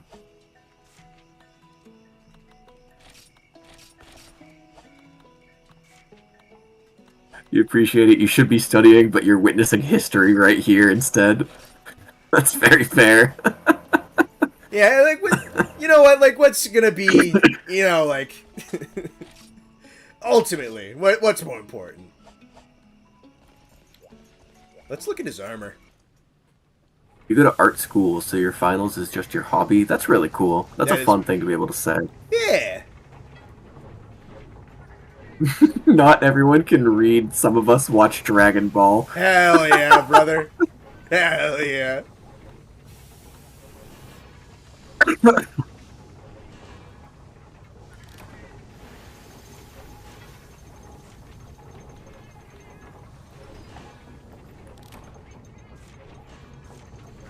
Your abdominal muscles must be screaming at you from laughing so much. Who said that? Raditz said that.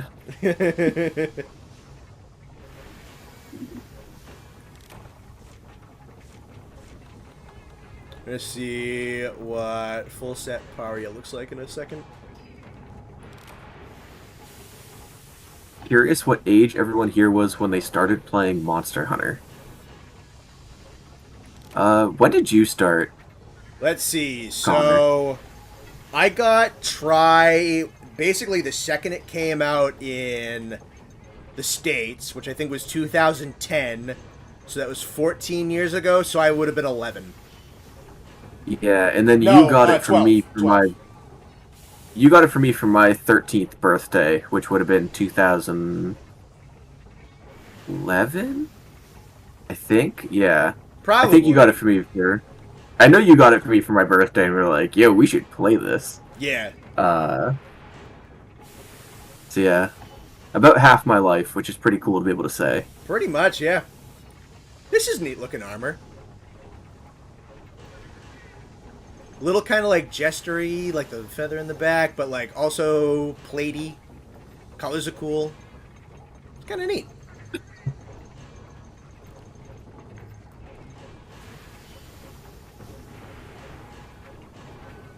Has Guard, Quake Res, Breakout, and Water Attack.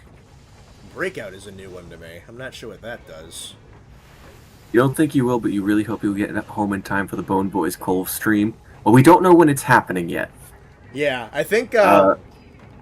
realistically, if I had to guess, it's probably sometime in the middle of May, because I have 1 week in the middle of May where I'm available.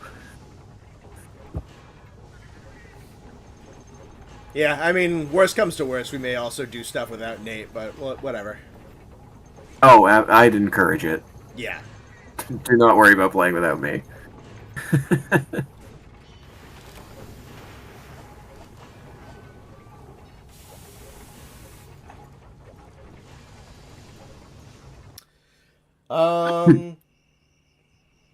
Alright, did any, they mentioned, like, a goofy event quest called Trial by Fire? Baptism by Fire. Baptism. Yeah, that's the one they recommended. Okay, we can cap out at that. Special quests. What would that be under? Superior Premium. Oh, event. Okay, they're up top. Baptized by Fire. It's a Gypsaros, is what Pico Plush is saying. Oh, you know what? I think I can...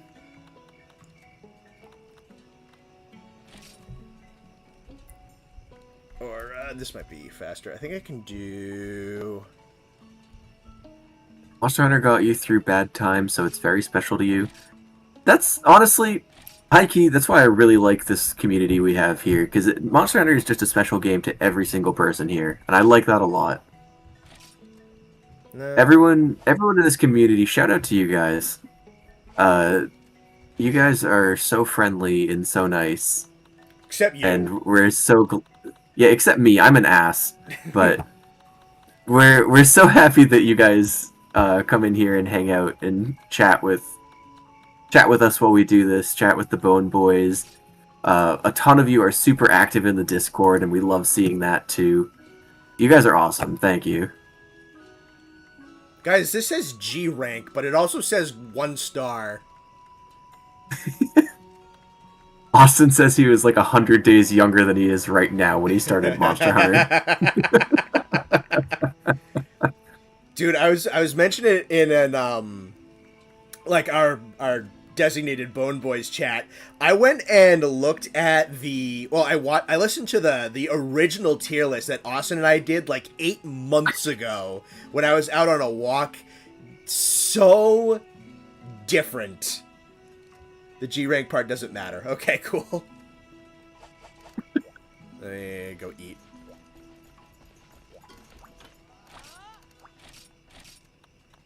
Yeah, it looks like the G rank part's just a typo. I think you're fine.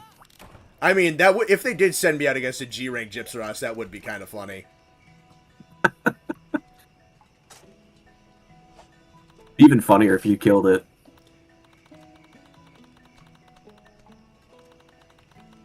You were Gypsaros.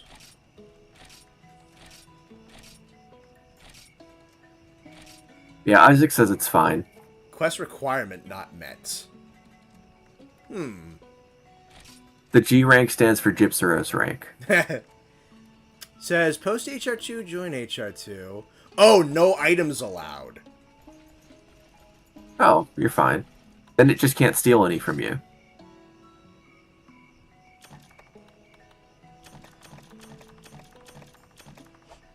That's why.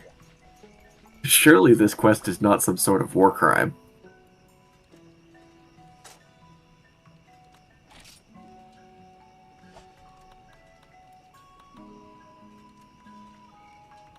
Yeah. Press search. Shout out to y'all for being inviting and generally nice to people. Well, we try to be really nice to you guys to kind of balance out just being absolute assholes to each other. And we're glad you find that entertaining. Alright, let's see what this does.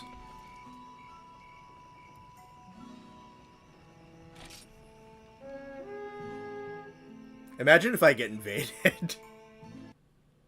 That would be awesome.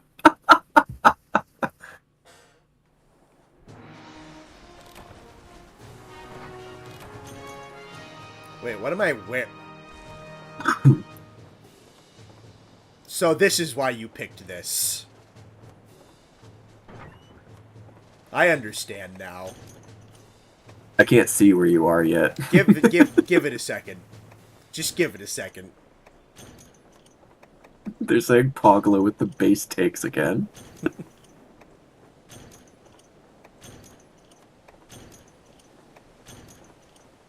That's... They're saying that's not even why. Oh, boy. Welcome to Gypsaros rank.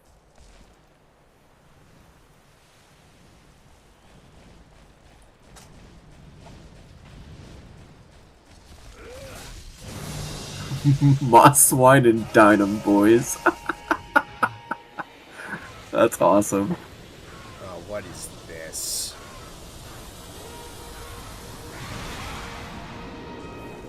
Objective is to survive. What the hell is this?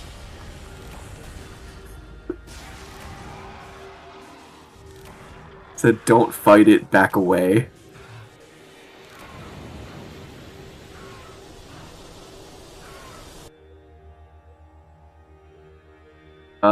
Someone said the word supernova groceries, and now I'm kind of concerned for you. Are you watching the stream? Yeah, I just watched you die. Welcome to the presence of a god.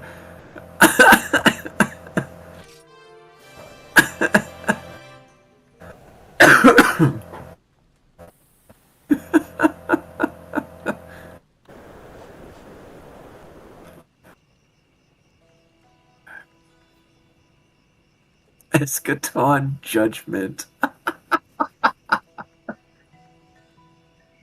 Power scalers are not ready for nuke Gypsaros. That's awesome.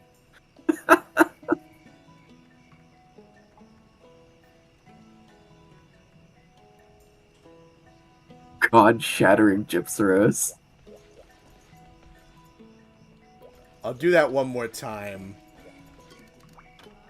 Really? You think you can take it on the run back? I don't know what to. I just want to be there for more than 6 seconds.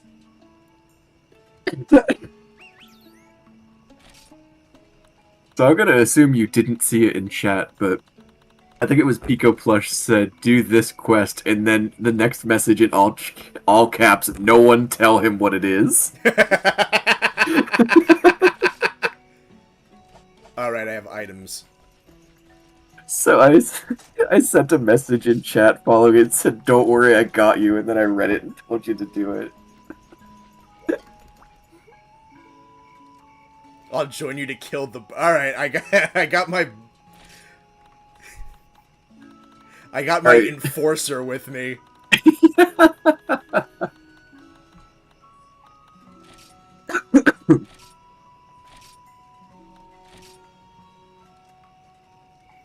You survive it by spamming life powder or by spamming Tonfa evades, because Tonfa's silly like that.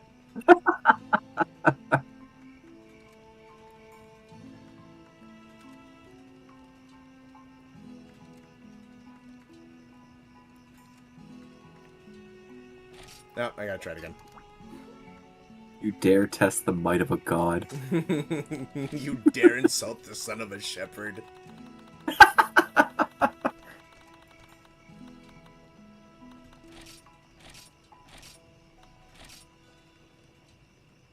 Monster Hunter Power Scaler seeing Disu Furo getting atomized by a Gypsaros.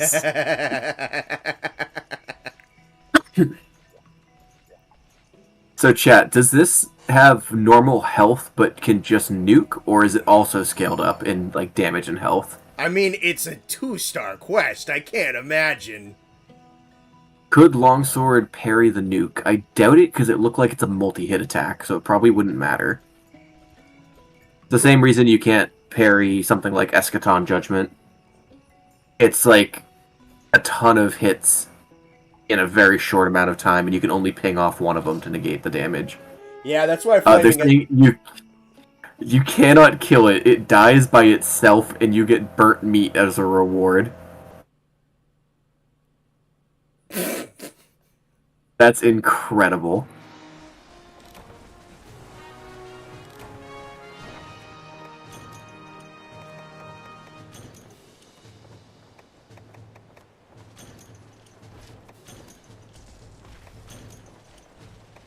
Alright, it can't die, it does the nuke 3 times, and if you survive, it falls over and dies.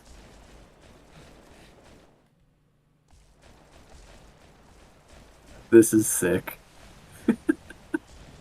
Gypsaros, nah, I'd win.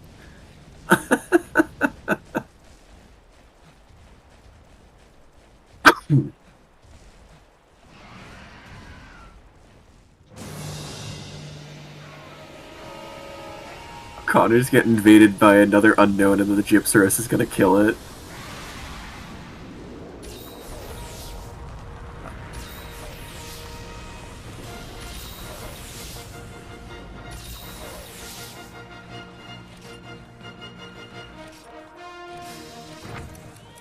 Knowing now it just flying down is mad intimidating.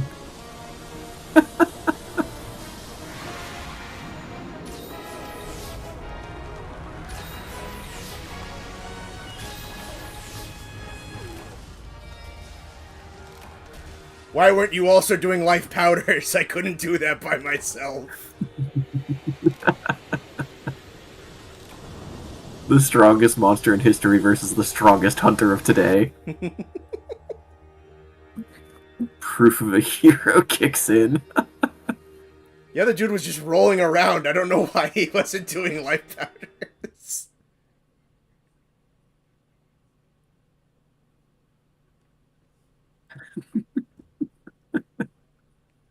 This is the best quest ever. Well, yeah. we can't not This is awesome. beat it.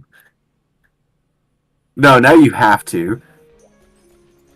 We probably had it, but the guy with me just started belly flopping. The stream ends when we kill the Gypsaros. Yes. I know you, and I know you're just gonna turn off the stream as soon as the quest ends.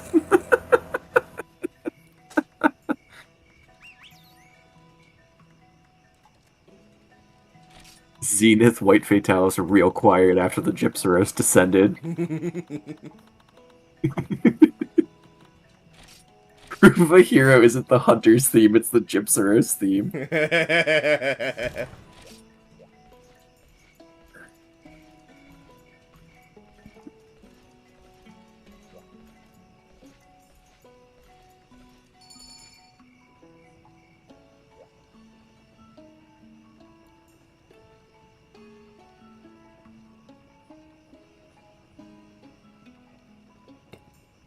Heart Alt F4 as this thing falls over.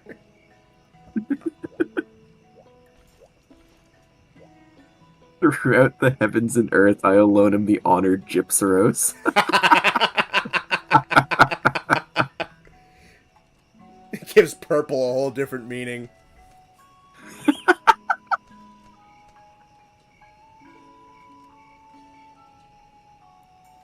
Shout out to everyone who's caught up on the Jujutsu Kaisen manga, because that shit's going crazy.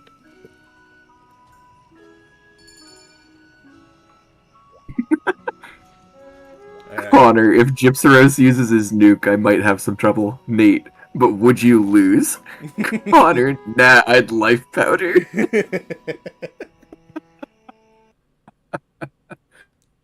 8 black flashes.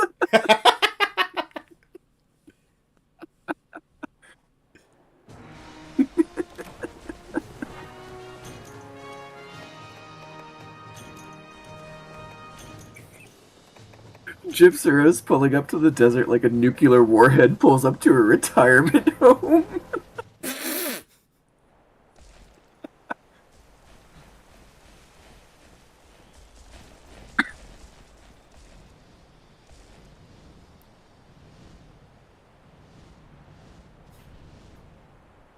It's time, boys.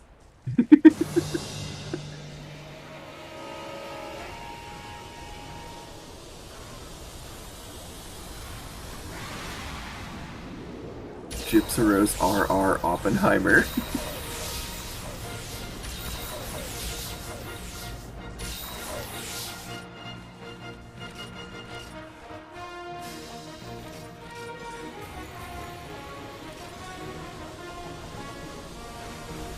The luckiest hunter in history versus the weirdest bird wyvern of today.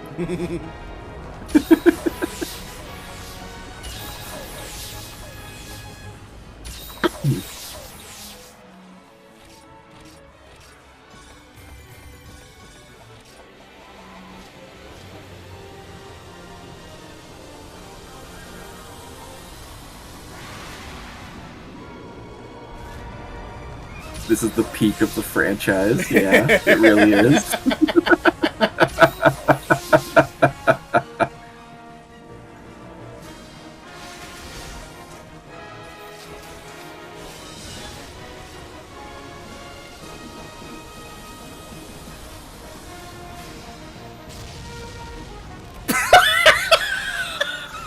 Are you Gypsaros because you're the strongest, or are you the strongest because you're Gypsaros? That explosion sound effect was so funny.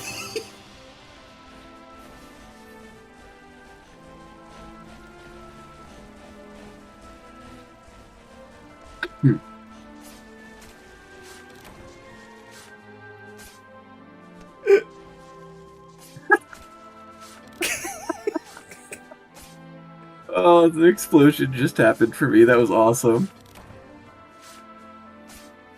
That was awesome.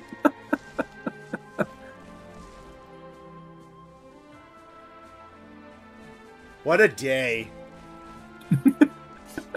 What a day.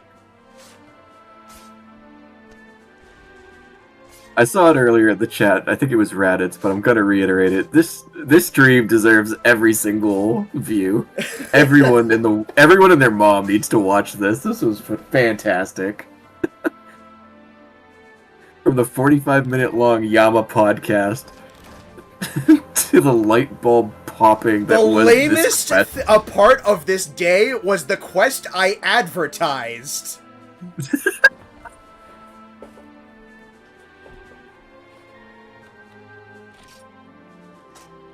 It's burnt meat and a rock.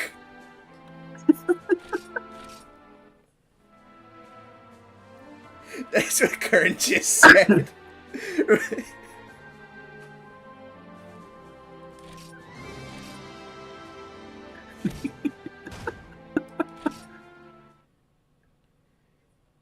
The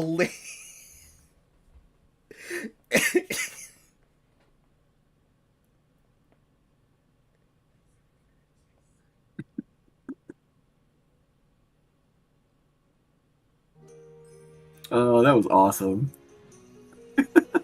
Well, it's been an evening.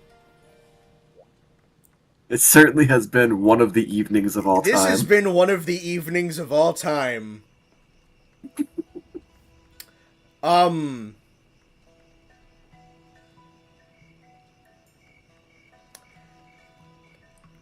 Thank you guys for joining. Thank you for being part of this.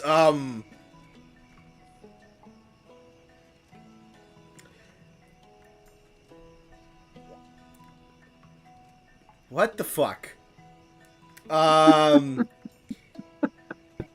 This has been a day. This has been a stream.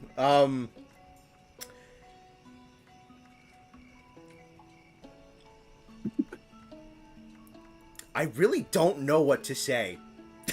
Need Austin to go to concerts more often, apparently. Yeah, that's the trigger. That's the trigger for the quest. This was a lot of fun. This was a cool night. This is going up on the second channel pretty much immediately after I shut down the stream and go pee. But yeah. Thank you guys for being here. Thank you to anyone who donated. Thank you for Nate for showing up and moderating and mediating. Shout out to Austin for showing up. Shout out, yeah. Yeah, hey fellas, what's going on? What the fuck was Did you not hear him enter the call? The first thing I hear is Nate go, Austin needs to go to concerts more often. I heard it was a crazy one. Yeah, I don't know if what you heard. Apparently, I just made one of the most rarest and important discoveries that is possible in this game. Yeah, I saw people saying like you're one of few people who like every time I chimed in, like there was like a break in the concert or whatever. I chimed in and like I look and everyone's like, "Wow, that was like the most historic thing that any Monster Hunter player has ever done," and I like just missed it. Whole squad. Sam's here. No one say anything bad about Sam. I came here to Hi, Sam, only I talk love bad you. about Sam, so now I have to leave. You know what? Fuck that Sam guy. Who likes him anyway? Yeah, who is Sam? He's bald. Is he? His name is Sam. He is bald, isn't he? It's bad enough his name is Sam. None of you in chat's gonna know if we're lying or not. That's the best part. That's the best part. They may never find out. Literally, That's if really they up to Sam now, isn't it? if they look at my Discord picture, it's just me. That could be an old picture. That could be an old picture. You could be way more bald. Well, answer this question, Sam. Was that picture taken today? No, Well, then you could be bald. I mean fair, honestly. Detective Specht on the case. I'm out of here.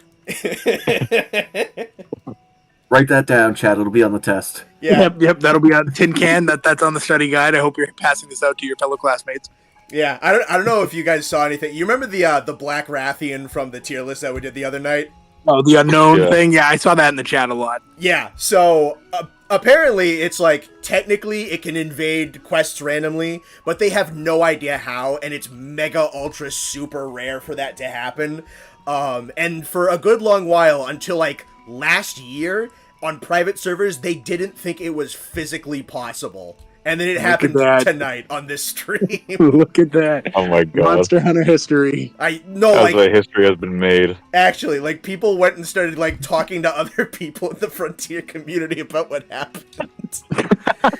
And I That's just great. it was funny, right? Cause like I did the videos that I did on the Frontier, so I knew that like she was an invader. I didn't know it was that rare, so it happened in the quest, and I thought in the moment that it was a normal thing because I knew it was a thing she could do. And then like the dudes who I know who are in the chat who I know like play this game regularly started freaking out. I'm like, what's happening? What did I do? Literally just the sponge gar, like the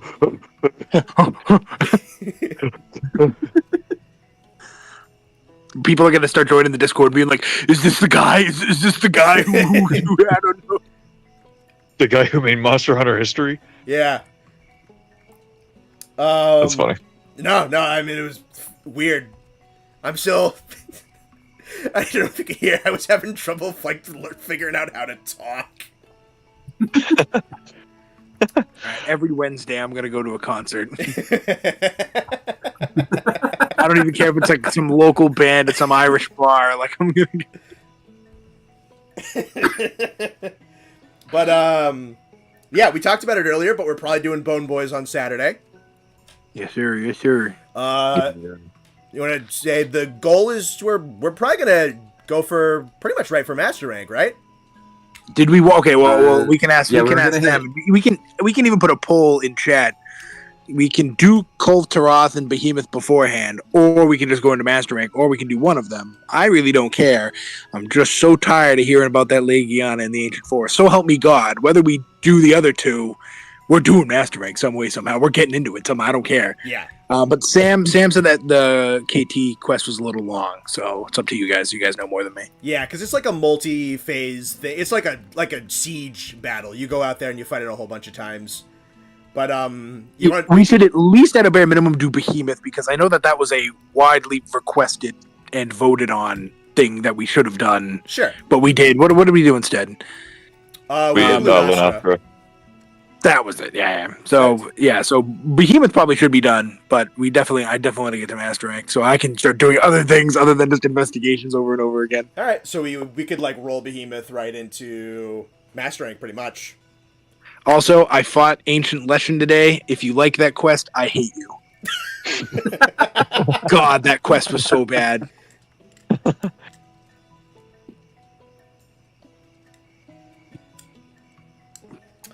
But I think that's going to wrap this up for this stream. Perfect, gentlemen. I need to... Sam, Austin, good work.